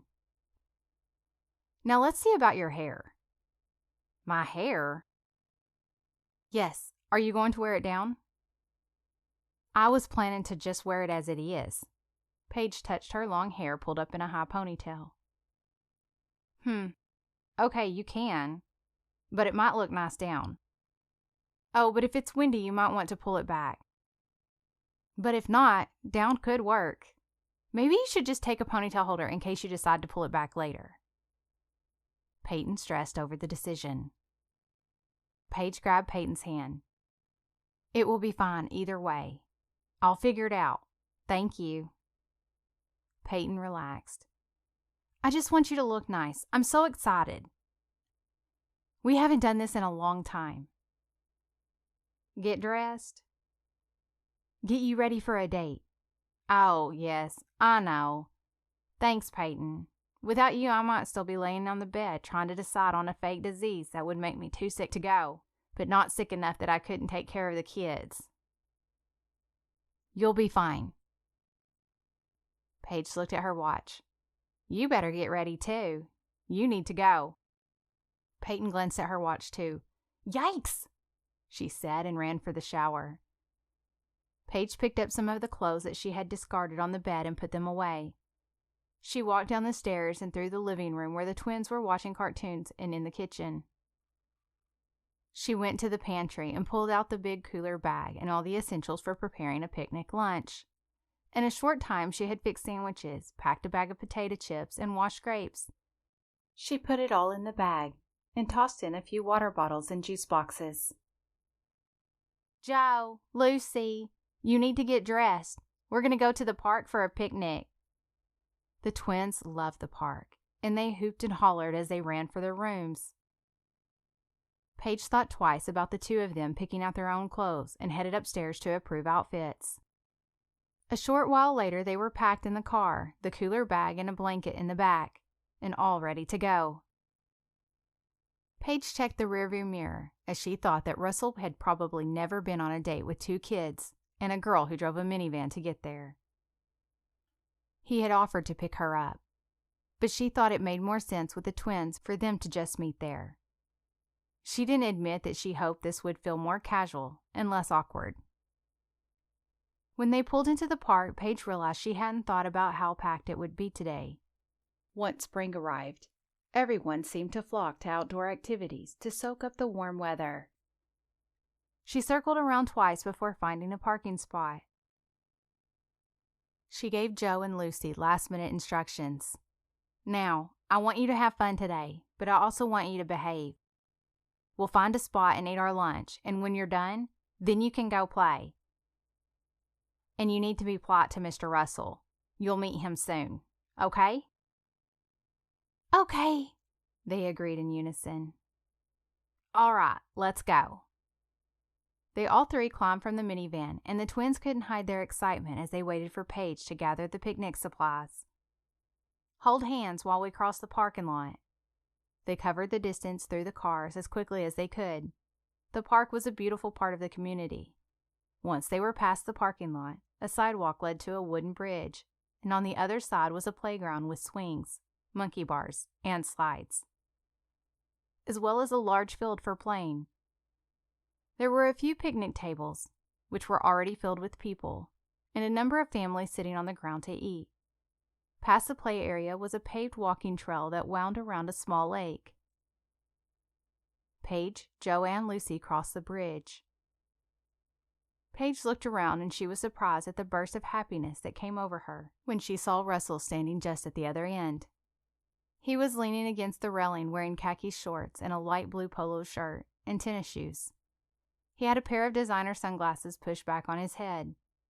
When he saw Paige and the kids, a big smile spread across his face, and he turned to walk towards them. "Hi," Russell said. "Hey, how are you?" "I'm good. How are you?" "I'm fine." She already felt nervous now that they were actually here, and immediately she directed her attention to the kids. "Guys, this is Mr. Russell. Russell, this is Joe and Lucy." "Yeah, we've met, remember? At the church?" Russell said. "Oh," Paige rolled her eyes. "That's right. I forgot." "That's okay. Hey, guys. How's it going?" Joe and Lucy were distracted looking at the playground and mumbled some answers. Russell looked back at Paige and a look of confusion came over him. "What's all this?" He pointed to the cooler bag. Lunch?" Paige said, but it sounded more like a question. Only when he asked did it occur to her that he had asked her to lunch, which probably meant he hadn't expected her to bring it. She was just used to taking care of things herself. "Oh, okay. I had planned to get something from the food trucks. I had heard that they were always here on Saturdays." "Oh, yeah, I'm sorry. I just wanted to be prepared." She mentally kicked herself for not thinking. Of course, she didn't even know how to be on a date. Russell jumped in to say, "Oh no, that's great. This is perfect. I'm sure whatever you have is way better than that greasy food truck." He seemed to be trying to put her at ease. "Sandwiches?"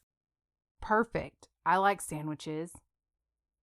Paige gave him a look that said she knew he was patronizing her. "I tell you what. How about after lunch you let me get us all dessert?" Paige gave a small smile. "Yes, that sounds good." "All right, then. It's a plan. Let's go find a spot."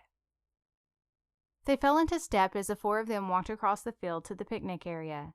The kids ran on ahead, excited to see some friends from school. "Can we go play, Paige?" Joe asked. "After you eat," she responded. They found a spot near a big oak tree, and Russell took the blanket from Paige and began to spread it out. "So, what have you been doing today?" he asked. Paige sat on the blanket and started getting out the food. "Just our usual Saturday stuff. They like to watch cartoons in their PJs for as long as I'll let them." "Oh yeah, I remember doing that as a kid. I love Saturday mornings." "Yeah, me too. It seems like a very long time ago." "Oh, not for me. I think I did that just last week." Russell smiled. Paige smiled back. She handed Joe and Lucy their sandwiches and watched as they started eating them as fast as possible. "Chew it up or you'll choke," she warned. She reached in the bag and handed Russell a sandwich too. "I hope turkey and cheese is all right." "Oh yeah, it's my favorite." "I thought I remembered you ate a turkey sandwich one day at the restaurant, so I was hoping." Russell looked surprised that she remembered, but he simply said, "Thank you." "You're welcome," Paige replied, feeling like she might have admitted she was paying attention to him. "I'm done," Joe announced. "Can I go play now?" "Me too," Lucy said around the last bite of her sandwich. "Can we go?" "All right. Yes, you can. But stay where I can see you, and be nice to the other kids." Paige raised her voice at the end since the two of them were already running towards the playground. They waved their hands in acknowledgement, and Paige could only watch them go. Russell laughed. I guess they're excited. Yes, they have a lot of energy, so they are pretty much always excited when they can run around and climb on things. Do you come here a lot? Russell started eating his sandwich and reached for the bottle of water that Paige offered. Probably not as much as they would like, but sometimes we do. It's nice to give them an outlet, especially when the older kids are off doing their own activities. Oh yeah? What activities are those? Russell asked. Shep plays basketball and baseball, so there are always games and tournaments. Peyton is a cheerleader, so she cheers for whatever sport is going on. And she also goes to cheer competitions. Zoe doesn't compete yet, but she is taking cheer classes, and she stays busy with friends a lot, too. Paige kept looking away to check on the kids as she spoke. Russell watched her for a moment and let the silence hang. He seemed to be trying to take it all in. That seems like a lot to keep up with, he said. Paige turned to him and smiled. Oh, don't worry, I'll keep everything written down. She was trying to sound casual, but it was a true statement. Russell's voice was almost at a whisper. Paige? He waited until her eyes met his. How do you do it? Do what? A slow breath escaped his lips. Everything. She looked away. I mean it. How do you do everything? Take care of your family, work, run a household. All of it. All by yourself. She still wasn't looking at him, and it seemed for a minute like she wasn't going to answer at all. Then she glanced back at him, and just for a split second he thought she might cry. But then a look of resolve flashed across her face. Finally, she took a long, deep breath and spoke. I just have to, so I do. Again, there was silence. Russell seemed unsure of what to say. I guess you want to know what happened, Paige said. Only if you want to tell me, Russell said, but he leaned forward in anticipation. She sighed. I don't really talk about it much. I guess I feel like the people who need to know already know, and the rest can just fill in the blanks themselves. But we were a normal family, you know? I mean, maybe not totally normal. We're a little bit of a big family. Mom and Dad were both only children of only children, so no siblings, no cousins, no aunts or uncles. So they had always wanted a big family. And 4 seemed like a big family to most people. So they had 4. And then Joe and Lucy were a complete surprise. But they were still thrilled, and we basically thought we had real-life baby dolls around. And they were the perfect parents, the ones who go on field trips and attend PTA meetings and never miss a game or a recital. Dad was an attorney, well respected in the community, and Mom stayed home to take care of everything else. And they were the perfect couple, too. They really loved each other, and everybody knew it. They had a standing date night every other weekend. They had done that for as long as I could remember. Then, my freshman year, I was away at school, and they went out for their date night. They were out pretty late, and they were coming home, and a drunk driver came across their lane and hit them head on. It was a horrible accident. They both made it to the hospital, but their injuries were too much, and they didn't make it long enough for me to get home from school. She paused for a moment as if the memory was sinking in. Everything was perfect. Of course, they weren't really perfect, but they were to me, to us, to our family. And then they were just gone. Everything changed. And I just started putting one foot in front of the other. I just had to do what needed to be done. No one else could do it, so I had to. And so you quit school and went to work? Russell asked gently. Yes, I felt like that was the best decision. I had to be at home with everybody, especially Joe and Lucy. They were so little. Did they have life insurance policies? Yes, they did. But I just knew that if I started depending on that regularly, it would be gone too quickly, so I paid off the house and the cars and gave us a monthly allowance for bills, and the rest went into savings. I have some that I can pull from in an emergency, but most of it was put away for all of their college funds. I know that's what Dad would have wanted. He always wanted to take care of school for us. Russell looked at her in awe. That was pretty wise, especially when you're that young. Paige shrugged. And that's how you ended up at the club? Yes, I needed something where I could make decent money to pay some of the bills and for all the extras that would come up. But without a college degree, I didn't think I had many options. The restaurant offered a flexible schedule with ability to work extra hours on occasion, so I decided to take it. I never really intended to stay there long. It just happened. And then it was easy. It's 15 minutes away. I'm usually home before the kids are off the bus. And it works. Russell's look was full of sorrow. But that's so much for one person to do. Paige didn't want pity. Of course, but a lot of people do it. Single parents, even moms who are married, usually still do a lot of those things on their own. But surely there were people who offered to help. The church? Oh, people offered. Wanted me to let them know what they could do. But how do you tell people how they can help after your parents are gone? And you have 5 younger siblings that you need to take care of. People brought meals for a while, and that was helpful. But nobody could help when Zoe wouldn't sleep alone anymore, or when the twins cried because they had to ride the bus instead of being driven to school, or when Peyton started having nightmares, or when Shep wouldn't talk for days. So you just move on and start doing things yourself. I've got pretty good at that. I wake kids up in the morning to go to school. I work, I fix dinner, I clean the house, and I do the laundry. And I don't relax until everybody's safely in the house for the night. I don't know how I do it, but it has to be done. So I just do it. Paige was surprised at the relief she felt by just saying that out loud.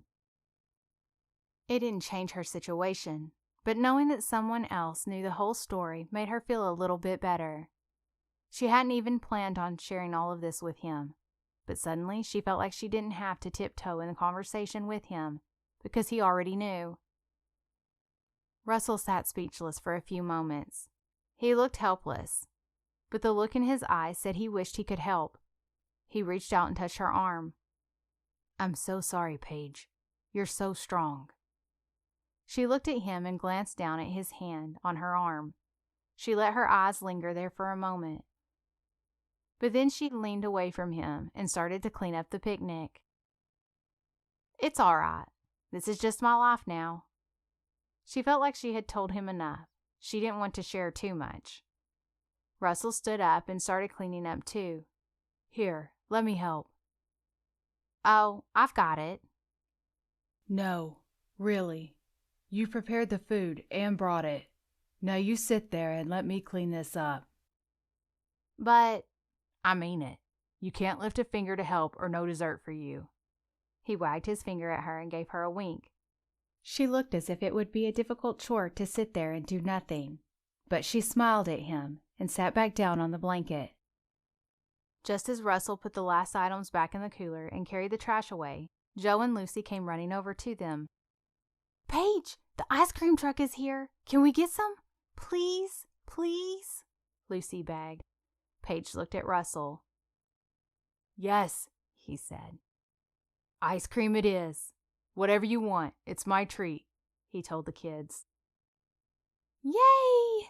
The kids shouted and ran off towards the truck. We better catch up with them, Paige said, and started to stand. Russell offered her his hand and pulled her to her feet. For just a moment they stood facing each other, her chin tilted to look up at his taller frame. For a moment it seemed like he might hug her. But then he dropped his gaze and started walking towards the kids. What's your favorite ice cream?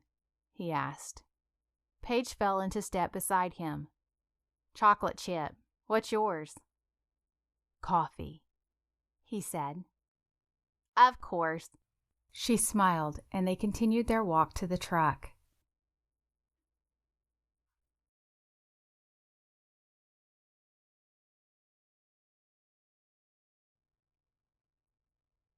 Chapter 17.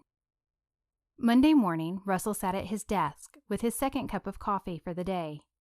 Much of his thoughts were still centered on Paige. He had spent a lot of time over the weekend in prayer about her, praying that God would open her heart to let people in, and to have the courage to let people help her. He had attended church with his parents again on Sunday, but Paige and her crew were already seated in the back when he got there, and he only waved on his way in. After service, they were gone before he made it back to the foyer. As he sat thinking about Paige, his office phone rang. He set down his mug and answered. Hello, this is Russell. Hi, Russell. This is Owen Reed, the pastor from Pine Haven Community Church. Oh, hi. How are you? I'm doing well, thanks. How are you? I'm doing pretty good. Russell ran his fingers through his hair, wondering what this call was about. Good. I'm glad. I noticed that you have been at our Sunday morning service a couple of times now with your parents, and I just wanted to call and introduce myself, since we haven't had the chance to meet at church. Oh, yes. My mom practically insisted that I visit the church. The pastor laughed. I'm sure she can be quite persuasive. I've known them a couple of years now, and your parents really are pillars in our church family. We're so blessed to have them. I know. They really love being involved there. Listen, I was wondering if you might be available to have lunch together. I know you're not set on our church, but I would really like to just talk and get to know you, and be of any help that I can in getting settled in the community. Sure. I would like that a lot. Excellent. Are you available anytime this week? Russell clicked over to his calendar on the computer. Actually, my week is kind of full. We usually have a lunch meeting on Mondays for our management team, but this week it got pushed to Tuesday. Then the rest of my week is filled up. Unless you could do today. Actually, yeah, I could do today. That would be great. Okay. Sounds good. I've heard wonderful things about the restaurant there at the club. Would you like for me to meet you there? Oh, no, Russell said, almost too quickly. I mean, it is very good, and you should definitely try it sometime if you haven't. But I would love to get off campus. You know, stretch my legs a little. And talk without the chance of being overheard, he thought. All right, that's fine. How about the depot? About 12:15? Is that all right? Sure, that's fine. I'll see you then. Thanks, Russell. I'm looking forward to it. Russell hung up the phone and immediately prayed. Lord, bless the time at lunch with Pastor Owen. Please let me be able to speak freely about the way I feel and prepare him now with the wisdom for me. I have prepared a way for you. He breathed a heavy sigh. Thank you, Lord.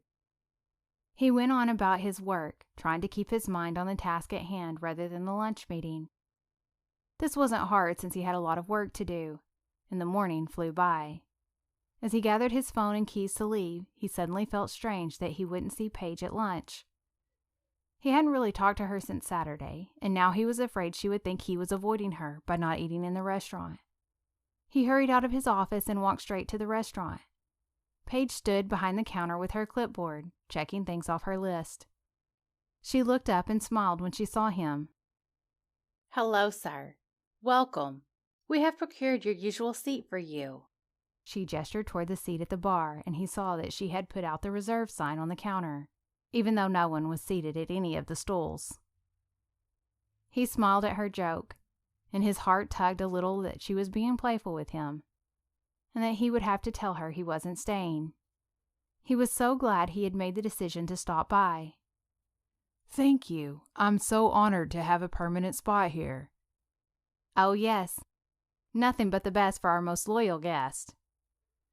I'm so sorry, but I might be just losing my status today. Oh. She lowered her clipboard and her smile faded. Yes, I'm sorry. I'm not staying for lunch. I just came by to say hi. I've got a lunch meeting off campus. Oh. Paige actually looked disappointed. That's all right, she recovered quickly.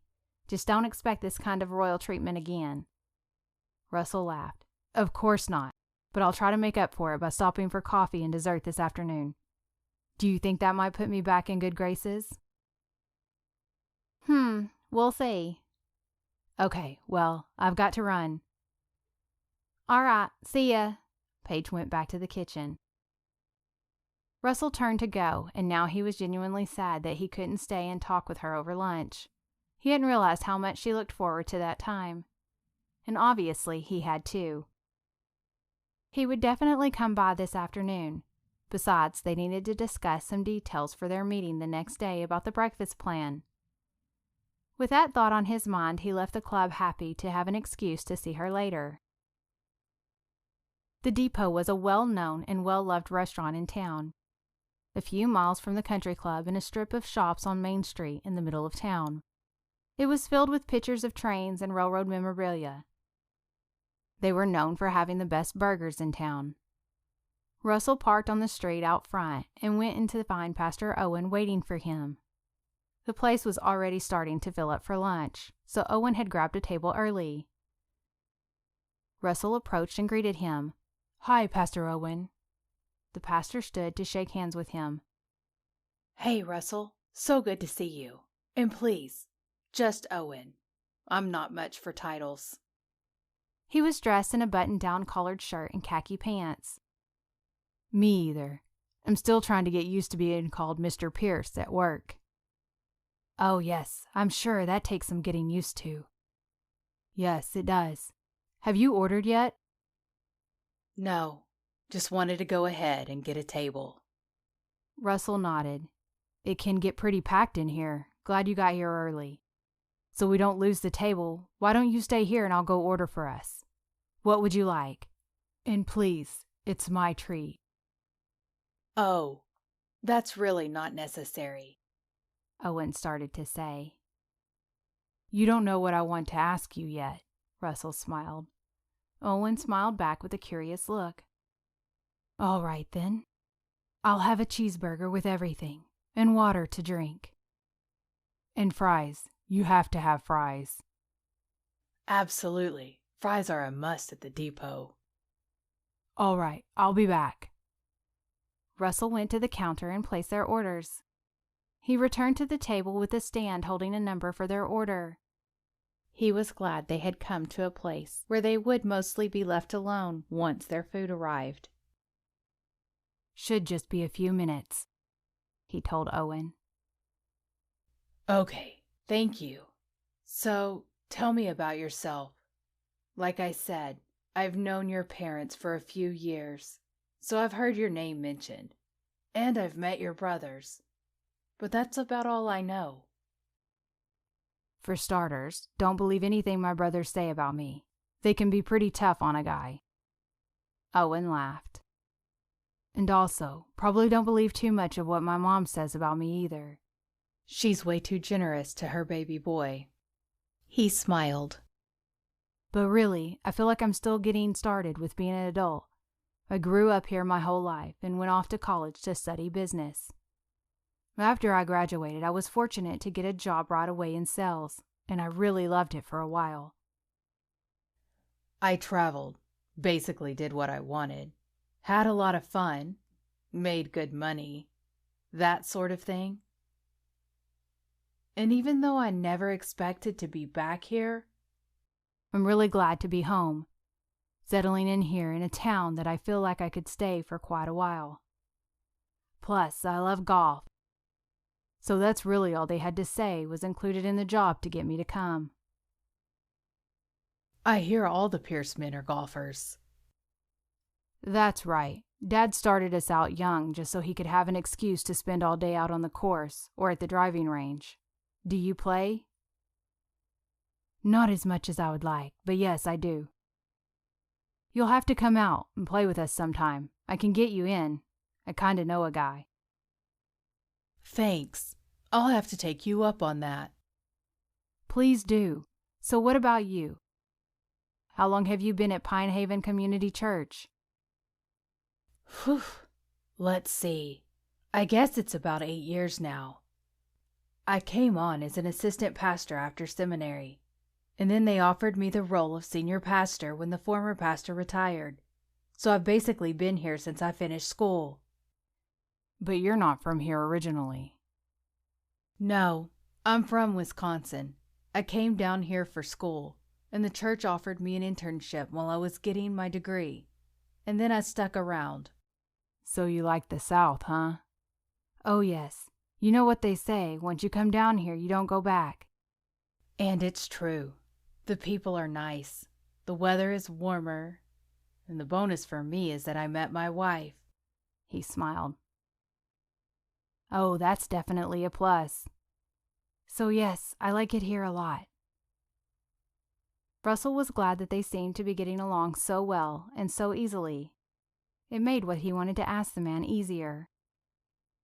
He felt his heart start to beat a little faster as he prepared to ask his next question.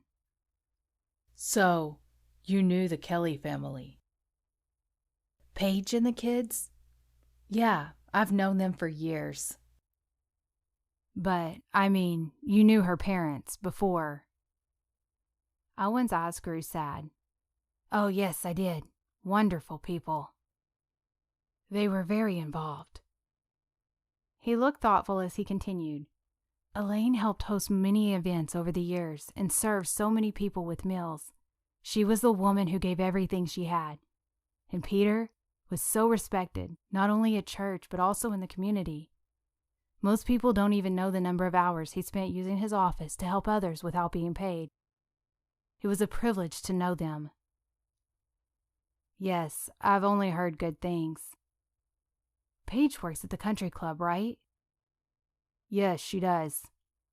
Do you have much interaction with her there? Actually, yes, I do. She was recently promoted to be the manager of the restaurant, so technically she's her own boss, but I oversee all operations, so her area falls under my responsibility too. I'm not exactly her boss, but we work together a good bit. I see. That's great for her. She hasn't had an easy time of it, so I'm sure a promotion like that helps her tremendously. Yes. Did you know her well then? At the time of the accident, I mean. I did.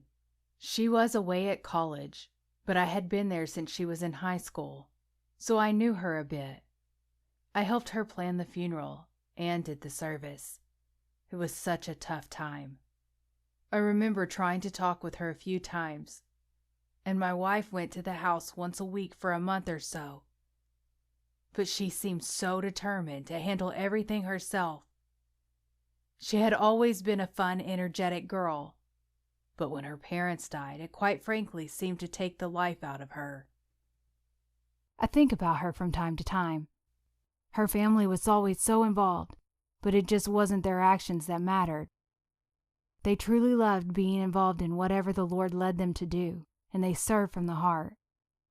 Since they've been gone, Paige seems more like she's just going through the motions of going to church and checking it off her list. I've tried to reach out, but she's very closed off. An event like that can be detrimental to a person's faith. Russell knew exactly what he meant. Yes, I agree. He stared at his hands, lost in his own thoughts. Owen looked at him, and only then did it dawn on it. Russell, are you and Paige, are you close? I don't know if I would say we were close, but we're definitely becoming good friends. Are you hoping for more? Russell half laughed, half sighed. Have you ever had God so heavily place someone on your heart that you can't stop thinking about them? Yes, I have. And have you ever thought that he was totally crazy for it? Owen smiled. Yes, several times. He has shown me that he wants me to help her, and I have the strongest desire to just take care of her. For her not to worry as much as she does, and to not have to carry such a heavy load. But, like you said, She's closed off. She seems to just go through the motions of life. Every time she starts to open up to me, it's like something switches off and she realizes she's letting me in, and she runs from it. I don't know how to approach her, and I definitely don't think she will let me help her. Are these romantic feelings? Honestly, I don't know. They didn't start out that way. But I think they are beginning to turn into that. Russell put his face in his hands. I just don't know what to do, or how to approach it. You want my advice? Yes, please, anything. Owen sat thoughtfully for a moment. Keep praying. Keep praying?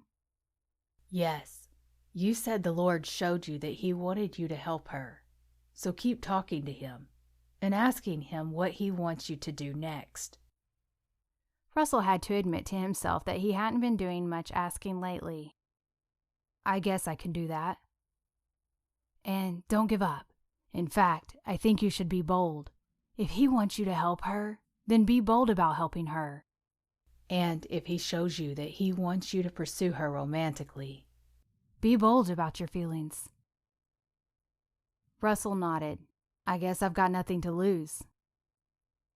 Absolutely, and with God on your side, you've got everything to gain. Russell smiled. He felt a confidence about the situation that he hadn't before now. Thank you, Owen. You don't know how much that helps. I'm glad. Just be her friend. See if she opens up to you, then see what happens. They continued talking while they finished their meals and then parted ways, promising to do this again soon. As Russell left the restaurant, he felt encouraged, and as Owen had said, he felt bold. He only hoped that his boldness would last, and that he wouldn't frighten away the girl he was starting to really care for. Chapter 18. Paige walked down the hall of the country club, writing notes on her clipboard. Ideas about the new breakfast menu that she wanted to remember for the meeting the next day. She realized she wasn't paying attention to where she was going, and looked up just as she almost walked into a decorative side table. She laughed as she thought about another time walking with something in front of her face had caused an accident. She stood at the table and finished writing her notes. A minute later, she looked out the window facing the driveway to the club. She just happened to see Russell pulling in on his way back from his lunch. Her heart skipped a beat when she recognized him. The feeling was so strange. She placed her hand over her heart, and she couldn't help but smile. What is going on with me? She thought. I wasn't expecting this. She tried to think about what her feelings really were for Russell. She had to admit that they were starting to develop a friendship, and she had even surprised herself by opening up to him. Is that what I want? She wondered. She thought about how her feelings might be starting to grow. Then she thought about the kids, and the house, and her work, and her parents. She shook her head and picked up her clipboard with a sense of finality. No, she said out loud. I won't do that. She looked around to make sure no one was hearing her. I won't do this to him, and I won't do it to myself. I have to let him know there's no future there. With that, she walked straight back to the restaurant and tried to push thoughts of Russell Pierce out of her mind. Once back in the kitchen, Shannon came to say hello. She had an early class that day, so she was working the afternoon shift and had just arrived at work. So, Shannon's eyes lit up excitedly. Tell me about Saturday. So much for not thinking about it, Paige thought. There's really not much to tell. We went to the park and ate sandwiches. The kids ran around. Then we had ice cream and left. Shannon stared at her. That's it. No conversation? Of course we had conversation. It would be rude not to. So, what did you talk about? Oh, just usual stuff, you know? What's your favorite ice cream? What are your hobbies? What's it like to raise your younger siblings? Shannon's eyes were wide. He asked you that? Yeah, basically. And what did you say? I said that, yeah, it's tough, but I just do it. People do it. And I just make it work. I guess that's true. So what did he say? Oh, he feels bad for me. Oh, Paige, he's just being nice, Shannon said, since Paige was always defensive about people pitying her. I know, it's fine. So, do you think he'll ask you out again? No, I don't think so. Actually, that wasn't true at all. Paige thought that he definitely would ask her out again. She just had no intention of saying yes. Why not? I just don't think there's a future there. Oh, Paige, come on. Why not? You know why. Girl, when are you going to stop making excuses? It's always the kids or work or that a guy wouldn't want to walk into that life. You've got to get past all that and move on with your life as it is. Don't you want to plan anything for the future? I'm planning a lot for the future. Paige tried not to yell, but her anger was rising. I plan for the kids' school, and for Peyton and Shep to go to college. And I plan for everybody to eat and be clothed and to make it through the day alive. But what about you, Paige? You used to have plans for you. You were going to school, and surely you thought about being married one day. What about plans for you? Paige didn't have an answer for her friend. She looked away for a moment, and finally she spoke. I don't know, okay? I don't have plans for me. Maybe someday, but right now I have a lot of other people to worry about. And yes, I had plans, lots of plans. And in one moment, they all went out the window. So what's the point? She blinked quickly to push away the tears that tried to surface. Shannon teared up too. I know, Paige. I'm so sorry. And I know you're right. It seems like all your plans are gone, but that doesn't mean you stop living. You know that's not what your parents would have wanted for you. They would still want you to make plans. Paige wiped her eyes quickly since the other staff members were beginning to come in for the afternoon.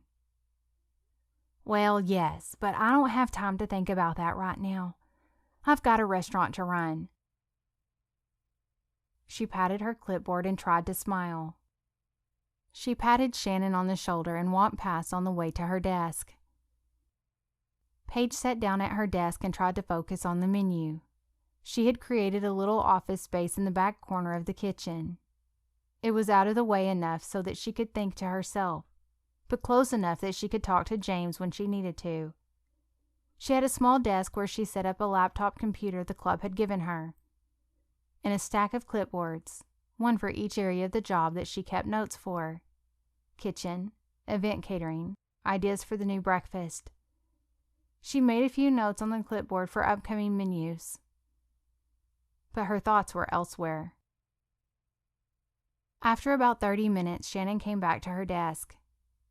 Hey, I wanted to tell you, Russell just came in for coffee. Paige looked up at her.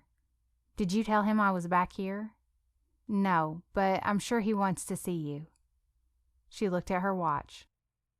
Look, tell him I'm not here. Tell him that I'm coming in early tomorrow, so I left early today.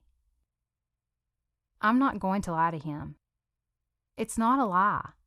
Paige stood and quickly grabbed her bag and keys. I'm gone. I'll be here early tomorrow.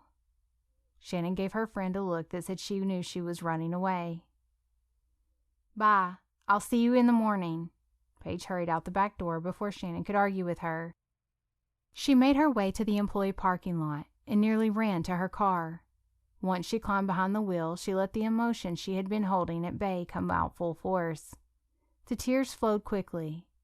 She cried for the loss of her parents, for the loss of her future. She cried that even though she might want to just the teeniest bit, She knew she couldn't open herself up to the possibility of anything happening with Russell. "I can't get attached to him," she said to the empty space in the car.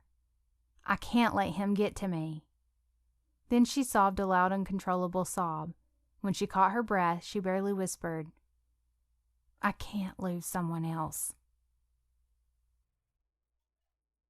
Chapter 19. Paige had just finished loading the dishwasher and wiping down the counter when her cell phone rang. She called out to remind Joe, Lucy, and Zoe that they could only watch one show on TV. Then she grabbed the phone and answered it. "Hello?" She didn't recognize the number. "Hey, Paige, it's Russell." She stopped dead in her tracks. "Oh, hey." She glanced in on the kids and then headed back into her bedroom for some privacy. "How are you?" "Oh, I'm fine. Just a little disappointed, that's all." She tried to think if there was something at work that she forgot to do. She had left in a rush. Maybe something slipped her mind. "Did I miss something at the club?" "Oh, no, nothing like that. I'm just disappointed that I didn't get to talk to you today." "I must have just missed you this afternoon." "Yeah, I wanted to get home before the kids. I'll be there early tomorrow to make up for it." "I'm not worried about that, Paige. I don't keep track of your hours." She knew he was trying to say this was a personal call, not professional. She still tried to keep him at a distance. "Did you need something?" "Nope, not for work. I just wanted to talk to you. How was the rest of your weekend?" "It was fine." "Good. Did the kids have a good day at school? Joe said they had some kind of outdoor day coming up." Oh, yeah, field day. It's on Friday. I always loved that. Signals that the end of the school year is coming. Plus, the weather is so great outside. Makes me just want to move my office out on the course. You would have to move it right back in during the spring rains. That's true. You certainly have an eye for details. I should probably keep you around to keep me from making illogical decisions. He was teasing her. Yep, that's me, Miss Logic. Her tone was dry. He changed the subject.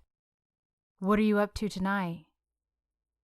Just the usual. Dinner, watching the kids, a little bit of laundry. Sounds exciting. Oh, you know it. What if I come by and take you out for ice cream? I can't leave. She sounded like she couldn't believe he would suggest something like that. The kids can't stay home by themselves. Shep and Peyton aren't home? No, they both had things tonight. Things? He asked. Yes, things. They're not here. She didn't offer more details. What about if I pick up ice cream and bring it to you? The sound of his smile came through the phone line. He was determined. Paige sighed. She had hoped she could push him away without actually telling him that that's what she was doing. I don't think so. Oh, why not? I know you like ice cream. And you just told me all you have to do is laundry. Believe it or not, I know how to fold clothes. Paige almost laughed at the thought of him folding the kids' socks and underwear. She couldn't help but joke back with him. I don't think laundry and ice cream go together. Oh, yeah, you're probably right. Everything would probably get sticky, which would defeat the purpose of just having washed them. All right, then. I'll come over and bring ice cream for me to eat while you fold the laundry. What a great offer. So, what do you say? Russell. She trailed off, not really sure what to say next. When she didn't continue, he said, Yes, Paige? She squeezed her eyes shut and tried to say it. I can't do this. Do what? This. With you. I can't. Russell paused. Okay. Well, that's not really a complete sentence, but what do you mean? What do you think I'm asking for? Oh, come on. Don't make me spell it out. I need you to be clear. I can't be in a relationship with you. Russell paused again, wanting to be bold, but not wanting to frighten her away. Paige, I'm not asking you for any kind of commitment. I want to spend some time with you because I always enjoy talking to you. I want to get to know you, because I don't really know you that well. I would really like to be your friend. Are you really saying you can't be my friend? Paige didn't have an answer. Of course, we can be friends. I just don't want you to think I can be anything more. I'm not worried about the future, Paige. I like you. I like your family. At least what I know of them. Oh yeah? Wait until you do their laundry. Russell laughed. Okay. He grew serious again. Come on, Paige. Let me be your friend. Let me be your family's friend. Can you do that? Paige took a long, deep breath. I guess. Excellent. Paige could hear his smile over the phone. I would sure hate for you to miss out on having me as a friend. I'm a pretty good one. She smiled despite herself. Oh, I'm sure you are. You're the kind of friend that talks people into things, aren't you? Only things that are good for them. Oh, really? For example? Well, for example, like eating ice cream. You know it's made of milk, and milk is good for you. Paige gave a little laugh. I guess I'll just have to take your word for it. She sensed that he wanted to ask again to come over, but he didn't. Instead, they talked for another half hour, laughing and joking. No more serious conversation. But then Paige needed to go. Oh, I forgot. I told the kids they could only watch one TV show, but it's probably led on to the next show by now. I better check on them, she said. All right, I guess I'll see you tomorrow, Russell said. Yes, I'll be there. See you then. Good night, Paige. Good night. Paige ended the call and sat on the edge of the bed for a few moments. She thought about the phone call and the way she had laughed. She had caught sight of herself in the mirror once during the conversation, and she couldn't help but see the way she looked very happy. The look surprised her. She almost didn't recognize herself, laughing and smiling. She stood to leave and said to herself, I can be a friend. She thought about that for a second, too, trying to decide if she believed herself or not. I can do that, she said with finality and walked from the room. Back in the living room, Peyton had come home and joined the younger kids on the couch. Oh, hey, you're home early, Paige said. Yeah. I was supposed to meet my group for our group presentation that's due next week, but everybody bailed. Don't worry, we rescheduled for Thursday, and if nobody shows up, I'll do the whole thing myself. Oh, all right. Did you eat? There's still some leftovers in the fridge. Good, I'm starving. Peyton stood and the two walked to the kitchen. Paige realized that she was still letting the kids watch TV. I know I let you go past your time already. When this episode is over, turn it off. Got it? The three mumbled in answer. In the kitchen, Peyton had already found the leftover dish and was reheating it in the microwave. Hey, Paige, have you ever thought about doing freezer meals? What, like frozen dinners from the store? Paige was confused. No. Part of our group project is like planning a household budget, and I'm in charge of the food part. So I was looking online about ways to save money on food, and I came across this blog about having a big cooking day, where you plan all your meals for the month, or maybe just the week. And then you put them in the freezer. Then every night you just pull something out and stick it in the oven. Oh, really? Yeah. So I was thinking we should do that, Peyton said. We should? Paige put plenty of emphasis on the we part. Yeah, it could be fun. You and I could do it together, and even Zoe could help. And then dinner would be super easy for you. I'll look into that. So you just do all the cooking at once. Yeah. Peyton sounded so excited about the idea. And then you have the rest of the month free. Paige looked at her sister. And what would I do with all that free time? Well, sometimes you might have to work late, and then I could just put something in the oven. I mean, even Shep could do that. And it could just give you some downtime. Mm-hmm. And you know, Peyton tried to sound nonchalant, if there's anybody you want to spend some extra time with, it might free you up for that too. Like who? Like, maybe a cute country club manager? Peyton gave a sly grin. Mm-hmm. I knew there had to be some ulterior motive. Ulterior motive? What are you talking about? How is this an ulterior motive for me if you're the one who gets to spend time with a guy? I'm not sure, but it still feels like it. Peyton smiled. That's just because you're not used to letting anybody do anything nice for you. Paige knew her sister was half joking, but the statement hit her hard. Was that true? Did she really not let anybody do anything nice for her? She walked over and gave Peyton a quick hug. Okay, send me their website and I'll look into it. And we'll give it a try. Yay! Peyton clapped her hands together. Okay, Miss Cheerleader. Oh, I think I hear the end of that TV show. I've got to get them away from the screen. We'll talk more later. Paige hurried off to check on the kids, but Peyton's words stayed with her more than Peyton must have thought they would. Had she really become so self-sufficient that people needed to beg to help her? Paige wasn't sure if it was true, but she determined in her mind to start paying attention and find out. Chapter 20. Tuesday morning, Paige walked into the restaurant at 6:30. She had laid out breakfast for everyone with specific instructions for getting ready for school, then left Peyton in charge until the bus came. She needed to make up some time from the day before, but she also had plenty to do.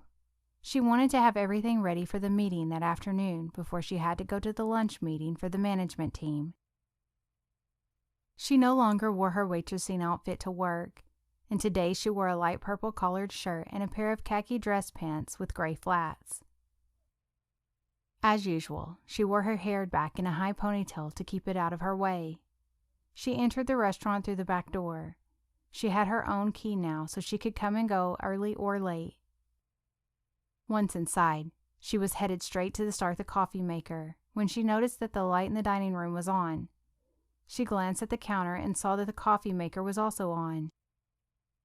Cautiously, she set down her keys and bag on her desk and crept towards the door to the dining room, unsure of who or what she would find. There sat Russell in his usual seat at the bar with 2 fresh cups of coffee. He hadn't noticed her yet, and he was leaning over the counter reading his Bible. She stood staring at him a moment until he looked up and saw her in the doorway. "Good morning," he smiled. "I've got coffee." She started to walk over to the counter and reached out for the mug he offered her. "Nope, not on that side. Come around here and sit." He patted the stool next to him. She hesitated, but gave in and walked around and took a seat. The coffee was the perfect temperature. How did you know what time I'd be here? I didn't. I just got here at 6 since I was pretty sure you wouldn't be here before that. And this is something a friend does? Oh, absolutely. A friend can get to work early and make coffee for a friend. I didn't know you knew how to make coffee back there. I asked Shannon about the procedure when I was here yesterday. You never know when a skill like that can come in handy. Mm-hmm. Paige sipped her coffee and tried to think of what to say next. So, busy day today. Russell beat her to it. Actually, yes. I've still got to finalize some menus for upcoming events, then the management meeting at lunch, and the meeting this afternoon with James and Trent. So yes, it should be pretty full. You? Yep, pretty much the same. I have to go to those meetings too. Right. But I like busy days. Makes me feel productive. Plus, the day goes by quickly too.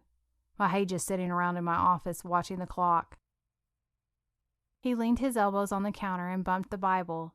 When he noticed it there, he closed it and moved it to the side. "What are you reading?" She gestured towards the book. "Oh, a few Psalms. I like to pray through them to start my day." "Oh, that's nice." Paige didn't say more. "Do you read much? The Bible, I mean," Russell asked. Paige seemed uncomfortable. "Not really. I mean, I believe it, and we go to church and hear it. I just don't have a lot of time for it." "I can understand that. I used to feel the same way." Russell spoke gently. "But I've realized that I really do have time. I just have to be intentional about it. And when I make the time, it's really life-giving for me. I feel more ready for the day when I've spent some time in the Word." Paige stared at her coffee mug. She had always gone to church. Her parents had taken her since she was an infant, but she hadn't really known people her own age who spent time reading the Bible every day. Sure, in high school, the youth pastor had always told them they should, but most of her friends didn't, and she had never wanted to find the time for it. And after her parents' death, she didn't really see the point. Of course, she wanted to go to heaven, but in the meantime, she was mostly concerned with getting done what she needed to do every day. Russell interrupted her thoughts. "Do you have a Bible?" he asked. "Oh, of course. My parents bought it for me in high school." She smiled as she thought. "I think it's a neon pink teen study Bible." "Oh, so you like pink, huh?" "Not so much now, but back then, yes. I was all about bright colors." "Oh, yeah? So what were you like in high school? A cheerleader?" "Oh, no, not at all. Peyton is the cheerleader." "An athlete?" "Kind of. I played volleyball, but it was just for fun. I never wanted to play in college or anything." "So what were you involved in?" "Mostly academic stuff. I was on the yearbook staff and vice president of the student council." Were you also a mathlete?" he teased. She reached out and pushed his shoulder, feigning offense. "No, I was just a regular nerd, not a super nerd." His eyes twinkled at her. "What about you, Mr. Popularity? Most likely to run a country club someday?" Russell laughed. "Mostly I was a dumb jock, basketball in the winter, golf in the spring. But I wasn't really a standout, just a member of the team." "I bet you weren't dumb, though." "Okay, you caught me. No, not really. I was on the honor roll." "Aha. So you're a nerd, too." "Mostly because my parents expected it. A lot of guys on the basketball team would barely make the grades to try out. But at the Pierce house, we had our own minimum GPA to be able to play sports." "I see. Sounds like a good idea." You know, it really was. Of course, I didn't like it at the time, but it makes sense. It made me learn to work hard in both areas. If I wanted to play, I had to work hard at studying. And then, because I had had to work to earn the right to play, it made me want to be a better player, so it was worth the effort. They sound like great parents. Oh yeah, I appreciate them using that as a tool. It's definitely something I want to do with my own kids someday. They both fell quiet for a minute at his mention of kids in the future. Russell broke the silence, speaking again. "Oh yeah, speaking of my parents, every year my family has this big party on Memorial Day. We started it when my brothers and I were little to celebrate the end of the school year and the official start of summer. Anyway, my parents still do it and invite all of us and neighbors and friends from church. And I wanted to invite you and your family." "Oh, well, that sounds nice. I'll have to see." Russell didn't give her the opportunity to say no or make an excuse. "You can bring everybody, or if the older kids have something, just bring whoever can come. You don't already have plans, do you?" "Well, no, we don't." Great. Then you'll come? Okay, sure. Paige racked through her brain, thinking if this could work. She decided that she would think about it later. She slid down off her stool. Well, Mr. Honor Roll, I need to get to work if I'm going to get everything done this morning. Yeah, me too. This was nice. Paige looked at him and honestly agreed. Yeah. Yes, it was. Thanks for making the coffee. Anytime, he said. See you later. He stood and gathered his things, and the two went to their separate workspaces. Paige walked to her desk and turned on her computer. She sat and looked over her notes for the upcoming menu and tried to focus. But suddenly all she could think about was what she would wear to a Memorial Day party. Wow, I sound like Peyton, she thought to herself. But she knew that she couldn't deny that she actually wanted to go to the party. After all, Russell would be there, and she was beginning to see that she genuinely enjoyed spending time with him.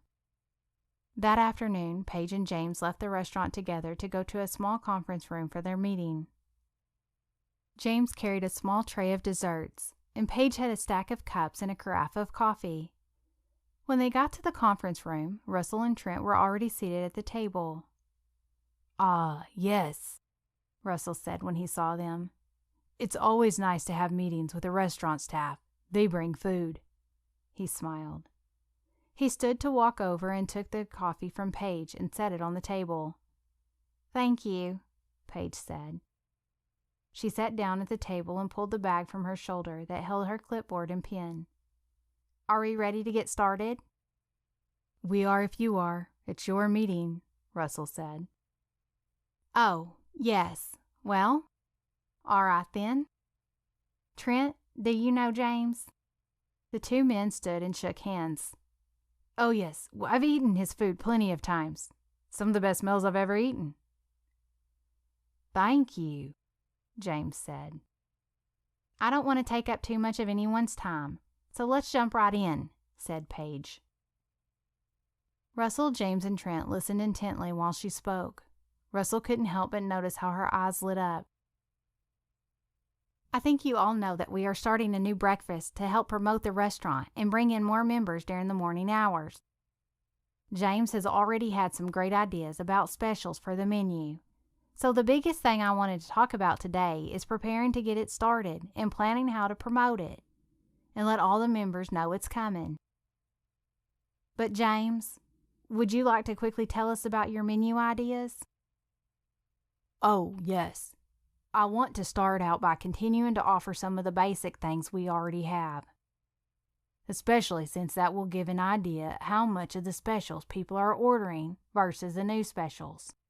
So you can still order eggs, bacon, bagel, etc. But then, just like we do for lunch, we'll have a daily special.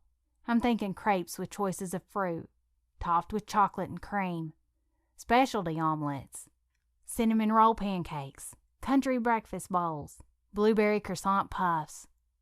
James trailed off. You get the point. Delicious specialty breakfast. Something out of the ordinary. Trent spoke up. Man, I wasn't going to eat one of the desserts you brought, but now my mouth is watering. I'm going to need one. He laughed. Of course, please do. James pushed the tray towards him. Thanks, James, Paige said. So that kind of gives you an idea. We have planned out a full list of a different special every day for 2 weeks so we can reevaluate and see which ones were popular before planning further. Which brings me to my next point. We would like to set a date for starting, and we want to introduce it right as summer begins, so it's happening at a fresh season in time for the club. Plus, summertime is when a lot of people are vacationing, or have a lot of friends and family visiting from out of town.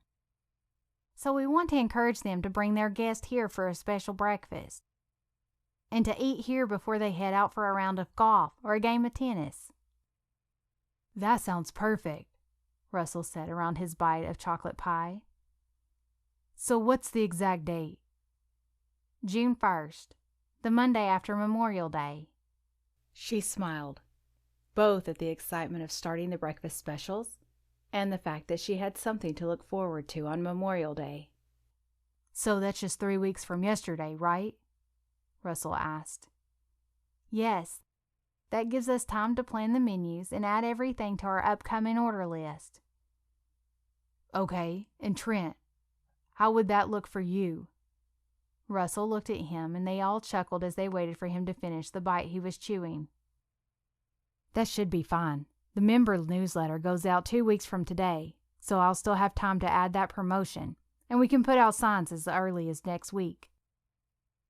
That will be perfect. I would like to do signs for the tables in the restaurant, said Paige. Okay, that's no problem, Trent said, and made a note on his pad. But I'm totally drawing a blank on what to say in the promotions. Someone suggested, make all your mornings special with our new breakfast. She grinned at Russell, but I'm not sure how to capture what we're trying to say. Trent stared at his pad thinking, He drew something on the page.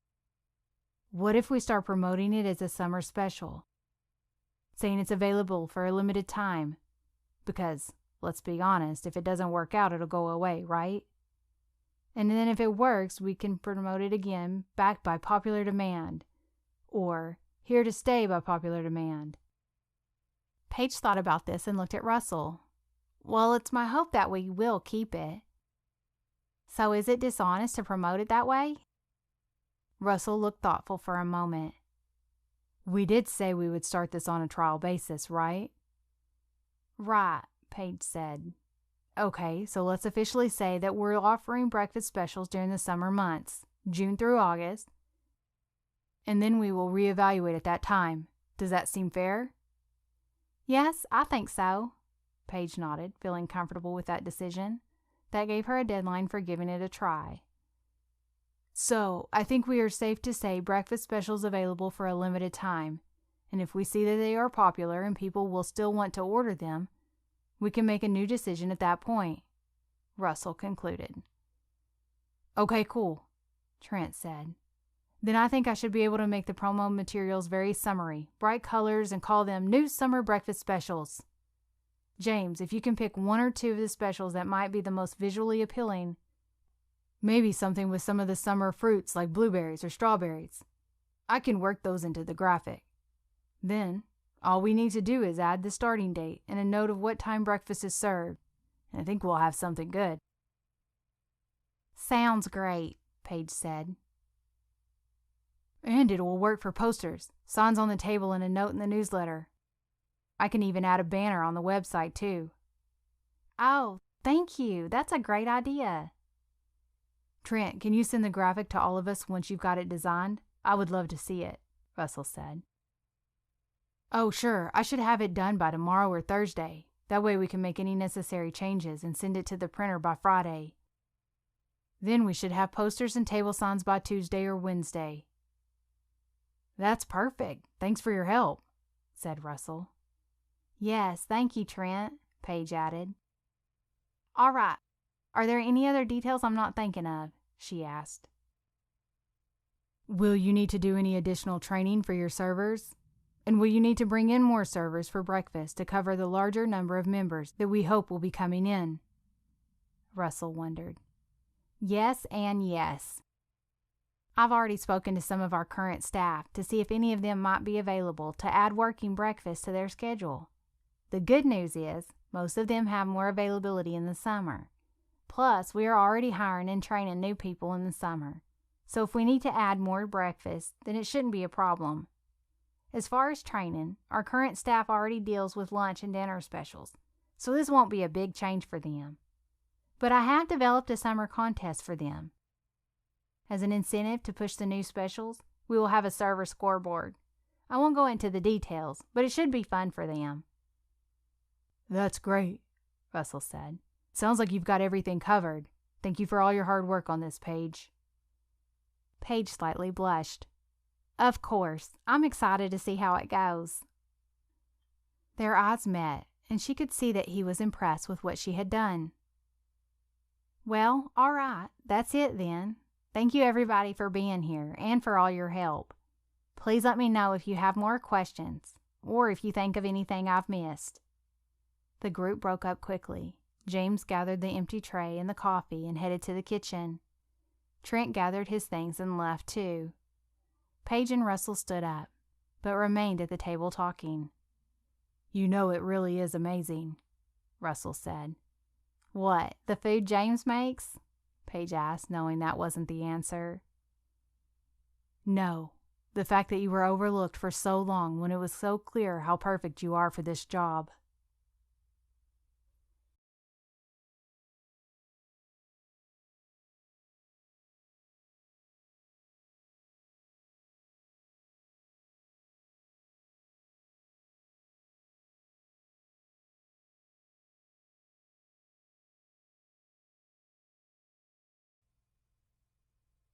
Chapter 21.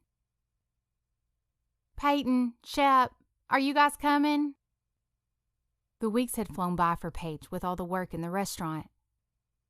She couldn't believe it, but she felt like she had blinked and it was Memorial Day weekend. Now the younger kids were loaded in the van, and she was just waiting for her teenage siblings. Dressed in khaki shorts, with a teal sleeveless top and brown strappy sandals, she checked the contents of the back of the van one last time to make sure they had everything. She brought changes of clothes and beach towels for the kids, in case they got wet or dirty, and sunscreen for everybody. She also had a few fold-out chairs just in case. She had asked Russell if she could bring anything, and he continued to insist that she didn't need to. Finally, he broke down and told her that his mom said if she really wanted to bring something, she could make a dessert. So she had put together a 4-layer dessert with a pie crust, chocolate pudding, cake, and whipped cream. Finally, Peyton and Shep came out and climbed into the van. Shep crawled over the little kids to get to the back seat, and Peyton took the front seat next to Paige. "Sorry," she said. "All right, let's go."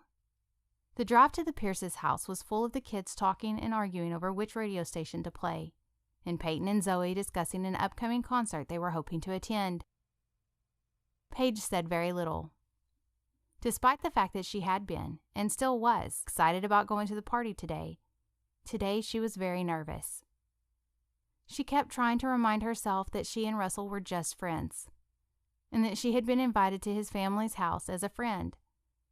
But she felt as though there would be pressure to admit they were more. Before she knew it, they were in the driveway and it was too late to back out.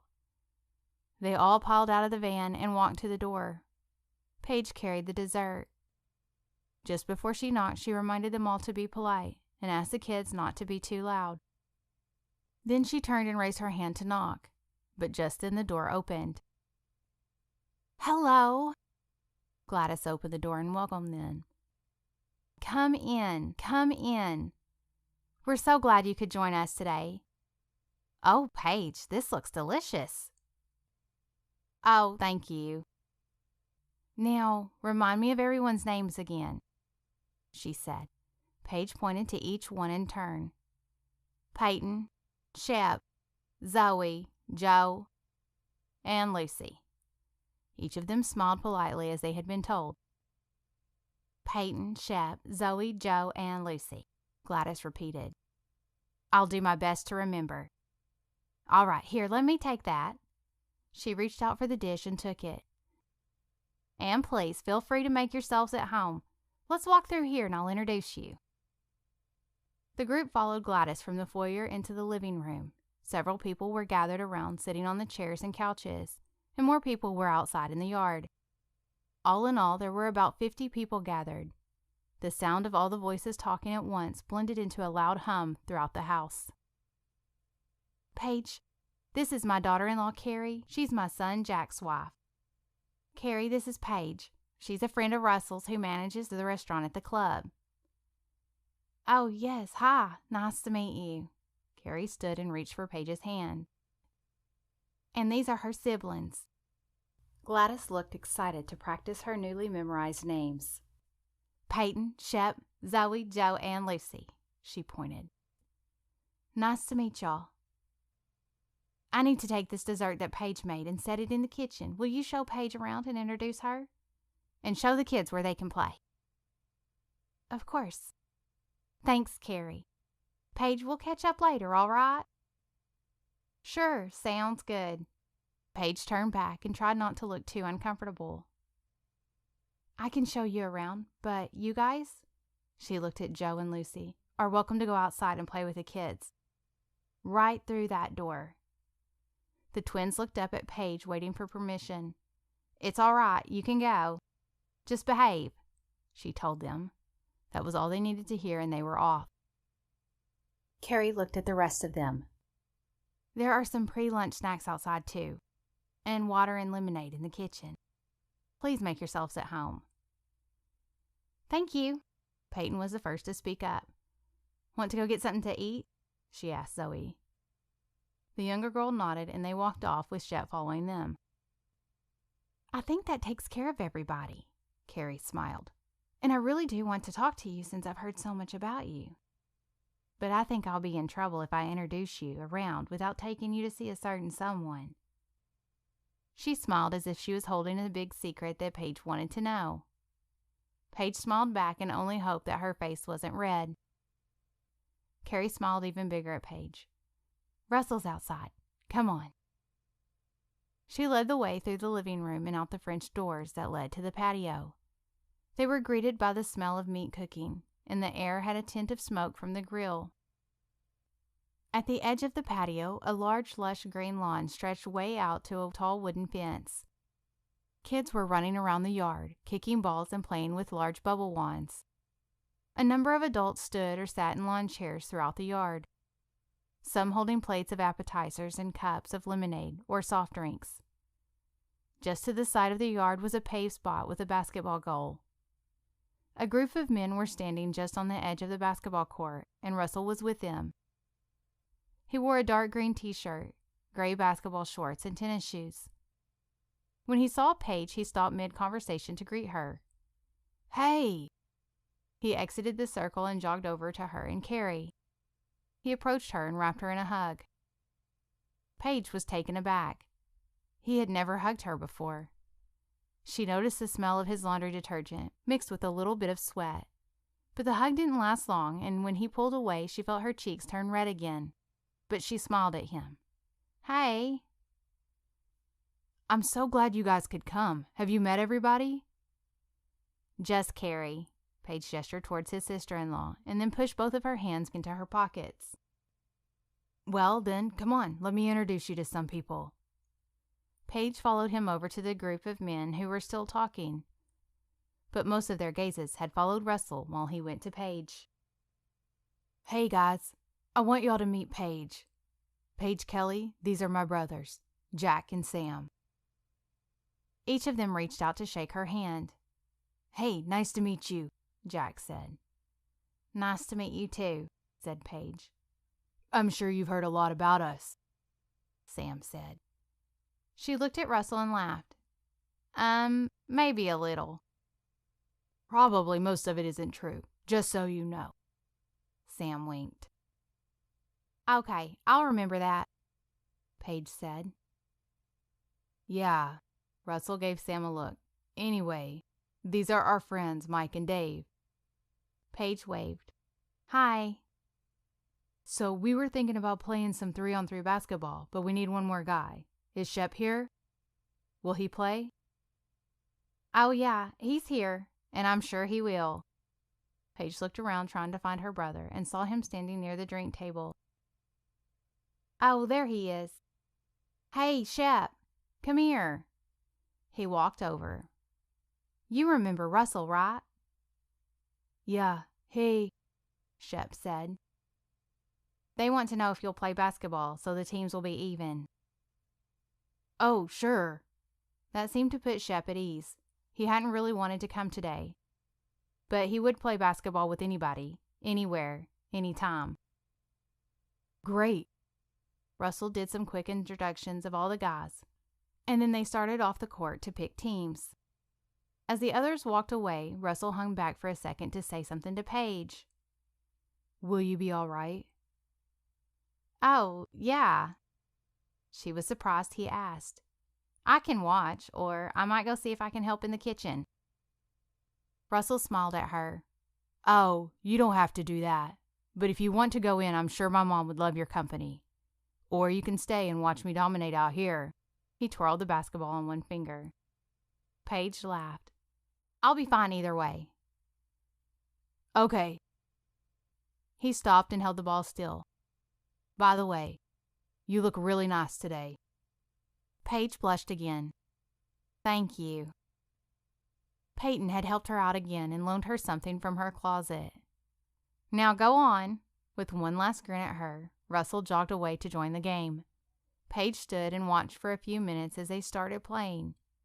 She glanced around to make sure she could lay eyes on each of the other kids.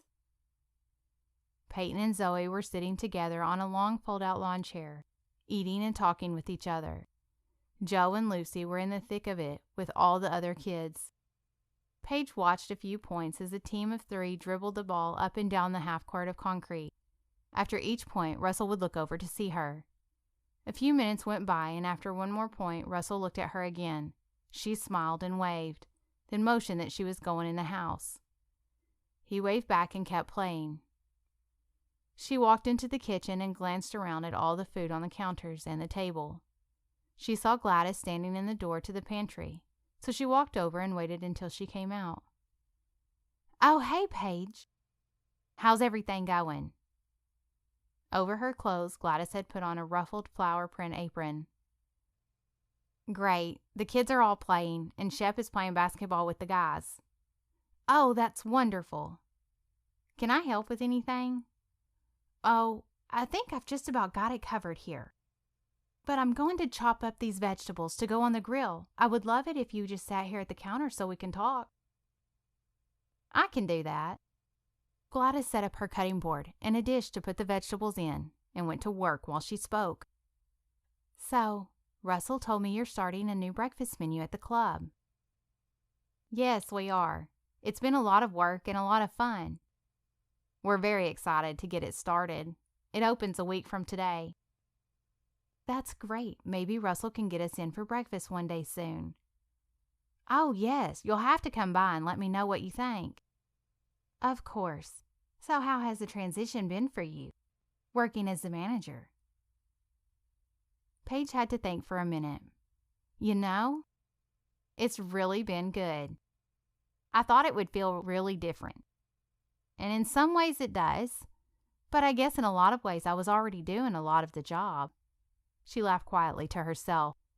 "I guess Russell was right." "Right about what?" Gladys asked. "Well, he said I was already doing the job, and that's why he recommended me for the promotion. At first, I thought it was just because he felt really sorry for me." Paige realized she had said more than she meant to. She tried to cover quickly. "But I guess he was right after all, about the job." "Mm-hmm. I see." Gladys looked at Paige as if she was trying to decide whether or not to push the question of why Russell would feel sorry for her. Ultimately, she must have decided not to, because she changed the subject. "Your hair is really lovely. Have you always worn it long like that?" Paige twisted the end of the ponytail and thought to when she wore her hair down more, and kept it trim and fixed all of the time. "Oh, no, not always. But it's definitely been long for a while." "I just don't think I've ever seen you with it down." "Oh, yes. It's just easier to pull it back, especially working in the restaurant." "Oh, yes, I'm sure it is." There was a quiet lull as the mumbled voices outside mixed with the sound of Gladys chopping vegetables. Then she stopped, laid down the knife, and leaned on the counter as she looked Paige in the eye. "So, Paige, just between us girls, tell me what's going on with you and Russell." Paige looked away and chewed her bottom lip. She was sure these questions would come eventually. She had tried to prepare herself for them, but sitting here she didn't know what to say. "Nothing, really. We're friends." She knew the words didn't sound believable, even to her. "Oh, really?" Gladys gave her a look only a mother can give. Paige felt like a child without an answer to an adult's question, so she shrugged her shoulders. "Yes," was all she could say. "Well, if that's true, then it's really too bad, because I like you." She winked at Paige and excused herself to take the vegetables out to Jim at the grill. Paige sat at the counter in the quiet. Everyone else had gone outside. Just then, Carrie came down the stairs from feeding baby Caroline and putting her down for a nap. "Phew," she said. "Caroline is asleep and Luke is outside playing with his cousins. So I'll take a short break." She smiled and sat down on the stool next to Paige. "So I heard Gladys go outside. Did she ask you about Russell?" Yes, she did. So don't you start too." Paige tried not to sound embarrassed. Carrie laughed. "Listen, I've been in this family for quite a while now, so it's no surprise." "Yeah, I guess I should have expected it, but really we're just friends. Between me and you, I think he wants more. But I've told him that's not happening." "Oh, really?" Carrie asked. "Yes," Paige said with certainty. "So why is that?" "Well," Paige paused to take a deep breath. She tried to think of how to explain it without going into too much detail. But suddenly she felt like she could really talk to this woman that she had only just met. "My family situation is obviously very different." "Yes, Russell told us about your parents.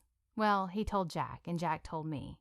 I'm so sorry for your loss. I can't imagine what that must have been like." "Thank you. It was quite a shock for a while, but now we're settled in, you know? We're used to things the way they are now, and I don't really want to rock the boat. Plus, I just don't think a relationship is a good idea for me right now. I don't think a guy would really want to take on all the baggage that I come with." Carrie looked thoughtful before speaking again.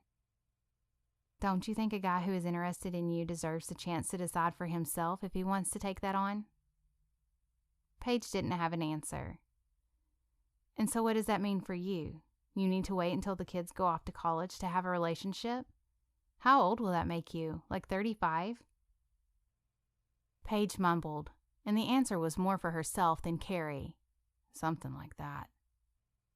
"Paige, you can't do that. I'm not saying that you have to date Russell, and honestly, you don't have to be in a rush to dive into a relationship and get married. But your plan can't just be to put it off forever. If the right person comes along, you just have to be open. Maybe I'm just never going to get married. Maybe this is what I'm supposed to do." "You're right. Maybe it is. And if you're happy and serving your family in this way is joyful for you, then that's good. And if you never meet someone who you want to spend the rest of your life with, then you have been a part of a wonderful family and raised kids. But if you're just doing this because you think you should, and you're actually pushing away someone that could potentially be the person for you, then that's wrong. That's not what God wants for you." I guess I never really thought about it that way. Paige was genuinely trying to take it in and think about what Carrie was saying. "I don't want to lecture you or tell you a bunch of things you already know, but I have to tell you about my own story. I knew Jack all through college, and I had even been to his parents' house for a gathering like this one a few times, but I was so determined that I didn't want to get bogged down in a relationship. I wanted to be single and graduate and start my career. I wanted to be a pediatric doctor and take care of kids. So I shied away from any kind of serious attention from guys. I had plans, but Jack wouldn't quit asking. So I finally went out with him just to shut him up. But I had fun. So when he asked again, I said yes, and we had fun again. So we kept going out. And the next thing I knew, we were a couple. Once I realized that, I broke up with him immediately. I didn't want anything interfering with my plans, so I didn't see him or talk to him or take any of his phone calls. And then something would happen, and I would think, I can't wait to tell Jack. Or I would see something funny on TV and think about how Jack would laugh at that. Just 100 tiny things throughout the day that made me think of him. I started to miss him so much, and so one night I sat down and thought really hard about my life. Did I really want to achieve all my goals and then not have someone to share it with? I knew I didn't, and I knew that Jack was the first person that I wanted to tell everything to, for forever. Paige sat enraptured in the story. She could see herself in it. Not in the same way, but she could imagine herself sending the twins off for the last time and then standing in an empty house. Was that really what she was working towards? She wasn't sure what else to say. I guess you're pretty happy you made that choice. I wouldn't change a thing.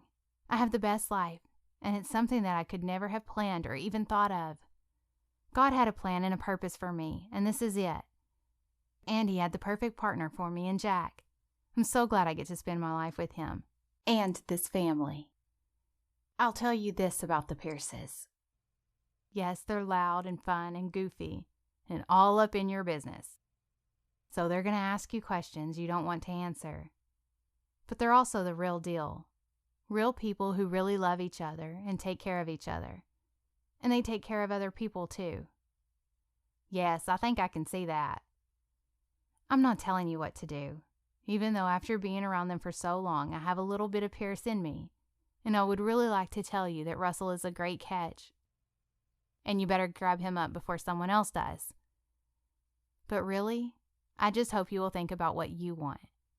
Sometimes you just have to open yourself up to a possibility to see what will happen. Thanks for telling me your story. I promise I'll think about what you said. Paige smiled. Good, because seriously, Russell is a great catch. Carrie winked at her. Just kidding. Come on, let's move outside and see what's going on. The two stood and walked out the door together. Someone had turned on a sprinkler and the kids were running around getting soaked in the yard. Paige caught sight of Joe and Lucy and was glad she had brought them a change of clothes. The basketball game had wrapped up and Jack walked over to his wife and gave her a big hug, rubbing his sweaty face on her cheek. Ew! Carrie squealed, but it was a playful squeal and she kissed her husband. So, who won? We did, all the men said. Russell walked over and stood next to Paige. I scored the winning goal. Psst, whatever. Sam spoke loudly. More like you got lucky with a granny shot. Russell playfully pushed his brother. You're just jealous. Hey, Dad, is it time to eat yet? Jim Pierce stood by the grill and held up his hand with 5 fingers spread out. Jack, Sam, and Russell all 3 put 2 fingers in their mouth and whistled loudly. All the kids stopped running, and all the adults stopped talking to listen up. 5 minutes to lunch, the brothers shouted in unison. At that announcement, parents went to gather kids to wash their hands and faces, and everyone began to set up chairs where they would eat. Russell spoke to Paige. I'll get Joe and Lucy, and then we'll set up chairs by the fence. Is that all right? Paige was taken aback at his instruction. Oh, okay, sure, sounds good. Be right back. As she watched him walk away, she thought about Carrie's words. Don't you think a guy who is interested in you deserves the chance to decide for himself if he wants to take that on? Is that what he's doing? She wondered. Is he trying to show me that he can handle the family part? Do you want me to help get the kids food? Peyton interrupted her thought. No, I think I've got it. Russell's getting them now, Paige said. Peyton gave her a questioning look. You two can get your own food, and you can sit with us if you want, or not, whatever you want to do. Shep walked up to join them, but Peyton spoke. Come on, Shep, Zoe. Let's eat over at the tables and leave Paige and her friend alone. She smiled as the 3 of them walked away. Paige started to call after them to tell them to come back and to absolutely not leave her alone. But Jim stood near the door and raised his hand. It seemed to be the signal for everyone to quiet down. As everyone took notice of him standing there, the adults stopped talking and did their best to quiet the children. Gladys came out to stand next to her husband, and the 2 of them joined hands. Everyone, let's pray, Jim said. All across the yard, couples joined hands and held kids. Jim waited while everyone settled in. Joe and Lucy ran to Paige and huddled close. Russell was shortly behind them and walked over and stood beside Paige. As everyone bowed their heads and closed their eyes, he put his arm around her and rested his hand on her shoulder. It was already quite enough to hear a pin drop, but now all Paige could hear was the sound of her heart beating. She stood perfectly still and tried not to breathe loudly. "Dear Jesus," Jim prayed, "thank you for the gift of so many friends and family members that are here with us today. Thank you for this beautiful day and for the chance to celebrate and fellowship together. Thank you for the food you have provided. I pray that you will bless the food to nourish our bodies, and may our time together be glorifying to you. May we walk in a manner worthy of the gospel of Jesus Christ. In his name we pray. Amen." The sound of amens echoed across the yard. Russell dropped his hand from Paige's shoulder just before everyone opened their eyes. Jim's voice boomed. "All right, everybody, let's eat." All the voices started back up as kids started running around and parents gave instructions. Gladys began trying to point everyone to the starting point of a food line. "Come on, let's get some food." Russell led the way for Paige, Joe, and Lucy as they headed into the kitchen and began to maneuver the line. Paige followed a few steps behind and couldn't help but watch Russell as he helped the kids start to fill their plates while balancing his own. She knew if she didn't watch herself, she would start to fall for him. And if she did, she would fall fast. Afternoon was turning to evening, and most of the crowd had left for home. All of the Pierce family members still remained, and the kids were running around the backyard catching fireflies in big glass jars. Paige and Russell sat next to each other in lawn chairs near the edge of the patio. The other adults were either inside or playing with the kids. "I feel like I should go help your mom clean up," Paige said. "Oh, she wouldn't let you anyway." Russell leaned his head back on the chair, looking totally relaxed. "She would say, 'It's your first time here, and you're a guest. Guests don't help clean up. But next time you come, you won't be a guest anymore, and you can help then. It's a house rule. One time here, you're a guest. The next time, you're family.'" "What makes you think I'll be coming back here again?" Paige asked teasingly. "Oh, I think you'll be back. We're the kind of people who get under your skin, and you just can't get rid of us." "Yes, I'm learning that." "Really, though, did you have a good time?" Russell looked her in the eyes and saw that she looked happy. "Oh, yes, your family really is great. I might be a guest today, but they made me feel very welcomed. I talked to Carrie for a while." "Oh, yeah? Did she tell you any embarrassing stories about me?" "Oh, yes, all kinds." "She's heard them all by now, so I wouldn't be surprised." "No, really, she was very sweet. She seems to think you're pretty great, too." "I will take that compliment for sure. Oh, I almost forgot." Russell stood up quickly. "Come on, I've got something for you." "For me? What is it?" "You'll have to come and see." "I should watch the kids." Paige glanced over and her eyes searched the yard for Joe and Lucy. "Oh, they're fine, and Peyton is just over there. If they need something, they will find her." "Okay," Paige said cautiously. "Come on." Russell walked towards the door, and she followed him inside and across the living room to the stairs. Upstairs, he walked to the second door and opened it. "Don't judge me by the decor, but this used to be my room." He walked through and stood by the dresser. It was still decorated like a high schooler's bedroom, with band posters and basketball trophies lining the walls. "In fact, if my mom had gotten her way, it still would be. She actually wanted me to move back in here when I came back to town." He laughed. Paige stood in the doorway and leaned against the frame. "You wanted to show me your room from when you were a teenager?" "No," he said. "I wanted to give you this." He reached to the top of the dresser and picked up a rectangular box. "I just put it up here so it would be out of the way during the party." Paige hesitated in the doorway, so he walked to her and handed her the box. Cautiously, she took it in both hands and slowly lifted the lid. Inside was a leather-bound Bible with her name engraved in gold lettering. She drew in a quick breath. "Oh, you didn't have to do that," she whispered. "You said the only one you have is neon pink and designed for a teenager, but you're not a teenager anymore. I thought you might like to have a grown-up Bible." He smiled. "It's beautiful," she said. "Thank you." "You're welcome. I hope it'll be an encouragement to you." "Thanks." Paige could barely speak. No one had given her a gift that meant this much to her since her parents. Without thinking or talking herself out of it, she set the box down and hugged him. It wasn't a long hug, but one that showed him she was grateful. "Thank you, Paige."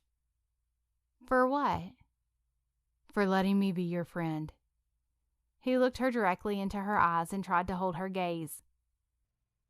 "I'm still surprised that you want to be my friend."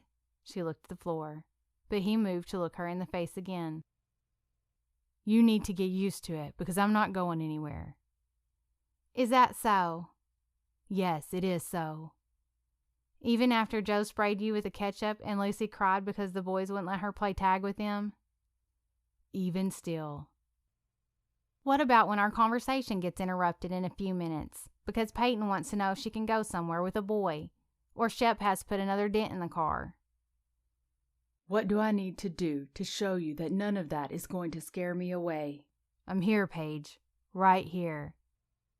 I know that those things might happen, but that's part of your life. And if that's part of your life, then I'll get used to it. Because I want to be a part of your life." "You mean you want us to be friends, right?" "Friends. Yes, Paige. I want us to be very best friends." His gaze was intense as he looked straight into her eyes. She couldn't break eye contact with him for a second. He seemed so serious, so unwavering that she couldn't argue. "I think I might be okay with that," she finally said. He smiled at her. "Okay, good." She smiled back. Russell took a deep breath and smiled at her. "All right, I'm going to ask you something now, and your first response is going to be to say no. But fight that urge just for a second and try to say yes." I'll see what I can do," Paige teased him. "I'll take that." He took a deep breath and paused for effect, then he said, "Paige, will you please go to dinner with me on Friday night?" She paused too, squinting her eyes and pretending to fight an urge in her mind. Then she finally looked at him and said, "Okay." "Well, it's not a yes, but I'll take that too," he smiled. She smiled back. She picked up the Bible and closed the box, and then walked back down the hall. He watched her go and let her get a head start on him down the stairs. He wasn't sure exactly what had made a change in her, but he knew it was a start, and in his heart he knew it was the start of something very great. Chapter 22. Russell put on his watch and checked himself in the mirror one more time. He had told Paige they were going somewhere nice, so she should dress up. He wore dark khaki dress pants, a blue striped collared shirt, and a gray blazer. As he went to pick up his keys, his phone rang. "Hey, Mom," he answered. "Hi, Russell. How are you?" "I'm great, Mom. I'm headed out the door to go pick up Paige." He had already told her they were going to dinner. In fact, she had recommended the restaurant where they were going. "Oh, good. I'm glad I caught you. I've been praying for you today." "Oh, thanks. I appreciate it." "I've been praying for her too, Russell. I'm concerned for her." "I know, Mom. I have been too. I told you ever since I met her, I have just wanted to help her." "I know, son. And I'm thankful that you have that desire, but I just want you to think about how you help her. I talked to her the other day at the house. She is in such a struggle. I can see the pain and heaviness in her eyes. It's still there. Losing her parents, taking on such a huge responsibility, she has struggled and she's still struggling. I don't think she has leaned on anyone for help. Not even Jesus. I know, he said sadly. She's very independent. She doesn't want anyone to think she can't do it by herself. I want to help her. I want to help her let go of that. Show her that people can help and it doesn't make her incapable. Yes, but even if she lets you in, you can't bear all her burdens for her. Only Jesus can do that. Point her back to him. You're right, Mom. Thanks. I think I needed to hear that. I will keep that in mind and keep praying for her. Good. I know you have the best intentions. You taught me well, I guess, he laughed. We tried. He could hear the smile in her voice. All right, then. I'll let you go have fun. Thanks, Mom. I'll talk to you later. They said goodbye, and when Russell hung up, he felt a heaviness again. Knowing he couldn't take all her pain away was hard. Lord, guide me in how to help. Let me show her the way to you. He didn't hear an answer, but his heart was filled with peace and joy. He hurried out the door. When he arrived at the Kellys' house and walked to the door, he could hear the sound of voices inside. He knocked and Peyton opened the door. Hey, come on in, she said. Paige will be down in a minute. Sorry the kids are wild right now. Oh, that's all right. He stepped through the foyer into the living room and stood near the wall watching as Joe and Lucy jumped on a stack of pillows they had piled on the floor. Then he heard the sound of footsteps coming down the stairs. He turned to see, and his breath caught in his throat at the sight. Paige was dressed in a sleeveless navy blue knee-length dress.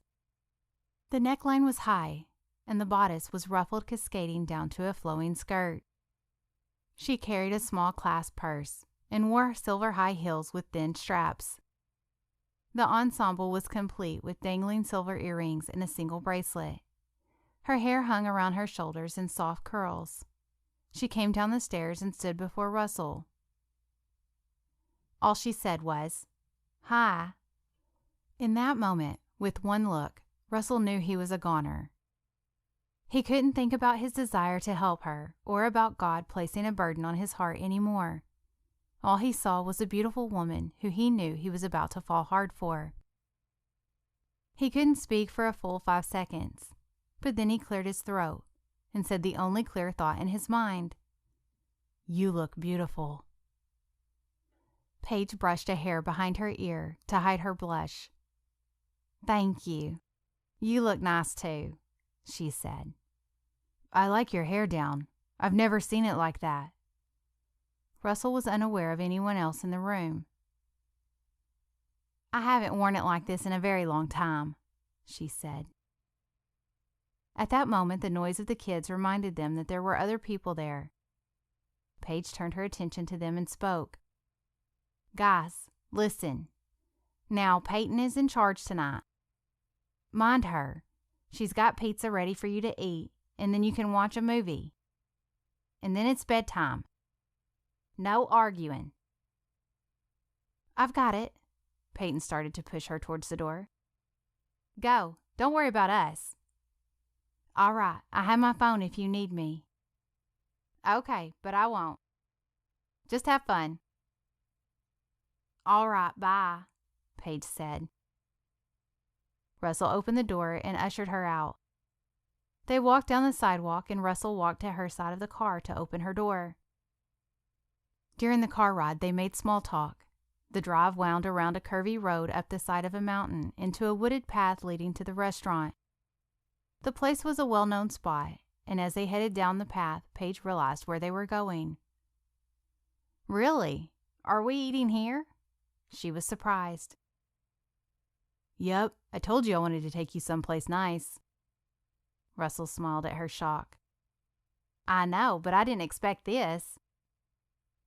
Russell pulled into the circle drive in front of the restaurant, known as The View.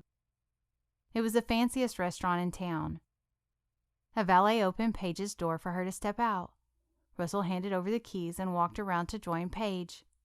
He spoke as they walked toward the door. I just want you to relax and enjoy dinner. No kids, no cleanup, no stress.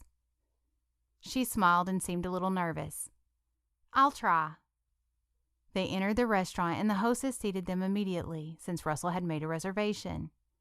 They were led through the dining room out to the covered deck and seated at a table near the railing. Their view overlooked the ridge below the mountain, and the breathtaking sunset served as a backdrop. "Well, what do you think?" Russell asked as they took their seats. "It's amazing," Paige nearly whispered. "I'm glad you like it. The food is also supposed to be spectacular, so I hope you're hungry." Paige smiled and started to look at her menu. She had only started scanning when Russell said, "Order whatever you want, and I insist we get an appetizer and dessert. I plan to leave here totally stuffed." Paige giggled. Her nerves were beginning to fall away as she let herself relax and enjoying the company of the man she was finally calling her friend. She didn't know what was coming, but for once she chose not to worry about it and just have a good time. They chatted as they ate the bread the server brought to the table and ordered a crab cake appetizer. The server told them the specials for the night, and they each chose one instead of ordering off the menu.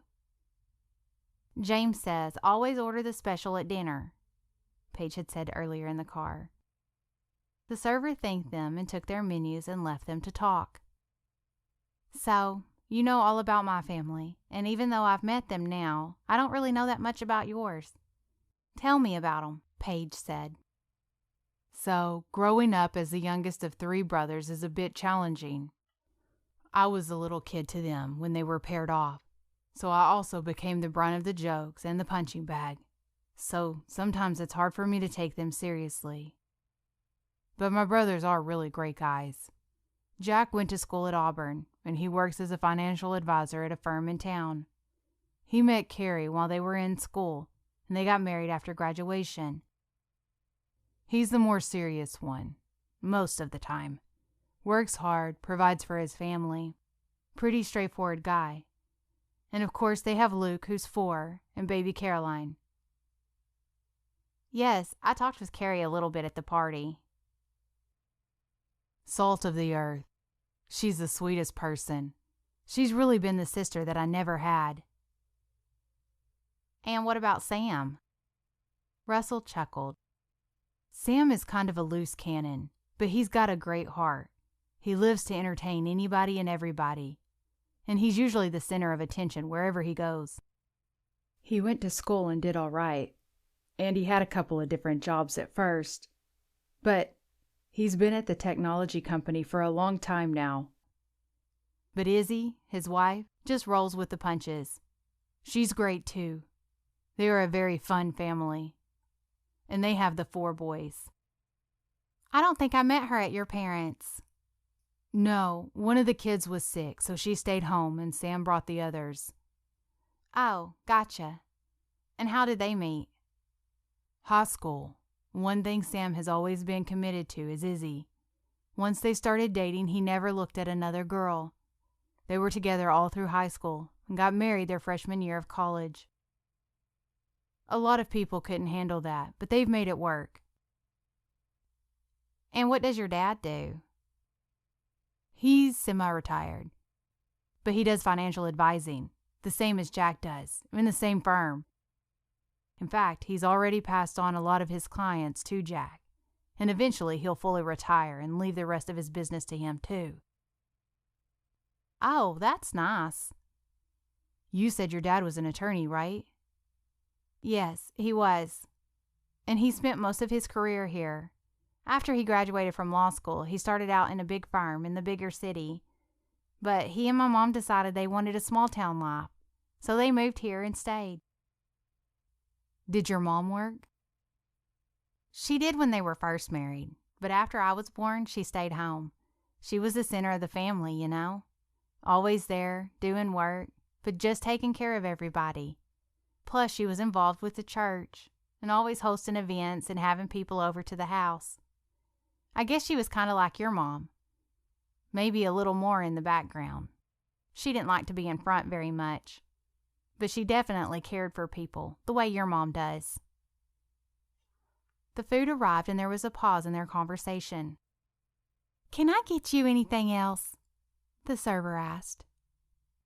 I think we're fine. "Thank you," Russell said. When she walked away, he asked, "Should we pray?"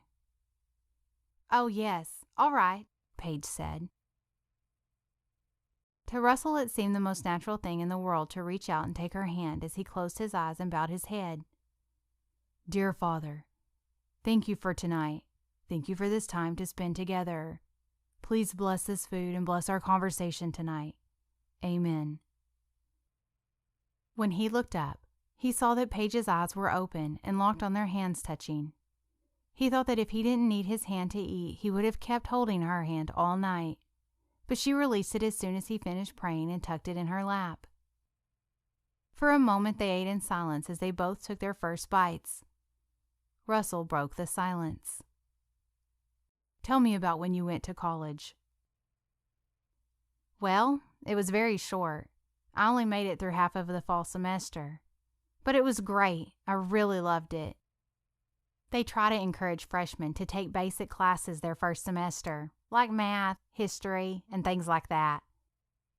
But I didn't listen to that at all. I took several classes in my major and just jumped right into it. I figured I had to take the basic classes anyway, and so I would at some point. But I wanted to find out right away if I was really going to like my major." "And did you?" "Oh, yes. I could have talked all day about room design, color coordination, fabric choices, furniture layout. Like I said, I only made it through half of the first semester, but I enjoyed the classes and projects so much." "Do you ever think about going back to school?" Russell asked. "Sometimes. Maybe someday I will, but right now it's just not possible."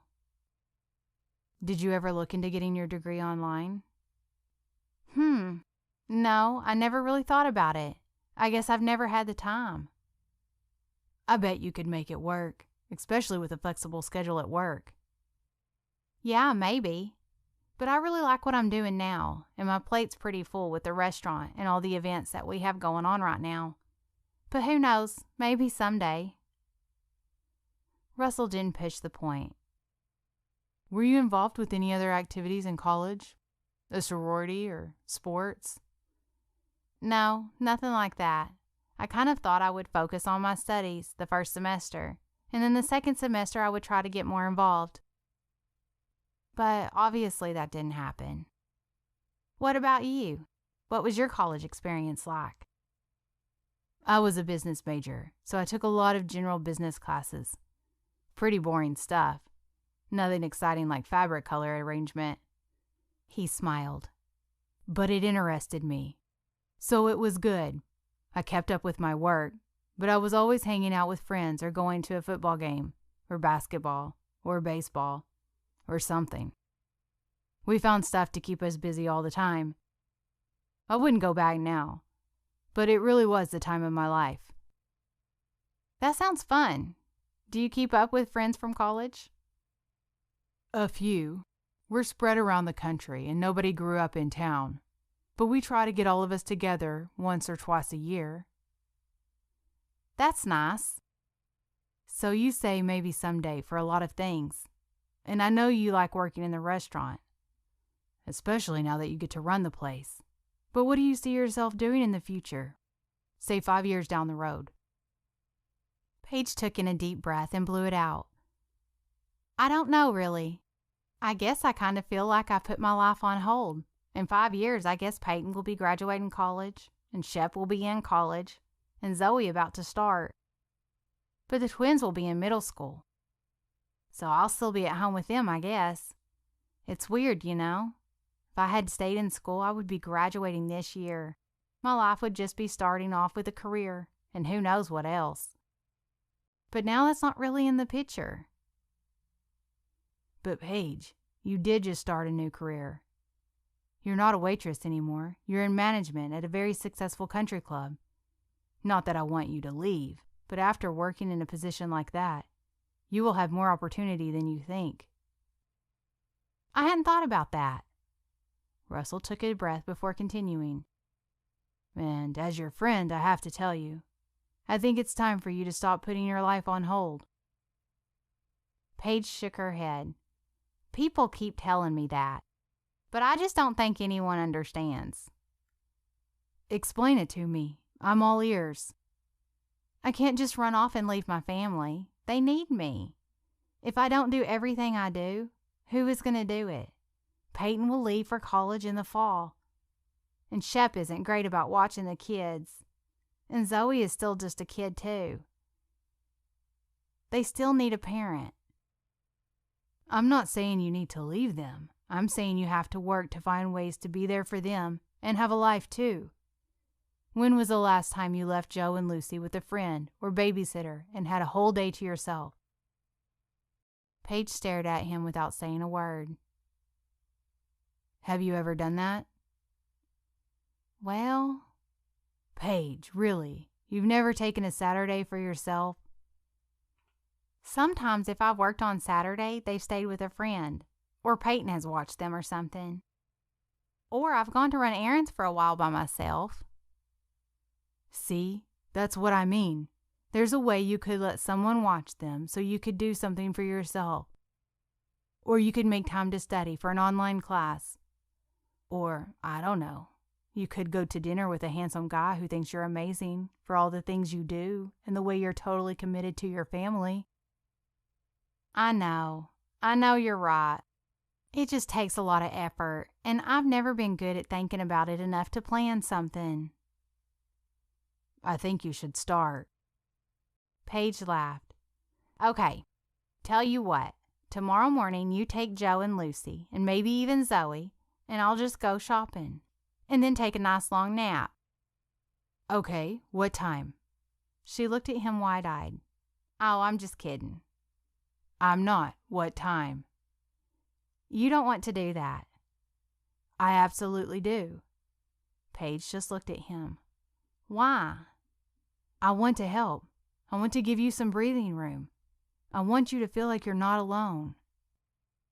Paige looked away as she blinked away the tears that were trying to surface. Paige, do you feel alone? She cleared her throat, trying to gain control of her voice. She shook her head as if she couldn't admit to the awful truth. The waiter came to the table and poured more water in their glasses. Would you like to see a dessert menu? Yes, thank you. Russell spoke somewhat abruptly, but he hoped she would leave them for a minute. When she was gone, he spoke gently. Paige, I know that your life hasn't been what you expected, and it's been hard to shoulder the burden you've carried. But you need to know that you're not alone. God has never left you alone. Oh, please don't give me the God has a plan for you speech. I've heard it. If this is his plan, then fine. I've been doing all right for the past few years. But in my opinion, this really isn't his best for me. Best would have been if my parents hadn't died. Best would have been that I finished school and started a career. Best would have been having children when I was older and married and able to do it with a husband and a dad, not alone as a single 20-year-old. He reached for her hand again. Paige, I'm so sorry. Ever since I met you, I have spent so much time thinking about you and wishing that I could fix this for you. But I can't. I can't bring your parents back, and I can't wave a magic wand and make your life easier. But I wouldn't be a good friend if I didn't tell you that this is definitely God's plan and that he has a purpose. Would you be as close to your siblings if you had been away at school for the past 4 years? She composed herself. No, I guess not.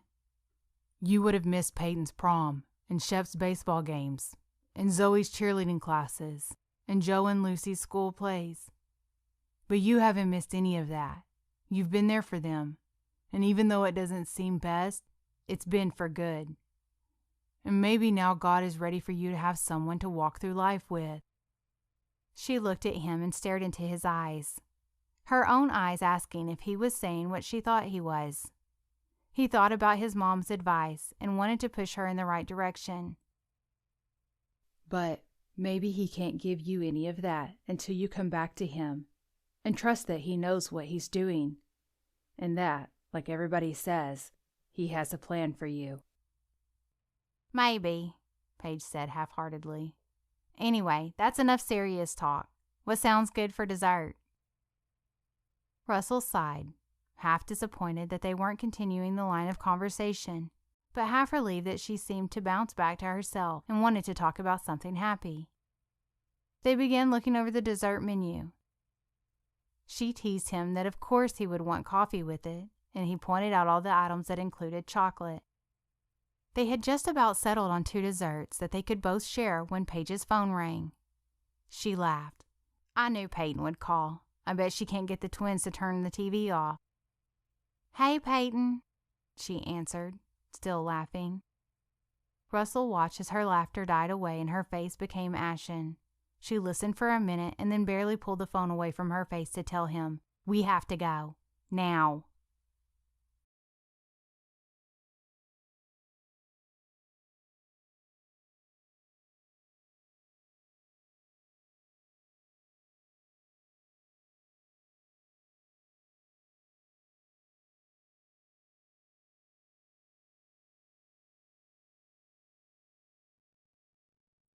Chapter 23.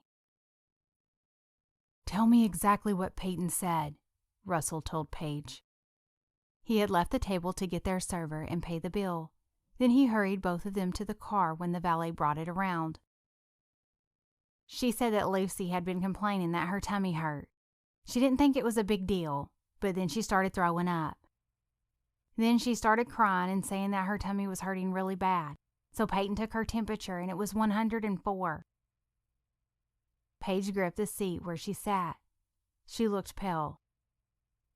"It's okay, we'll be there soon." They arrived at the house quickly and Paige jumped out of the car and ran to the house, Russell right behind her. Once inside, they went straight to the living room where Peyton sat on the couch with Lucy. "I'm so sorry." Peyton looked distressed. "I just didn't know what to do." "It's all right. You did the right thing," Paige assured her. "Lucy, can I see about you, please?" The little girl rolled over from where she laid and held on to her right side. "Paige, my tummy really, really hurts." "I know. I'm sorry. Can you stand up?" It hurts." "I know it does, but I need you to try."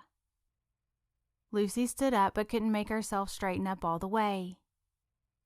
"Now, point to where it hurts." Lucy pointed to the lower right of her abdomen. "Thank you. Come here and sit with me." She gathered the little girl in her arms and stroked her head. "Paige," Russell sat down beside her. She turned to face him, expecting him to say he was leaving. She would tell him she would call him later and after she took care of Lucy. Instead, he looked like he was settling in to help with the situation. "I think it looks like appendicitis." Her eyes grew wide. "Really?" "Yes, Jack had it when he was younger. I don't remember all the details. But I know it's the right side that hurts and that he had a high fever and cried because of the pain." Paige held Lucy a little tighter as the girl started to cry, but she tried not to press on her side. "Do you think I should take her to the emergency room?" "I think it would be best. Better safe than sorry." "Okay." She turned to Peyton. "Can you stay here?" "Is Joe asleep?" "Yes, he's fine. I'll stay here. We'll be fine." "Thanks." Paige felt numb going through the motions of taking care of everything. "Come on," Russell said. "I'll drive." "Oh no, you don't have to do that. I can take her. You should go. I'll call you later when I know something." "No way. I'm going. Want me to carry her? She looks a little heavy for you." Paige looked down at her sister. "Lou, we're going to take you to the doctor so they can take a look at your tummy and see what's wrong. Do you want me to carry you to the car or do you want Russell to carry you?" "Russell," she said. Paige looked at him. "All right, I guess you win." She gently handed her off to him, secretly glad to be relieved. "But I'm sitting in the back with her. You can't stop me." "No arguments," he said as he turned toward the door. Paige turned back to hug Peyton. It will be all right. I'll call you as soon as we know anything. Try not to worry." Peyton's eyes filled with tears. "Okay." Paige followed Russell to the car, and they settled Lucy in the back seat. Then Paige climbed in and sat in the seat beside her, as promised.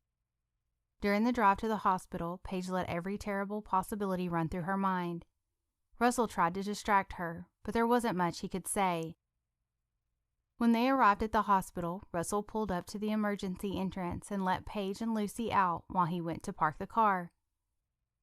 Paige was sitting in a chair with Lucy in her lap when he walked into the waiting room. "I don't feel good," Lucy cried. "I know, sweetie. I'm so sorry.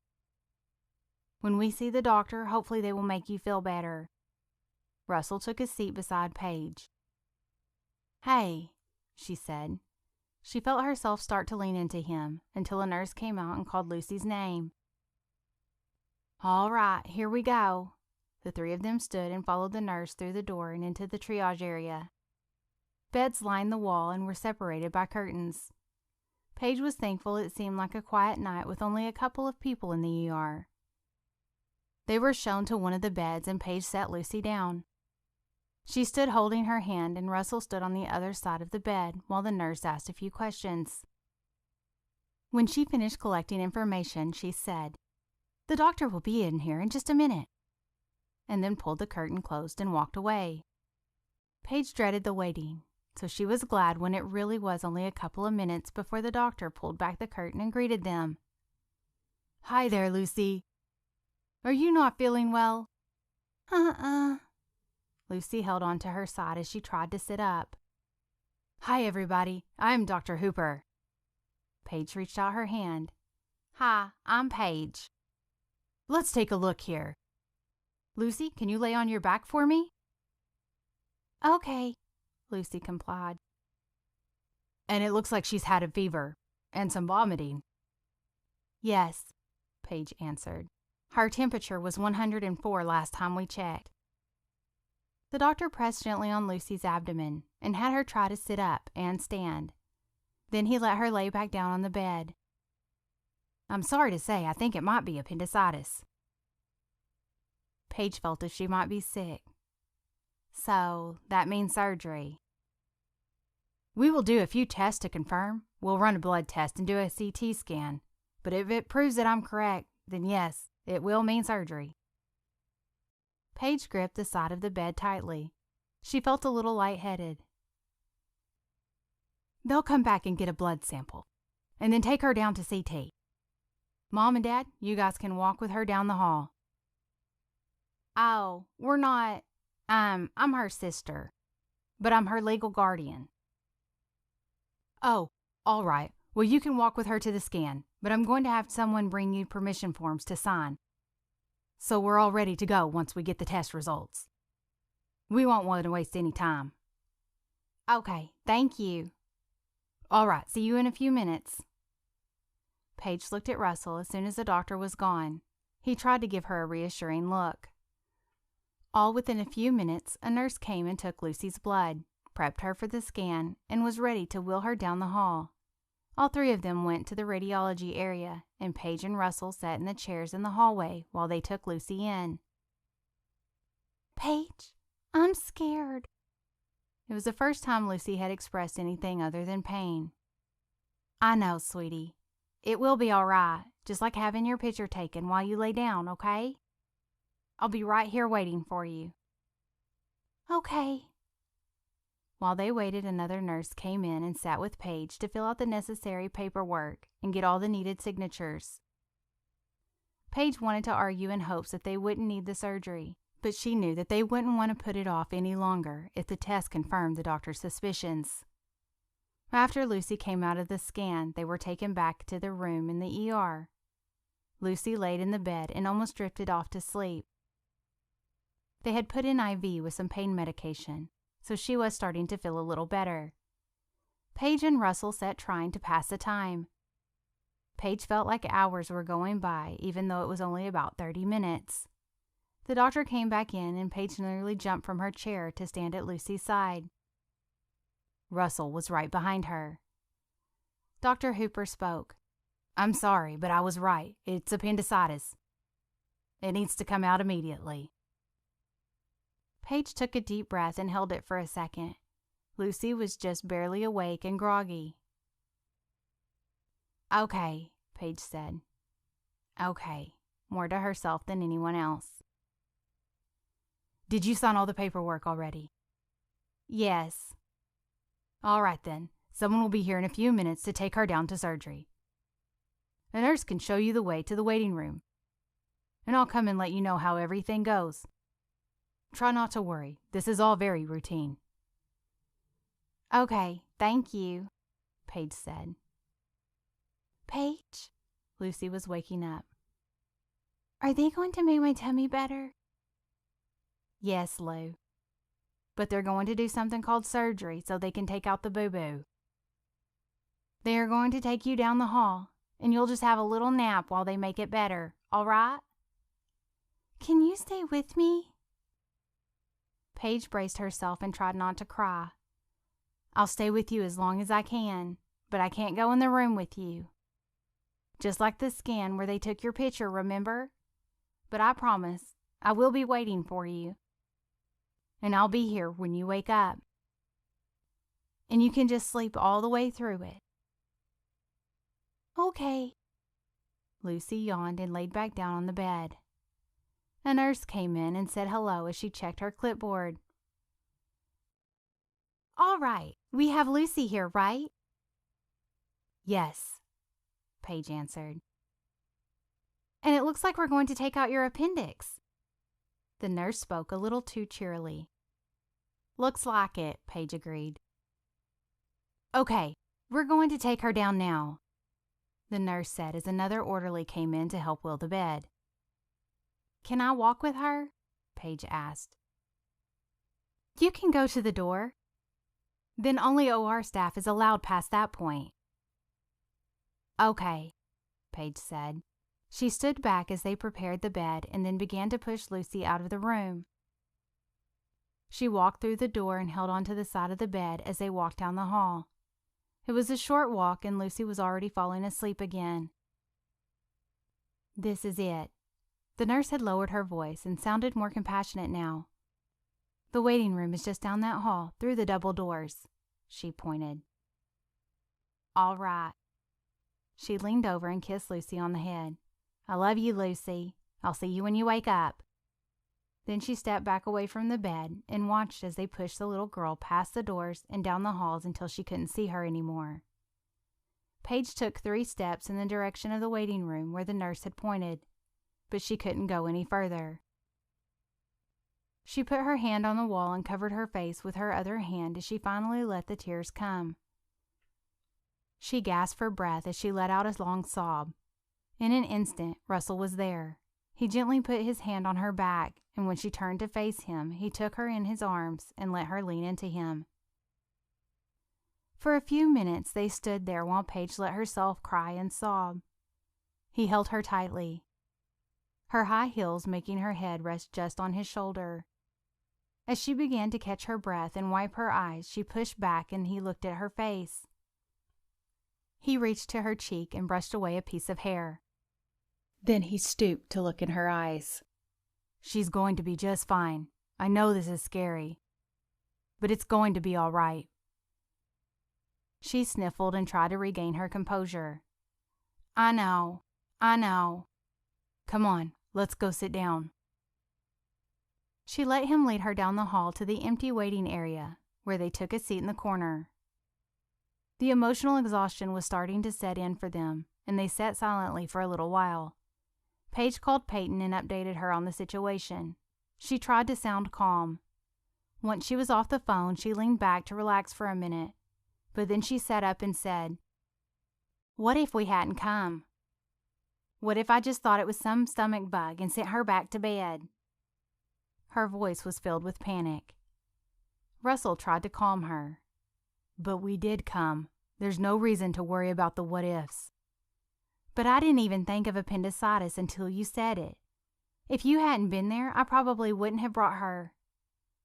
But I was there, and I recognized it immediately because my brother had it around her age. Do you think any of that is a coincidence? I don't know.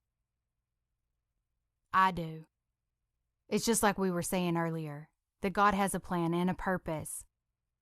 No, I'm not glad that Lucy is experiencing this, but I'm glad that I was there. And I'm even glad that Jack had it, because it helped me know that we needed to get her to the hospital. Yeah, I guess that's true. Paige, you're doing an amazing job with these kids. I've told you before, but I really want to tell you all the time how impressed I am with the way you handle everything. And honestly, I think you would have figured it out, and you would have known that you needed to bring her in. But sometimes God just wants to put people in your life to help you when you need it. I'm just thankful that tonight I got to be one of those people.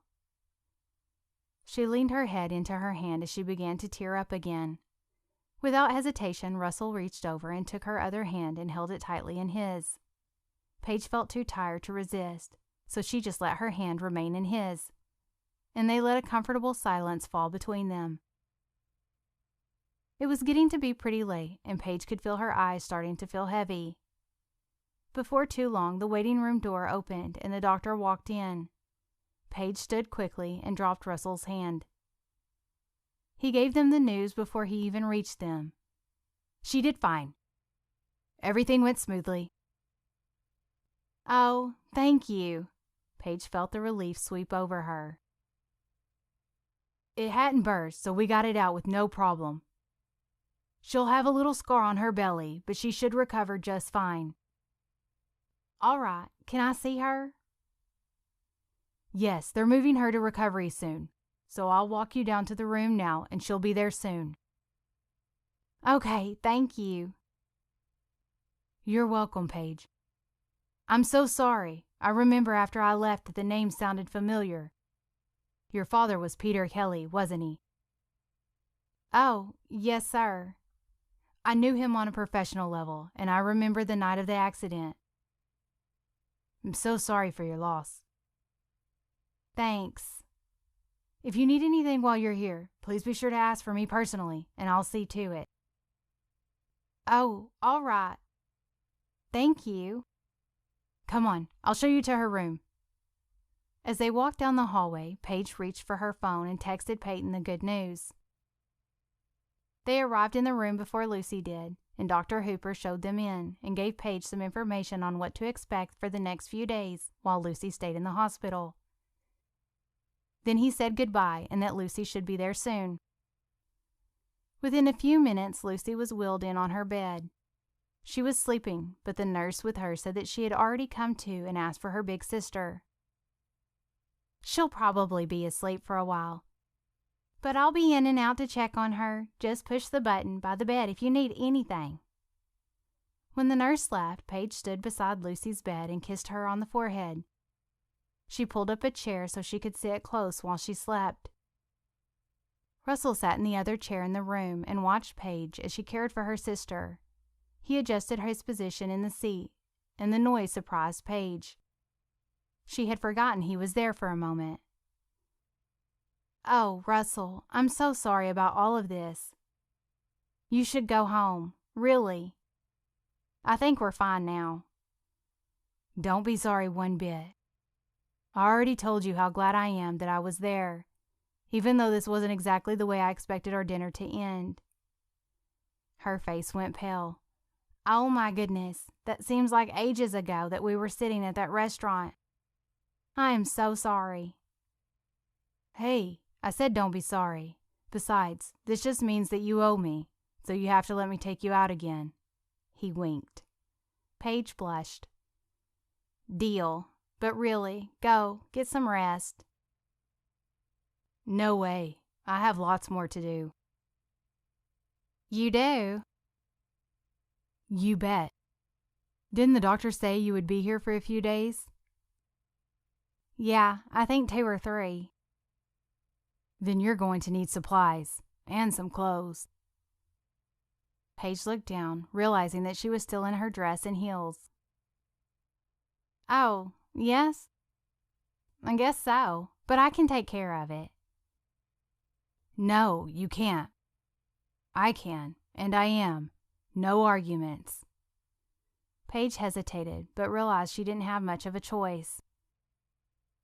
"Okay, fine. Call Peyton and tell her what to get together for you, and I'll go by your house and pick it up." "Oh, all right, that's a good idea." "Will you be all right while I'm gone?" "I'm sure I will. She's asleep. I can get the nurse if I need anything, and I plan just to sit here and watch her breathe." Russell smiled. "Sounds good. Call Peyton. I'll be back as soon as I can." He started to go, but turned back as if a thought had occurred to him. "Will Peyton and Shep be all right at home with the other kids?" Paige thought for a moment. "I think so." "Have they stayed at home by themselves for this long before?" "Well, no, I've never left them overnight." Russell winced just briefly, but recovered quickly. "That's all right. They'll be okay. Peyton can handle it. It's just Zoe and Joe." "Right. They should be fine." Paige bit her bottom lip. "Don't worry. I'm sorry. I shouldn't have brought it up." "No, it's fine. I'm calling Peyton, so I'll talk with her and make sure everything's all right." "That sounds good." "All right, I'm going." Russell turned and gave Paige a hug, one she didn't resist, before he turned and walked from the room. Paige sank back down in the chair and stared at Lucy. The day had not ended the way she expected either. In many ways, she just wanted to lay her head down on the bed and cry. But she kept thinking about what Russell had said. Maybe he was right. Maybe this was all part of God's plan. Maybe he did have a purpose after all. There was one thing for sure she knew she could agree with Russell on. She was glad he had been there with her. Chapter 24. Russell woke suddenly and immediately felt a crick in his neck. He sat up and rubbed the back of his neck while taking in his surroundings. It took a moment for him to remember what had happened and why he woke up in a chair in a hospital room. When he had arrived back at the hospital late the night before, he found Paige asleep in the chair next to Lucy's bed. He hadn't wanted to disturb her, but he didn't want to leave her alone either. He had taken a seat, only planning to stay until she woke up, and he could let her know to call him if she needed anything. But he must have fallen asleep himself, because here he was, and he could see the sun streaming in through the window. He looked to the bed and saw Lucy was sound asleep, but Paige wasn't in sight. He heard a noise in the bathroom and noticed that the bag he had brought for her wasn't in the room. Just then he heard the sound of a hairdryer. He leaned back in the chair and let his head fall back against the wall. In a few minutes, Paige emerged wearing jeans and a fitted t-shirt and flip-flops. Her hair was pulled back in a ponytail. "Oh, hey," she said when she saw Russell. "I tried not to wake you up." "Oh, no, you didn't. I'm sorry. I didn't mean to stay all night. I guess I just fell asleep." "That's all right. I did too.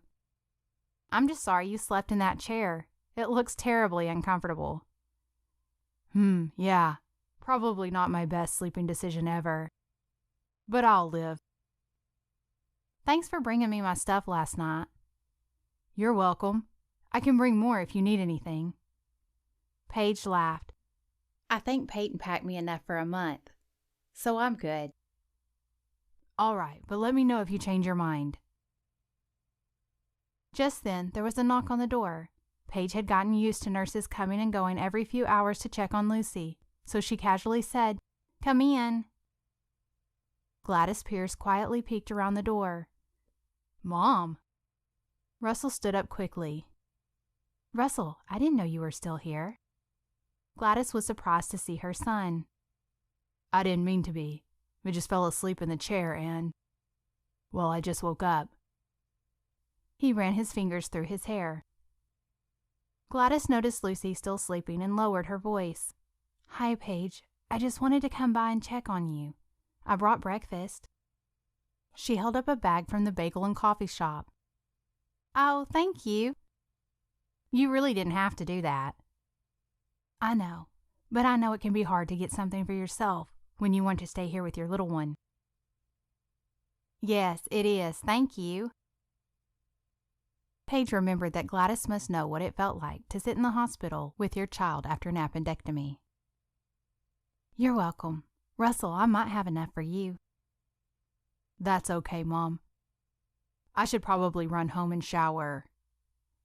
Yes, that's probably a good idea," she said as she looked him over. "Gee, thanks. Why don't you just say that I look awful?" "I didn't say that. You just look a little tired. You should try to get some rest." Okay." He hugged his mother, then went to Paige and gave her a hug as well. It was a long hug that showed some of the closeness they had shared through this ordeal. When he pulled back, he looked her in the eye. "Let me know how Lucy is when she wakes up, and call me if you need anything at all. Even if you don't, I'll be back later on." Paige opened her mouth to protest. He held up his hand. "Don't tell me not to come. I'll see you later. In fact, unless someone else beats me to it, I'll plan on bringing you lunch after a while." Paige sighed as if she was resigned to the idea. "All right, but like your mom said, try to get some rest first." He smiled, realizing that she was trying to take care of him too. "I will." Once Russell was gone from the hospital room, Gladys looked at Paige and gave her a knowing smile. Paige tried to ignore it and said, "So, I guess Russell called you and told you about Lucy?" "Yes, he called me last night on his way to your house. We've been praying for her, and for you. I'm so sorry you had to go through that." She began getting out bagels from the bag and setting them on the small table in the corner. "Thank you. It was pretty scary. But I'm so thankful Russell was there and recognized the signs so we didn't waste any time." "I'm surprised he even remembers Jack having his appendix out, since he was so little. But I'm glad, too, that he was there with you." "Yes." Paige absent-mindedly twirled her ponytail, drifting away in her thoughts to the night before. She could still remember the feel of his hand on hers and the way he held her in the hallway when she cried. "Well, listen, I don't want you to worry about a thing while you're here. Did they say how long she will stay?" 2 or 3 days.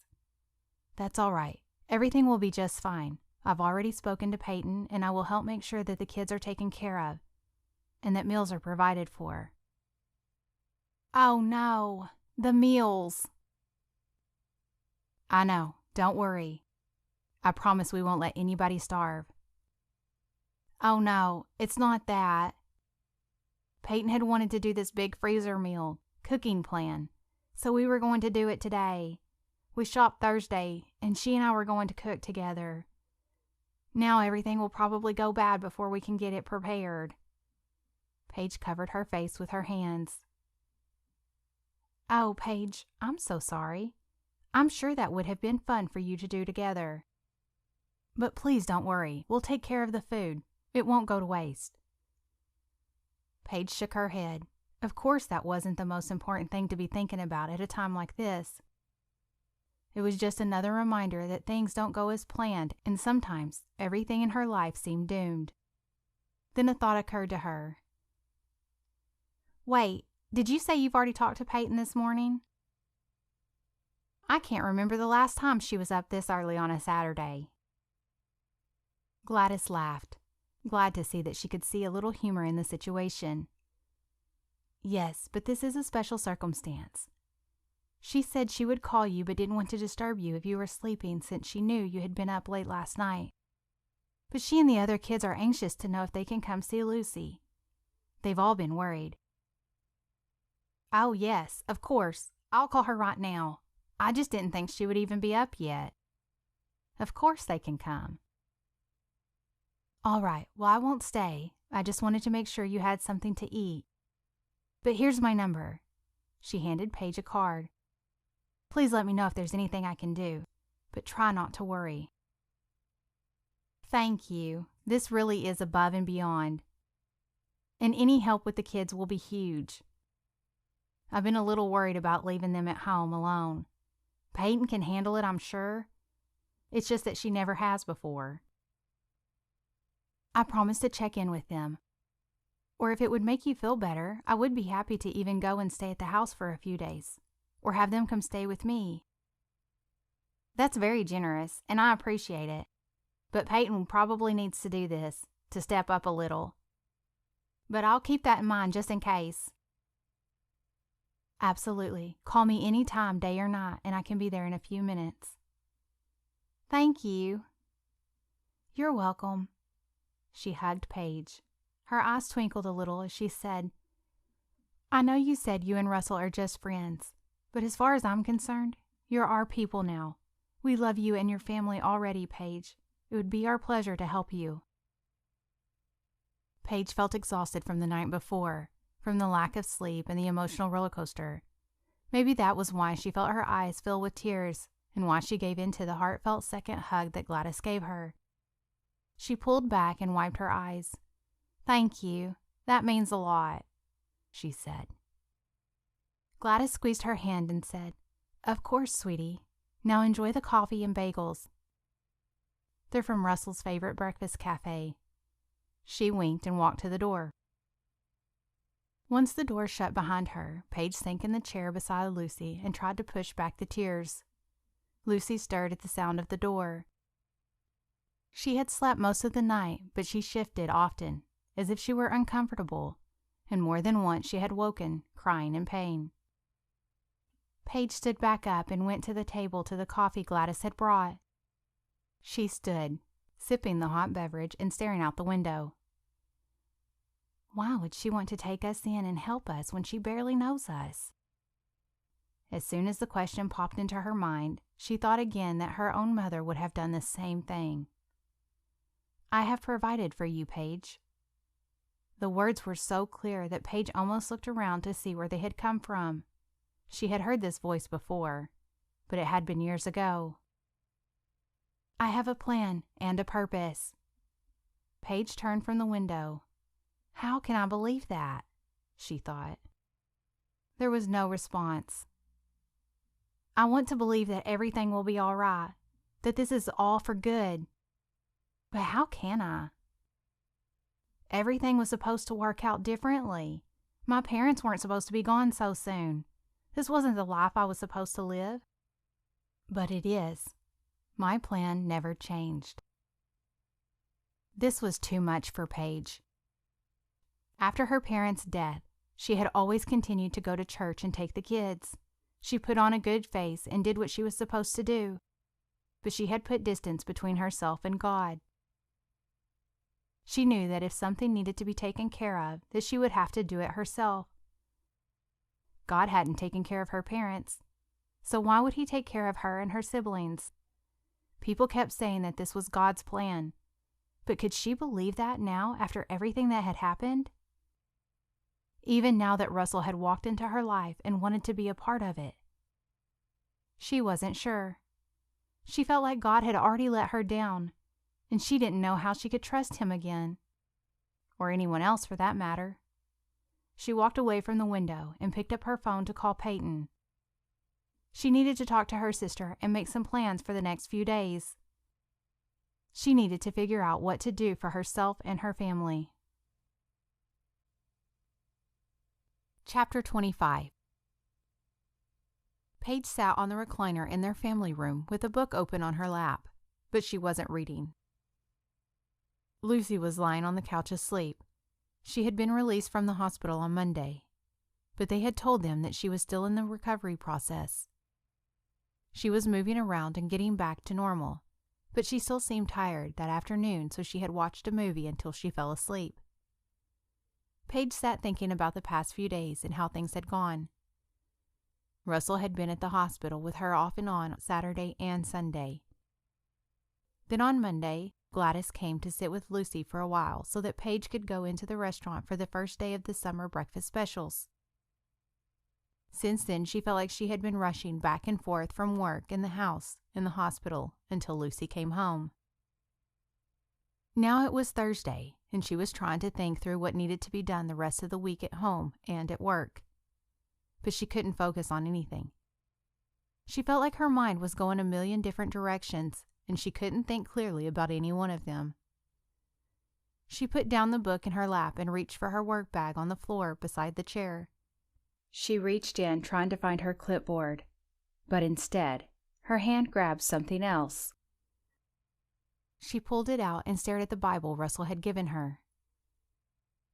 She hadn't opened it, but she had put it in her bag one day and never taken it out.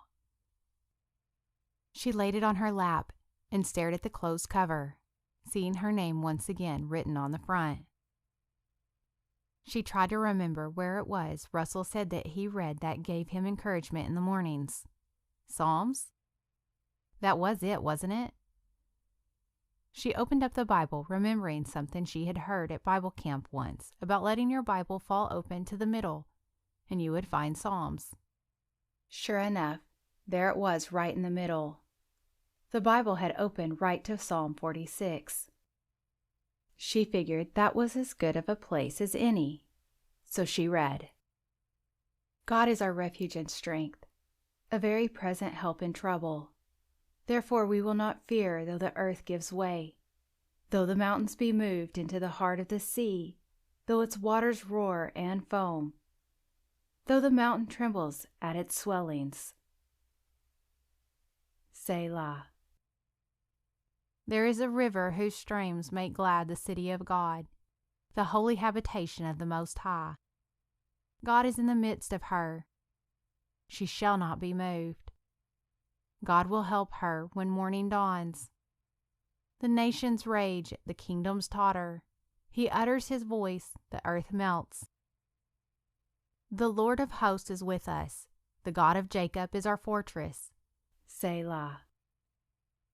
Come behold the works of the Lord, how he has brought desolations on the earth. He makes war cease to the end of the earth. He breaks the bow and shatters the spear. He burns the chariots with fire. Be still and know that I am God. I will be exalted among the nations. I will be exalted in the earth. The Lord of hosts is with us. The God of Jacob is our fortress. Selah. Paige read the words and sat as she let them sink in. It had been so long since she actually read the Bible on her own that she wasn't even sure how to do it. But those words struck a chord. God is our refuge, help in trouble. God will help her when morning dawns. Paige thought about all the things she tried to handle on her own, things for her family, taking care of the house, doing things at work. She didn't like asking people for help. Then it would look like she couldn't take care of herself and her family, and she was certainly capable of that. But God wants to help me, she wondered. Is that true? Be still and know that I am God. Paige looked back down at the words on the page, but she felt as if she could hear them in a small whisper. Maybe he did want to help her. But be still. She couldn't remember the last time she had been still. She was always moving, going, planning, thinking about what she should be doing right now, and what she would need to do next. Be still. The question hung in her mind. How can I be still when there is so much to do? I will help you. There it was again, the small whisper. If she thought it had been a long time since she had read her Bible, it had been just as long or longer since she had sat and prayed. But here, in the quietness of the house, she felt an urging inside of her to reach out and talk to someone. Even if that meant someone she wasn't sure she was ready to trust. Well, I guess that won't hurt. She cleared her throat and closed her eyes as she began. Dear Lord, Jesus, I don't really know how to pray anymore. I used to pray when I was younger, maybe when I was just a child. Pray like that. These last few years haven't been easy. and I know I haven't talked to you a lot since then. Honestly, I wasn't sure I would wanted to. It's been hard to think about trusting you when everyone was telling me you had a plan for my parents to die and leave us. But if it's true what this psalm says, that we should not fear, even though the earth gives way, because you're with us, are you with me, God? I have never left you. The words were as clear as anything she had ever heard, and tears began to roll down her face. But why did you let this happen? Why did my parents have to die? My plan is perfect. This wasn't supposed to be my life. Would you really want it to be different? She stopped to think about what her life would be like if her parents hadn't died. She would have just graduated from college and would probably be starting her first job. Maybe she would be in a serious relationship or getting married. But like Russell reminded her, she would have missed out on a lot of important events for Shep and Peyton, Zoe, and the twins. And she had a career now, managing the restaurant, planning events, and her life was busy. But it was filled with purpose in caring for her family. And if her life wasn't the way it was, would she have met Russell? Was it possible that this was what God had always planned for her? For the first time, she felt like maybe she actually wanted to believe that. But I just can't, she thought to herself. She shook her head and closed the Bible. I just can't believe that you planned for my parents to die and then keep trusting you with my life. I'm still here. I will never forsake you. The words were still there, but Paige didn't want to listen anymore. Maybe someday she would begin to understand, but not now. She started to get up from her chair when her cell phone rang. She looked at the screen and saw that it was Russell. For a second, she considered not answering it, but it was work hours and he might have a question about the restaurant. Hello? She stood and took the call into her room so she wouldn't disturb Lucy. Hey! Russell sounded cheery. What are you up to? Not much. She didn't elaborate. Oh, well then, if you're not busy, you really should come in and get some work done. We could use you around here. Is something wrong? Do I need to come? Paige felt panicked. No, I'm just kidding. Oh. Paige let the silence hang. Although, I certainly wouldn't mind seeing you. I've missed you. It's only been 2 days. Paige wasn't about to admit the truth, that she missed him too.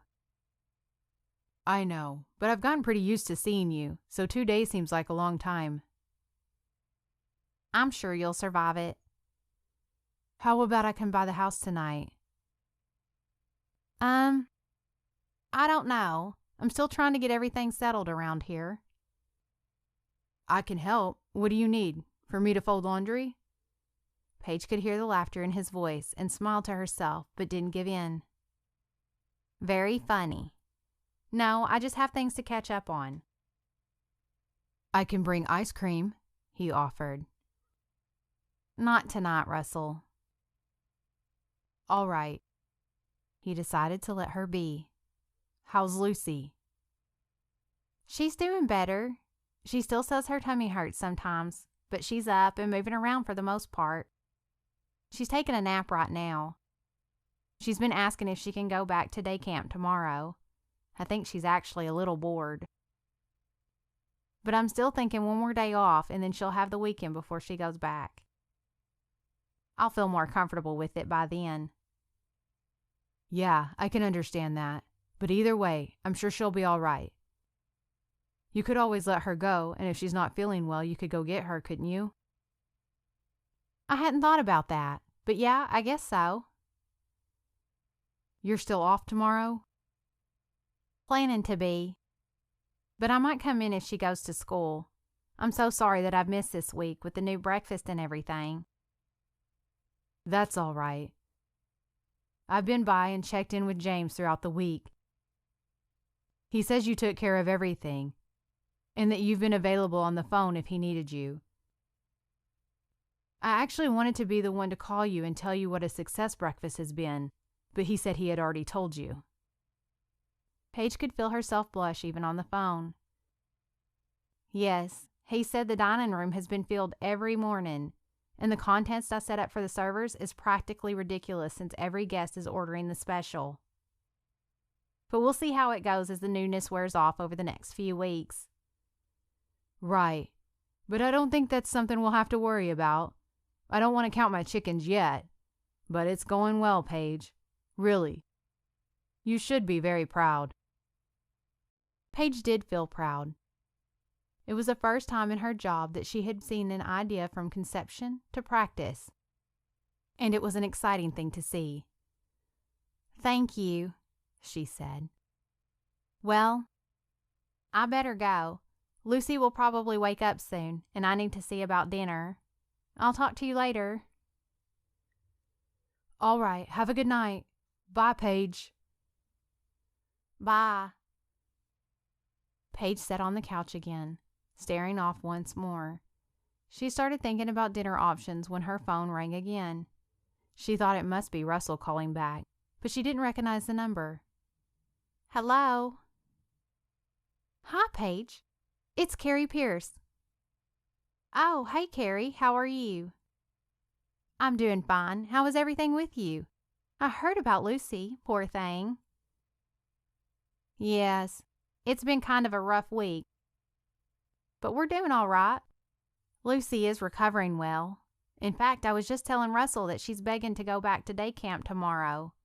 Probably getting bored with me." "Are you going to let her go?" "I'm not sure. I'm still thinking about it." "Well, I don't want to push you to send her back if she's not ready, but I have a proposition for you." "Oh?" "If you decide to send her, will you still be off work tomorrow?" "I'm not sure. I might go in." "Okay. Obviously that's fine, but let me tell you what I was thinking. Tomorrow, both of my kids go to Mother's Day out for a few hours, and I was wondering if you're off work. Would you like to do something with me? We could do a little shopping and get lunch. You know, have a little girl time. What do you think?" Paige wasn't sure what to think. She hadn't done something like that in a very long time. "Well, that sounds fun. I'm just not sure about Lucy." "I have an idea about that too. If you send her to camp, it would be no problem. But I'm thinking that if she stays home, I know a certain someone who would be willing to come and sit with her for a while. Might even be fun for her to be around someone else." "Really?" "Yes, I mentioned it to Gladys, and she said she would be happy to do it. She's free all morning." "Oh, wow. That's really nice of both of you." "Oh, not really. It's a little selfish, actually. I just asked Gladys so we could spend some time together. I haven't had girl time in forever." Paige felt certain that she had other friends she could spend time with, but she didn't want to be rude and say no when they had already made all the arrangements. "Okay, I can do that. And I guess we could just wait and see if Lucy goes or stays home. Would that be all right?" "Absolutely. I'll tell Gladys to be on standby, but either way, how about I pick you up at 9:15? "Sounds great." "Great. I'll see you tomorrow then." "All right, thanks." Paige hung up and felt overwhelmed at the thought of the next day. Instead of thinking about it any longer, she finally got up and moved around the house to try to get some things done. She laughed when she turned from the chair and saw a pile of laundry in the floor that needed to be folded. Maybe I should have let him come after all. Russell hung up the phone from talking to Paige and sat in the quiet for a few minutes. He didn't know why, but he could tell from her voice that she was pushing him away again. He leaned back in his chair and closed his eyes. Lord, why? Why does she keep doing this? Just when we start to get back on the right track, it's like she slams on the brakes. No, like she throws the car in reverse. What am I supposed to do? Follow me. I do want to follow you. Show me how. Show me what to do.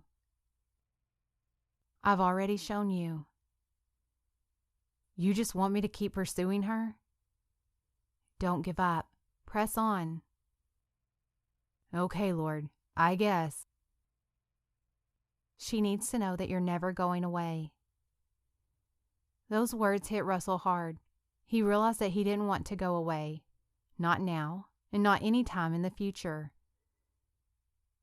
In following the call that God gave him, and just trying to get to know Paige and help her, she had found her way into his heart. And he knew now that she would never leave. She needed to know that he wasn't going away, because he never was. Now he had to convince her of that. Already a plan was forming in his mind.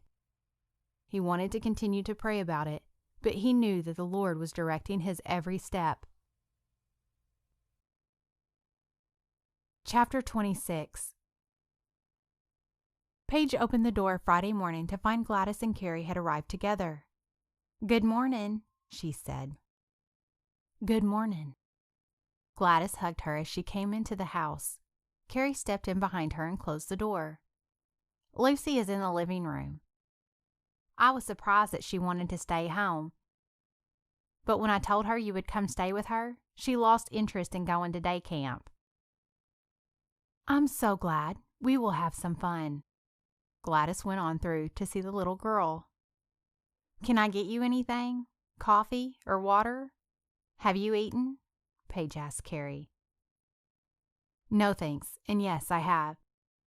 I'm all good to go if you are." "Sure. Let me just tell Lucy I'm going and I'll grab my purse." She walked into the living room and Lucy and Gladys were already chatting away. Gladys was saying something about a surprise in her bag. "Lou, I'm about to head out." "Okay, see you later," Lucy called out.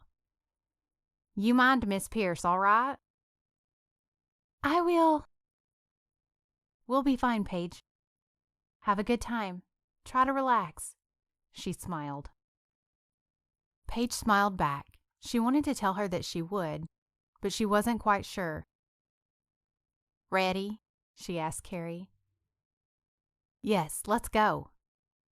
They walked down the sidewalk together and climbed into Carrie's car, a small SUV. "Excuse the mess. I mostly blame my kids." "Oh, it's nothing I'm not used to," Paige said. "Oh yes, I'm sure you have your share of mess with that many. I don't know how you do it." "I'm still figuring out how to handle two." Paige gave a short laugh. "Most of the time, you just do what you gotta do."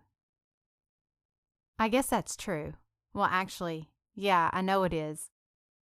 Going from 1 to 2 was a challenge, but we just made it work. So I guess it's the same with more." "Yeah. So, let's talk about what we're going to do." Carrie couldn't hide the excitement in her voice. "Okay, whatever you want to do is fine." Carrie pulled into the parking lot of a shopping center and put the car in park before answering. She turned and faced Paige. "Okay, Paige, whatever I want to do? Really?" Paige felt nervous all of a sudden. What could she possibly want to do? Yeah, I think so. Because I kind of have an idea, but I don't know if you're going to be up for it." Now you're scaring me." "Oh, it's nothing scary. It will be fun. But I just want you to know, we might just be running past casual acquaintance and be becoming close friends in the next few hours." Paige smiled. "All right, what did you have in mind?" "First, I want to take you to the salon. I've called ahead and we can get our nails done, or what?" Paige's eyes showed her concern. "Or, if you're up for it, they have time for you to have a haircut." A haircut? Yes, and Paige, oh, please hear me out. I think your hair is lovely. It's so long and pretty. But how long has it been since you've done something different with it? You know, just for fun.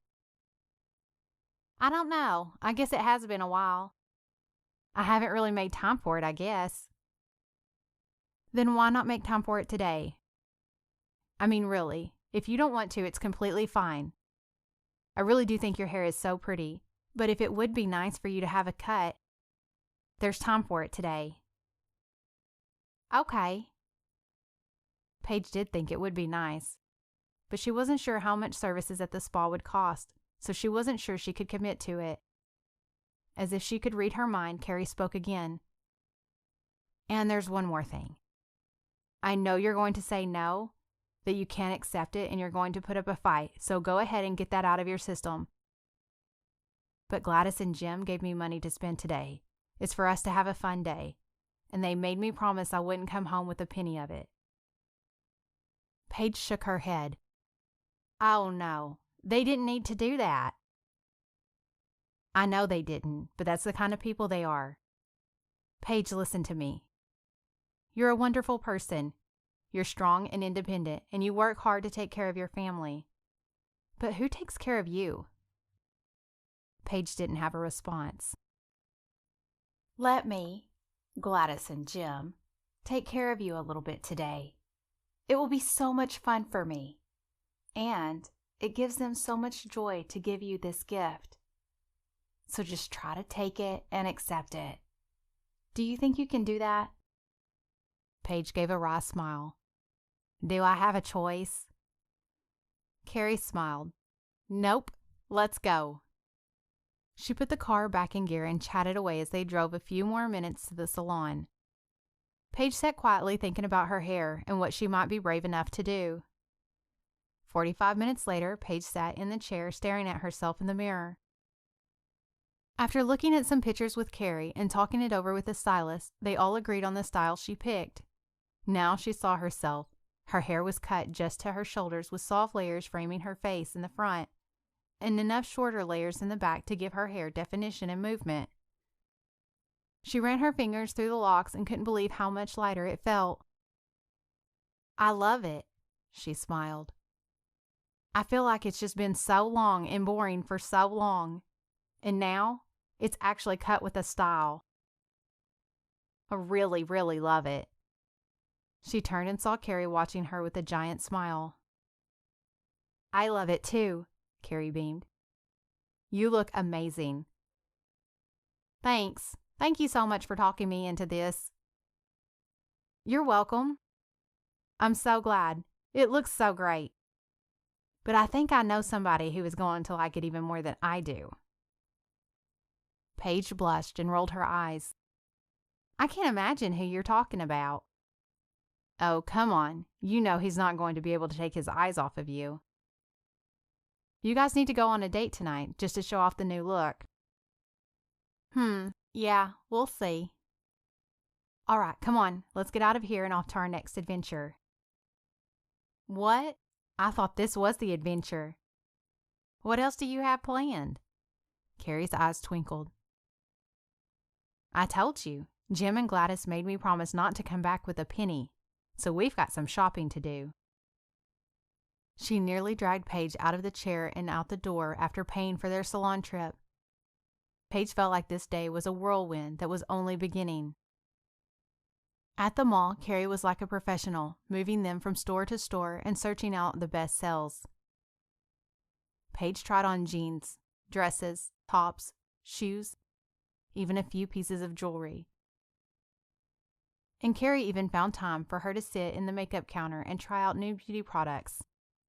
She felt that the Pierces must have been overly generous when she looked at her shopping bags. Carrie had prodded and pushed along the way, reminding her about items of clothing she owned that were worn or that didn't fit properly. She left the mall with 2 pairs of jeans that fit better than any pants she had worn in years, a pair of shorts, a skirt, 3 new tops, 2 dresses, a pair of shoes, and a few beauty products. This really is too much. She tried to argue with Carrie.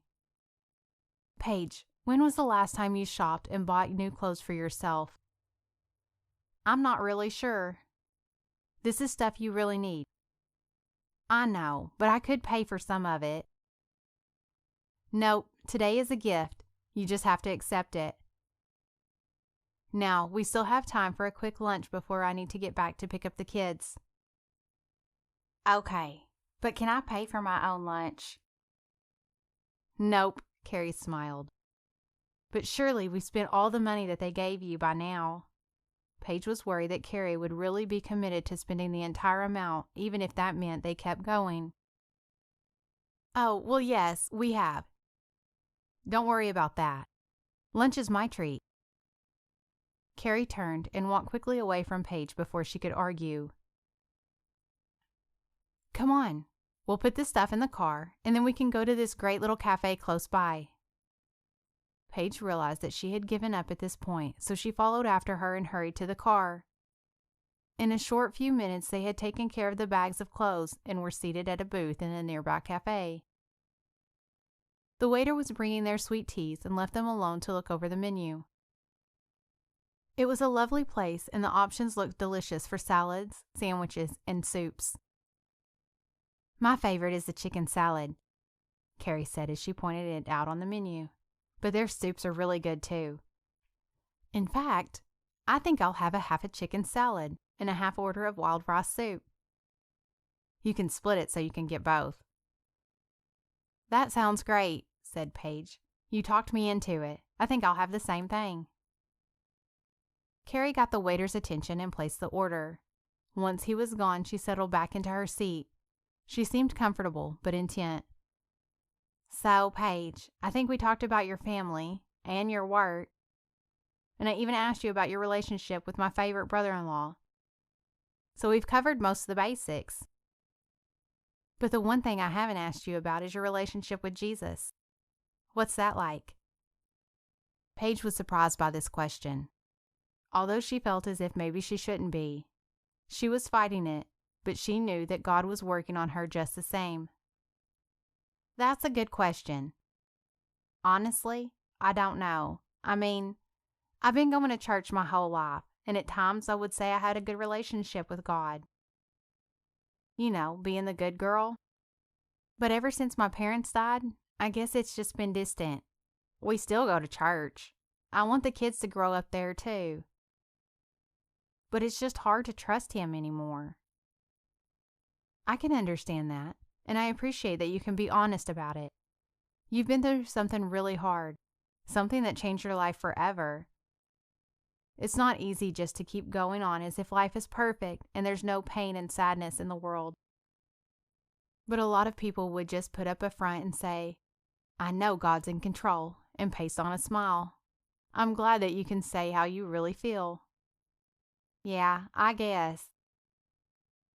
Have you told Him that? Who? God, have you told Him that it's hard for you to trust Him? Kind of. Not really straight out, I guess. You should tell Him. Pray and tell Him that you find it hard to trust Him, and ask Him to give you the faith to believe in Him. And I promise you, if you really want it and ask Him, He will give you the strength to trust Him. Paige thought about that as the waiter came back and delivered their food.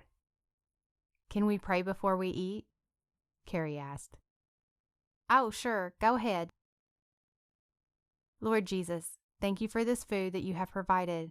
Thank you for the time we've had together today, and bless our conversation here. And Lord, please help Paige to see you and believe in you. Show her how to trust you. Amen. They started eating and fell silent for a few minutes. You know, Paige, I think sometimes it's hard to trust God because we only see this one little part of His plan.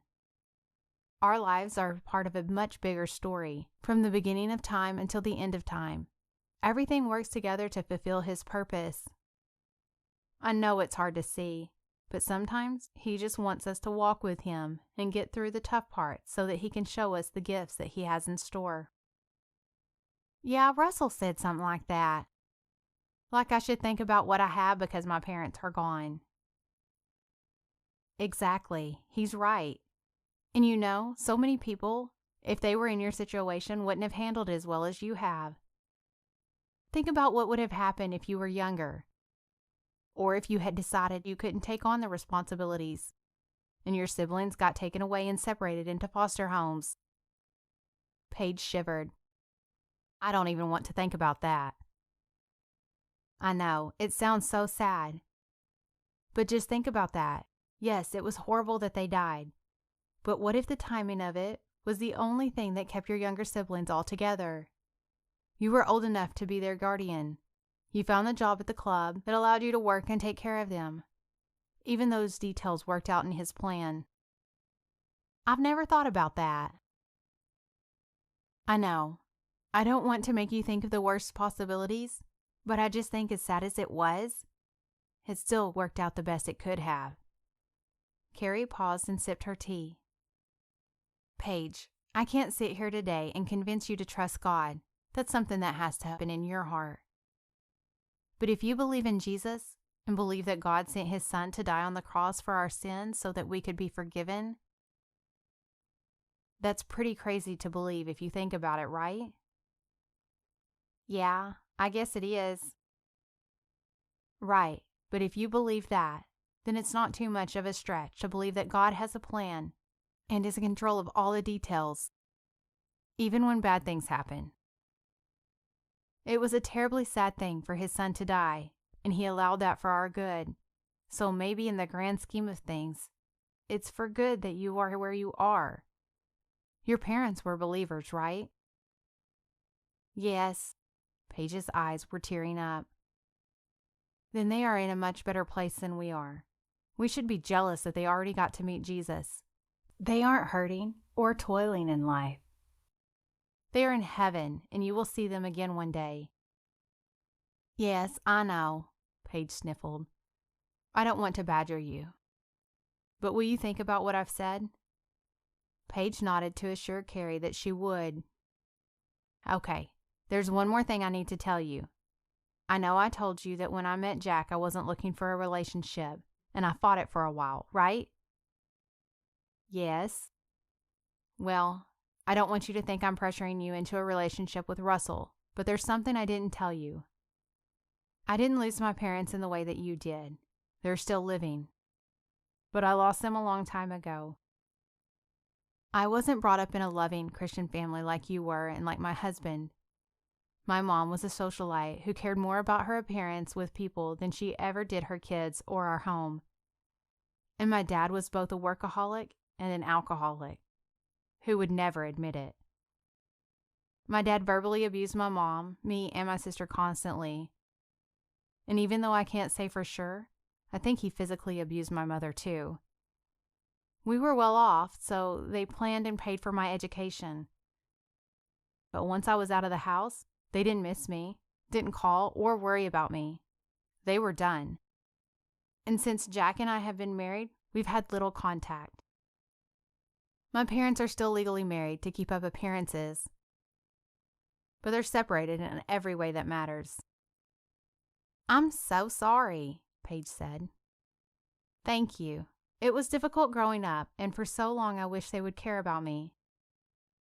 And then I met the Pierce family, and at first I was so jealous. How come Jack had this wonderful, happy family that seemed perfect? And I had, well, my family. It didn't seem fair. I had started going to church when I started college. It was something new for me, and I kept hearing how God was like a father. But I didn't want something to do with a God who was like a father because my father was not so good. And if God could give Jack this family and me that family, I didn't know if I wanted a God who would do that either. But the more I was around Jim and Gladys, the more I wanted a God who was like a father like Jim was. He was loving and supportive. He spoke kindly to his wife and kids. And he provided for them. And I knew that's what God was like. And once Jack and I were together, I became part of their family too. They took me in without any questions, and they loved me like I was their own. Suddenly, I realized it. I had grown up in a family that I wasn't proud of, but God had always planned to give me a wonderful, loving family, and it was the Pierces. Paige sniffled again. That's so sweet. Today I've called them Jim and Gladys around you so that you knew who I was talking about. But to me, one of the greatest gifts in the world is actually to call them Mom and Dad. Paige swallowed hard to push back the tears. She knew that she would think about all that Carrie had said. She realized that she was often so preoccupied with her family and their struggles that she didn't take time to realize that other people had struggles of their own. She didn't want to be selfish. I know it's hard to trust God when it doesn't seem like He has given you the best, Carrie said. But we just have to keep walking along with Him and letting Him show us His plan a little bit at a time. And most of the time, we learn that the real best is yet to come. Chapter 27. Paige managed to fill the weekend with activity and avoid for a little while thinking about all the things going on in her life. Saturday, she and Peyton spent the morning in the kitchen preparing the freezer meals that they had planned. Gladys had helped Peyton the week before by freezing a lot of the items ahead of time so they wouldn't spoil, and writing instructions for modifying the recipes. Russell had called a couple of times, but she didn't feel ready to talk to him. She felt like she needed to process everything that was happening. On Sunday morning, she hurried the kids in at the last minute before the service started and took a seat in the back. She could see Russell down front with his parents, but he was facing the front and didn't see her. After the music started, she could see him glance around as if he was looking for her. The pastor approached the stage and asked everyone to open to 1 Thessalonians.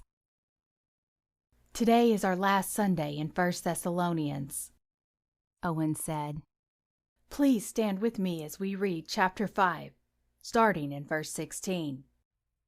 He paused while the congregation stood. Then he began.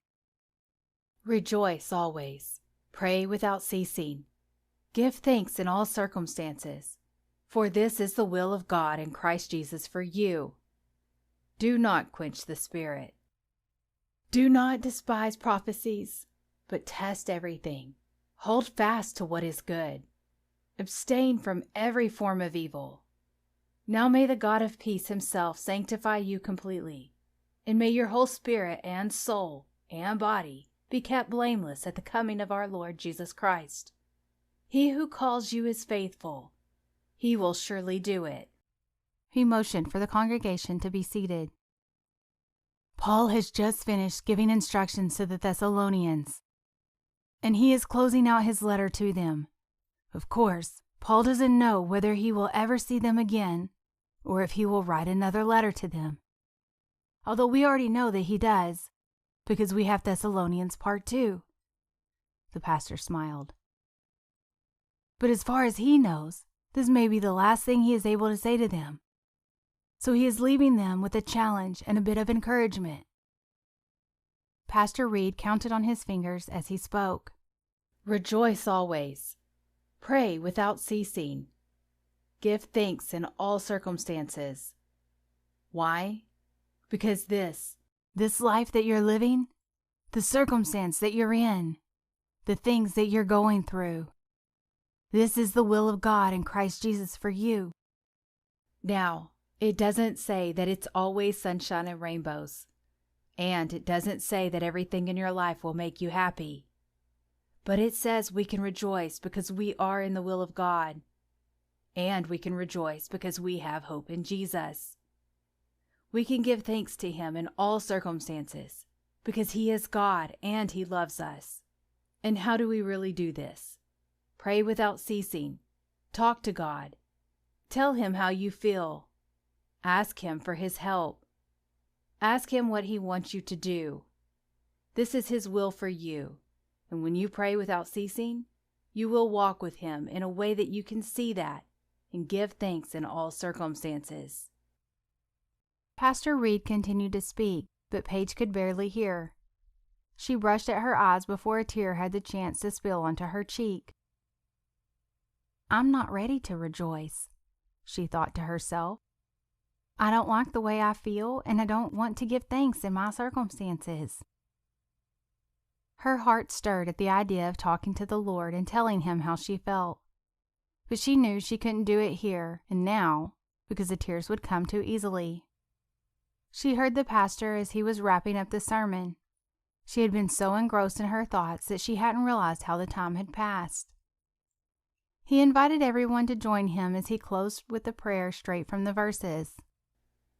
Now, may the God of peace himself sanctify you completely, and may your whole spirit and soul and body be kept blameless at the coming of our Lord Jesus Christ. He who calls you is faithful. He will surely do it. After the final prayer, Paige saw Russell turn around and catch a glimpse of her. He waved, but she pretended not to see and begged the kids to hurry up and get to the car. They rushed out, and she got them all loaded in the car and was pulling out of the parking lot when she saw Russell emerge from the front door looking for her. She kept going and drove away. Once they were home, Paige made sandwiches for everyone, and the younger kids were begging to watch a movie, so she let them sit in front of the TV while they ate. Once they were settled, she left them and went to her own room. Behind the closed doors, she immediately fell onto the bed and let the tears come. She let herself cry for a few minutes with no interruption. Once she caught her breath, she rolled over and stared at the ceiling. Okay, Lord, I know you're working on me. I know you have something for me. You're using everyone and everything in my life to point me back to you. So here I am, ready to talk. But I'm scared. I'm scared that if I trust you, you will let me down. If I follow you, then I'm scared you'll take me somewhere that I don't want to go. Everybody keeps telling me that you have a plan and you're in control, but I'm not sure I like it. But I can't get away from you. You're here, you're everywhere, and I know you're real. I still believe in you, that you created everything, and that you sent Jesus to die. Then why can't you trust me with this? Paige didn't have an answer. I don't know. She buried her face. I don't know. My whole life, everything was planned out, and my parents took care of us. I guess when I trusted you then, there wasn't much to worry about. But now, everything depends on me. I have to take care of everyone. But I will take care of you. Will you? How can I trust you? Ask, and it shall be given to you. Lord, I think that I want to trust you, but I really don't know how. Will you give me the faith I need to believe? She didn't hear an answer or feel like she was immediately better, but as she spoke those words, she felt as if some of the walls around her heart began to crumble. For the first time in a long time, she felt like she was beginning to open up to a life that had been locked away for so long. Then she heard the kids arguing over the remote, and she was reminded of the loss that would always be present. She wasn't always free to have a quiet afternoon in her room because of the people who were missing from her life. She tried to tell herself to take it in stride and keep walking toward the Lord. Even in the midst of this sister and mom role, she was beginning to see that He was the one she needed to lean on. Chapter 28. Russell stood just outside the restaurant door. It was Monday morning, and breakfast was over, and the staff had some time before preparing for lunch. He hadn't tried to call Paige on Sunday, after he saw her leave church. He knew she had seen him, but he had stayed away. He wasn't sure what was going on. He had purposefully stayed out of the kitchen this morning, so he hadn't seen her yet. He had spent a lot of time over the weekend praying for her and thinking through what God had said to him. He knew what he wanted to do, and he would follow God's leading. But he couldn't plan how she would react to him, and that's what worried him. He took a deep breath and opened the door. He found Paige in the kitchen. When he walked in, her back was to him, and she leaned over her desk writing on one of her clipboards. "Hey," he said. She turned around. "Hey, hang on a second." She finished making her note. Then he could see her take a deep breath before turning around. "Hey, how are you?" He took her in. Her hair was down for only the second time that he had ever seen. Plus, he could tell that the clothes she wore were new. "Wow, you look nice. I like your hair." "Thanks." She touched the end of her hair. "I'm still getting used to it." "I like it, especially if it means you'll be wearing it down more often. You're so pretty with your hair down." She blushed. "So you're in between breakfast and lunch now, right?" "Yeah, pretty much." "Okay, good. Come take a walk with me." "A walk?" "Yeah, outside. Let's take a walk." "Oh, I don't know. I might get in trouble with the boss." She smiled. "That's all right. I checked with him and told him it was fine. He agreed with me." "Oh, all right. I guess I can spare a few minutes. You know, I'm still catching up from last week." "I know. Come on." He ushered her out of the kitchen through the back door. They talked about work as they walked towards the wooded trail that wound around the golf course. "How was the breakfast crowd this morning?" Paige beamed. "Great. It has been such a success so far. I walked around checking on tables, and everyone was saying how good the food was and how they hope we keep doing breakfast like this." "Sounds like it will really stick around by popular demand after all." "I hope so. We'll still have to see how it goes for a little while longer." "Yeah, I'm just glad it's going well." "Me too." They had reached the edge of the trail, and the shade was a welcome relief from the hot June sun. "I missed you last week. It was so strange not to see you every day." Russell fell in step beside her and casually reached for her hand as they walked. He was glad she didn't pull away as he wrapped his fingers around hers. "Yes, it was strange. I guess I've gotten used to it." "And you miss me too?" He sounded hopeful. She laughed. "Yes, I guess so." "You guess so? I guess I'll take that." He let the silence hang before he spoke again. "Paige, I'm really very sorry for what happened to Lucy, although I know she's all right. I wouldn't have wished for it to happen. But I can't say I'm sorry that we got to spend the time together and that I was there with you." Paige looked away. "I appreciate all your help.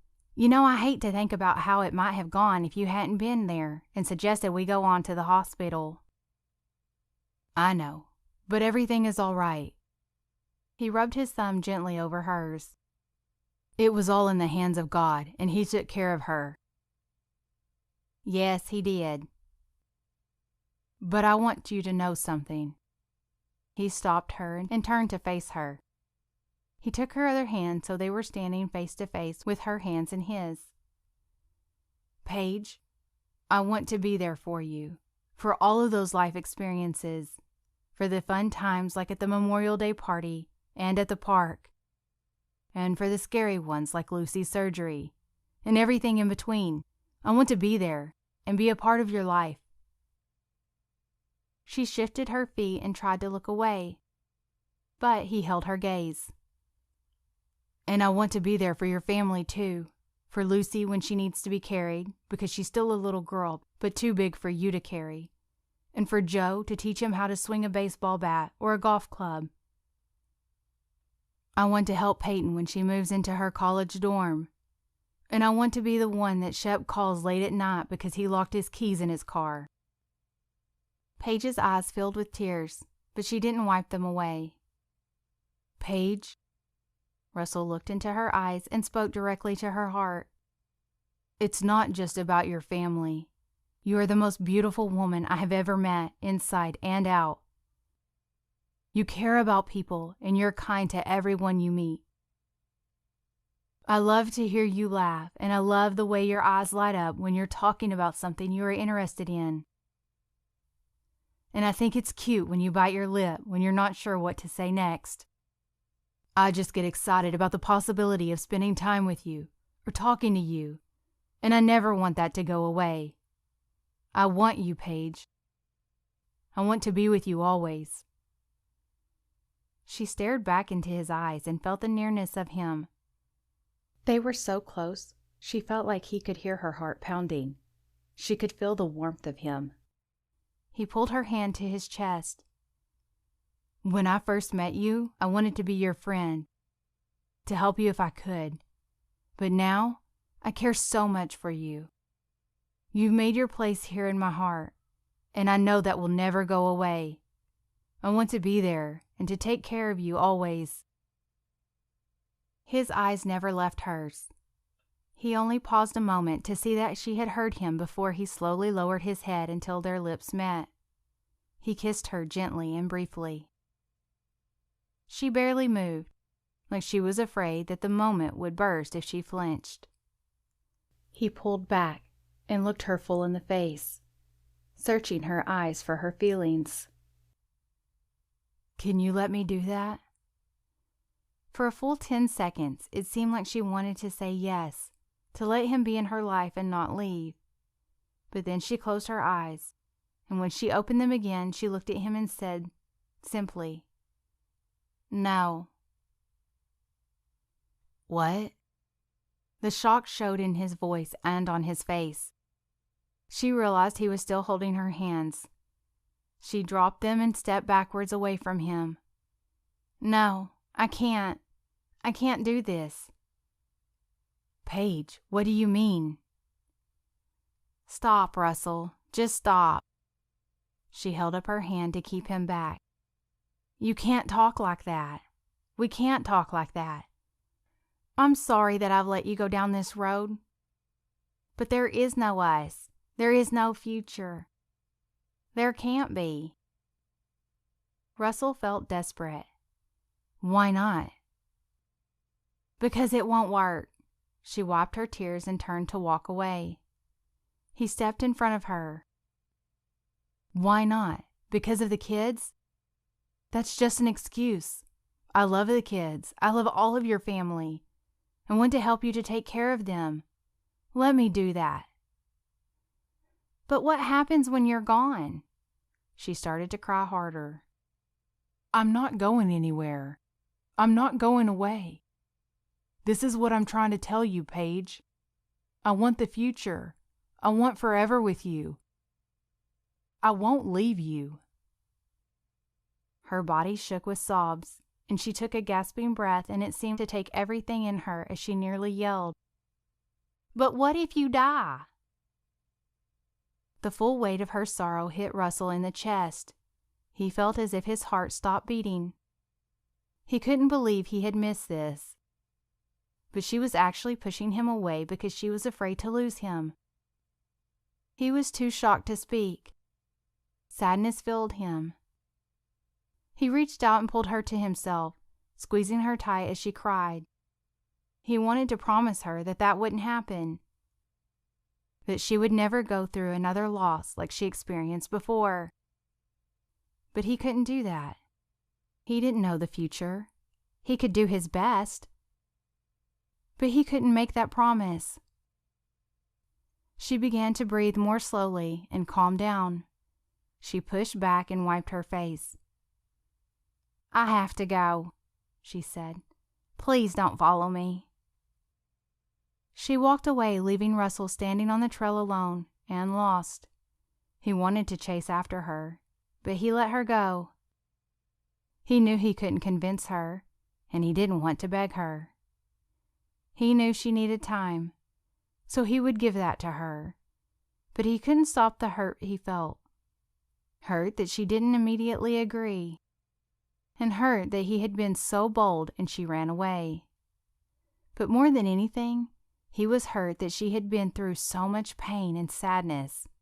and he couldn't take it away. He sank to his knees in the middle of the trail and prayed out loud. Lord, I know you have brought me here. You have led me to this moment for a reason. I see the hurt. I see her sadness, and I know I can't take it away. But Lord, you can heal her. You alone can help her. You can give her joy that comes in the morning and new mercies every day. Draw her to yourself. Let her see that you have a life for her. Teach her to walk in it and follow you. And Lord, if it's your will, lead her back to me. I want to be with her forever. That's a desire you have placed in my heart.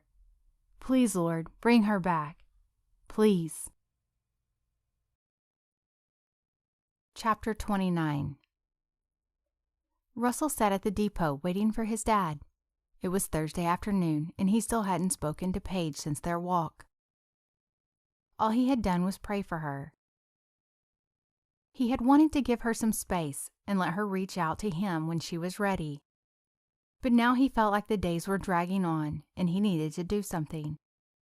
He wanted to get his dad's advice. Jim walked in and spotted his son right away. Russell had already gotten coffee for the two of them and had it sitting at the table. He didn't want to waste time. Hey, Dad. Hey, Russ. How is everything? Not very good, actually. Paige? Yes. I thought so. Tell me what's going on. Russell relayed the story. Of course, Jim already knew about their date and the emergency with Lucy, and about Paige's parents. He filled in all the other details, ending with the walk on the trail and Paige running away. I haven't talked to her since then. Jim leaned back in his seat as if he was contemplating what to say. Tell me what to do, Dad. I'm lost. It does seem like a very difficult situation. She obviously enjoys your friendship, and she has let you in a little bit. But if she's so afraid that she'll lose you, I can see why it would be hard to let you get close. I know. Do you think I should back off? Just trying to go back and be her friend? Wouldn't that be like starting over? Yeah, I guess so. But if she would let me be her friend, then maybe... Russell trailed off. She's already let you be her friend. She seems comfortable with that. So if you want to be her friend, then I say yes. Go back and just be her friend. But if you want to be more, then I think you did the right thing by being upfront about it. So now what? You wait. Wait? You believe the Lord told you to pursue her, right? Yes. And that He led you to tell her you want a future with her, right? Yes. Then He will work it out. Okay. But it might be just in His timing. He might be using this to do a little work in her life. So you need to give Him time to do that, and allow Him to work on you in the meantime too. Wait. Okay. Is that really the best advice you have? Jim laughed. I'm afraid so. Listening to you, I think you've done all right for yourself. I'm really proud of you, you know. Really? I am. When you came back here, I saw you as this new independent person. You had become used to living on your own schedule and doing things your own way and for yourself. I could tell you didn't want to be considered the little brother anymore, and were trying to make a name for yourself. But when God introduced you to Paige, He changed you. You wanted to do something for someone else. You wanted to help her. And you saw the ways she had sacrificed for her family. I think that had a real effect on you. You're not the same person who moved here even a couple of months ago. He has done something in you, and I believe He is doing something in her too. And when you're both ready, then you will be powerful together for His purpose. Thanks, Dad. That really means the world to me. Just keep praying for her and listening to his voice for what you should do next. Russell took those words to heart and agreed that he would keep praying, something he hadn't stopped doing since he met her. Paige sat in the comfortable chair in the empty bedroom upstairs. It had been her mother's chair, where she had done her morning prayer time and where she could often be found writing to-do lists or notes to her children. The empty room had been Zoe's, but she had moved into the room with Peyton when Paige moved to the master bedroom.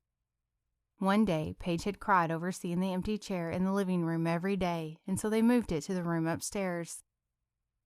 Now she had pulled it over next to the window and sat in the room with the door shut.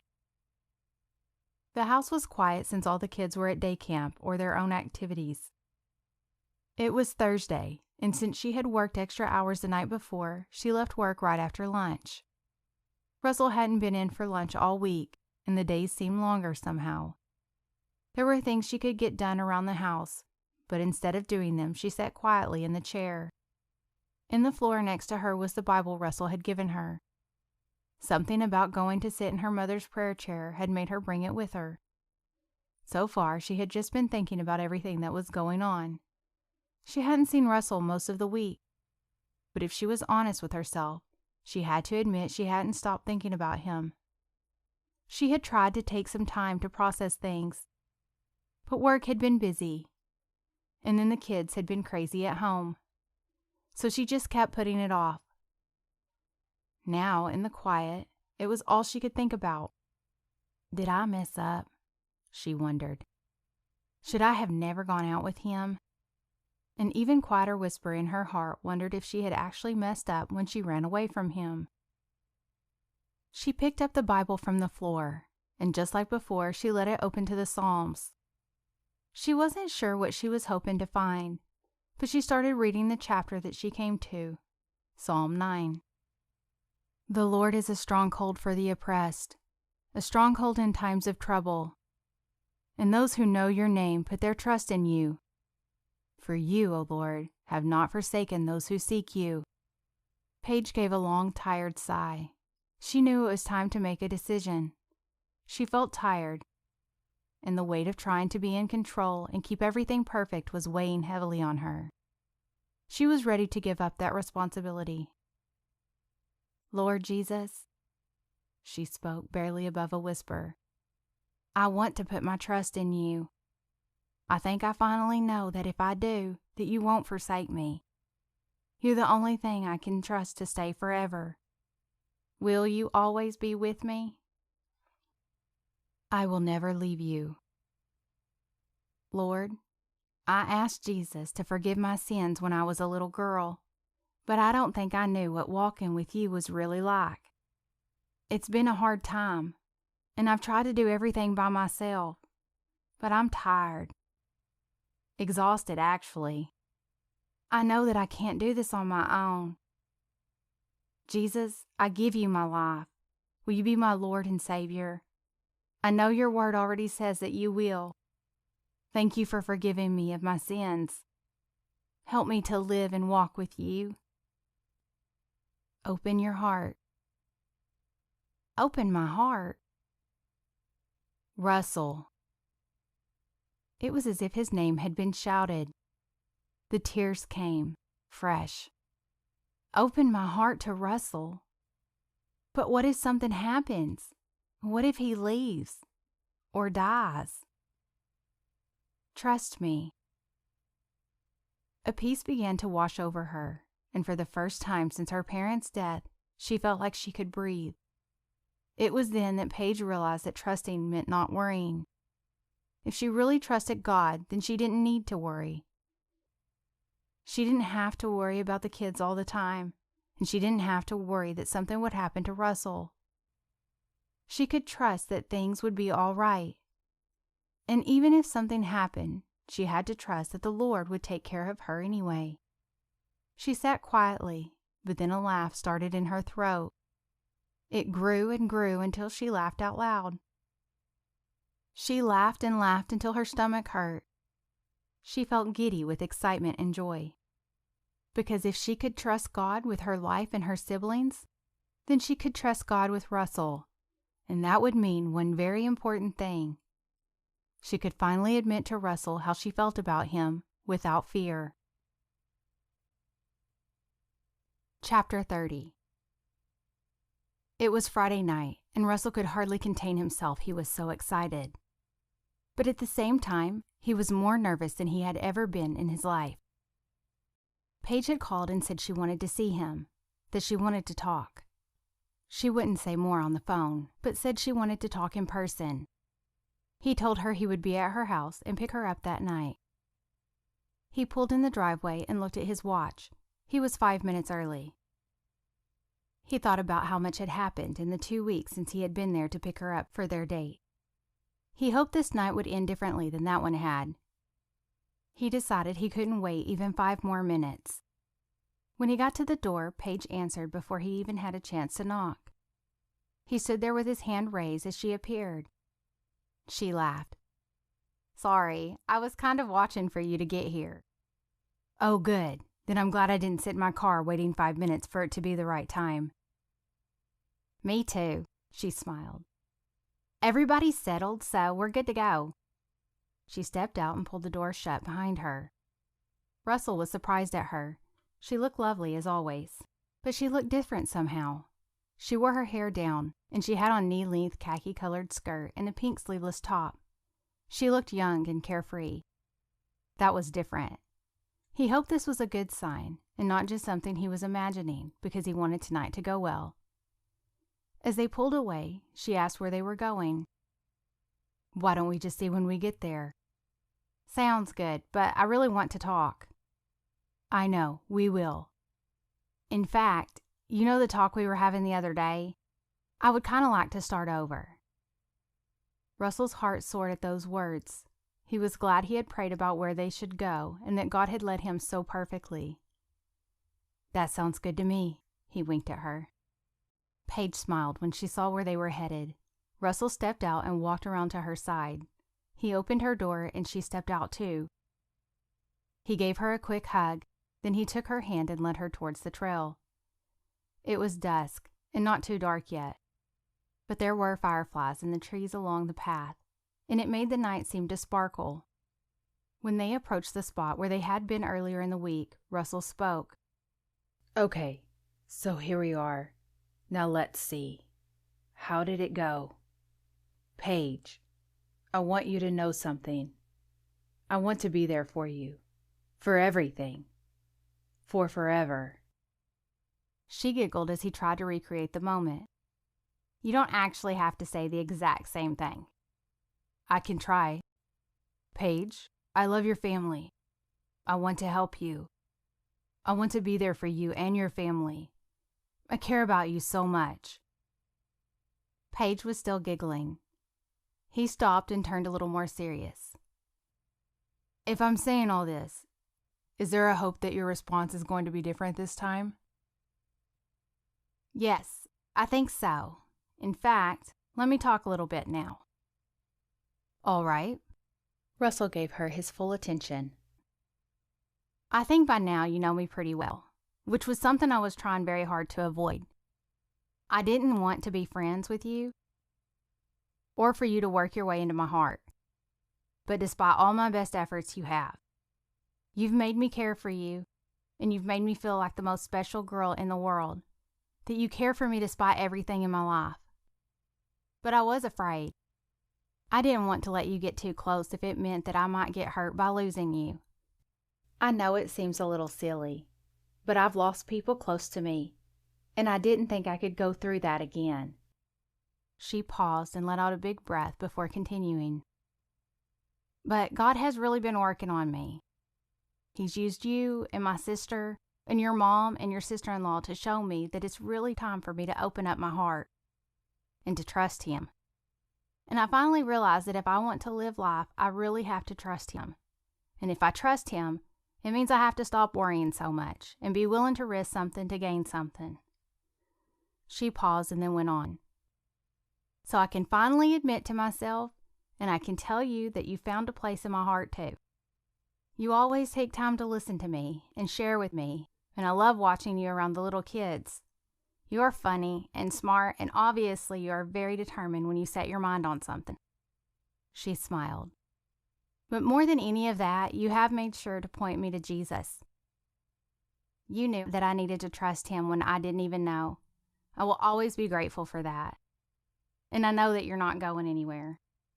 She took a deep breath. "Okay, so this is the part where you ask me again if I can let you be in my life." Russell's smile lit up his face. "Okay." He cleared his throat. I think that it went something like this. He took her in his arms like before, then he leaned his head down and kissed her, fuller and longer than before. Finally, Russell leaned back and looked into her eyes. "Can you let me be a part of your life and take care of you?" She beamed. "Yes, I can." He kissed her again, and this time he put his arms around her waist and lifted her into the air as he spun in a circle. "I'm so glad to hear that." He set her back down on her feet and took both of her hands in his. "Paige, Kelly, ever since I saw you in that church gym and asked if I could help you get Shep, and you said, 'No thanks, I can handle it,' all I've wanted to do is take care of you." "I can't believe you remember that. Is that really what I said?" Paige took one hand away and covered her face. He pulled her hand back. "Of course I remember it. You were unforgettable." She blushed. "Paige, I am so thankful for you to trust God with your life and future. That is the most important thing in the world to me, and I'm grateful for the way it changed our relationship. I want you to know this. I love you, Paige." Tears filled her eyes. "I love you too, Russell," she gasped as he knelt down on one knee. "I can't promise that everything will be perfect, and I can't promise that nothing will happen to me, but I can promise you that every day that I'm alive, I will love you, provide for you, and take care of you, if you'll just let me." He reached into his pocket and pulled out a small box. When he opened it, she saw a beautiful solitaire diamond ring. "Will you marry me?" This was more than Paige could bear. She covered her face with her hands as the tears rolled down her cheeks. She took a deep breath and shouted, "Yes, yes, of course I will." He stood and hugged her tightly. He took her hand and placed the ring on her finger. Then he took her face in his hands and kissed her. When they finally pulled away, she was breathless. "Oh my goodness," Paige said. "Is this really happening? Are we crazy?"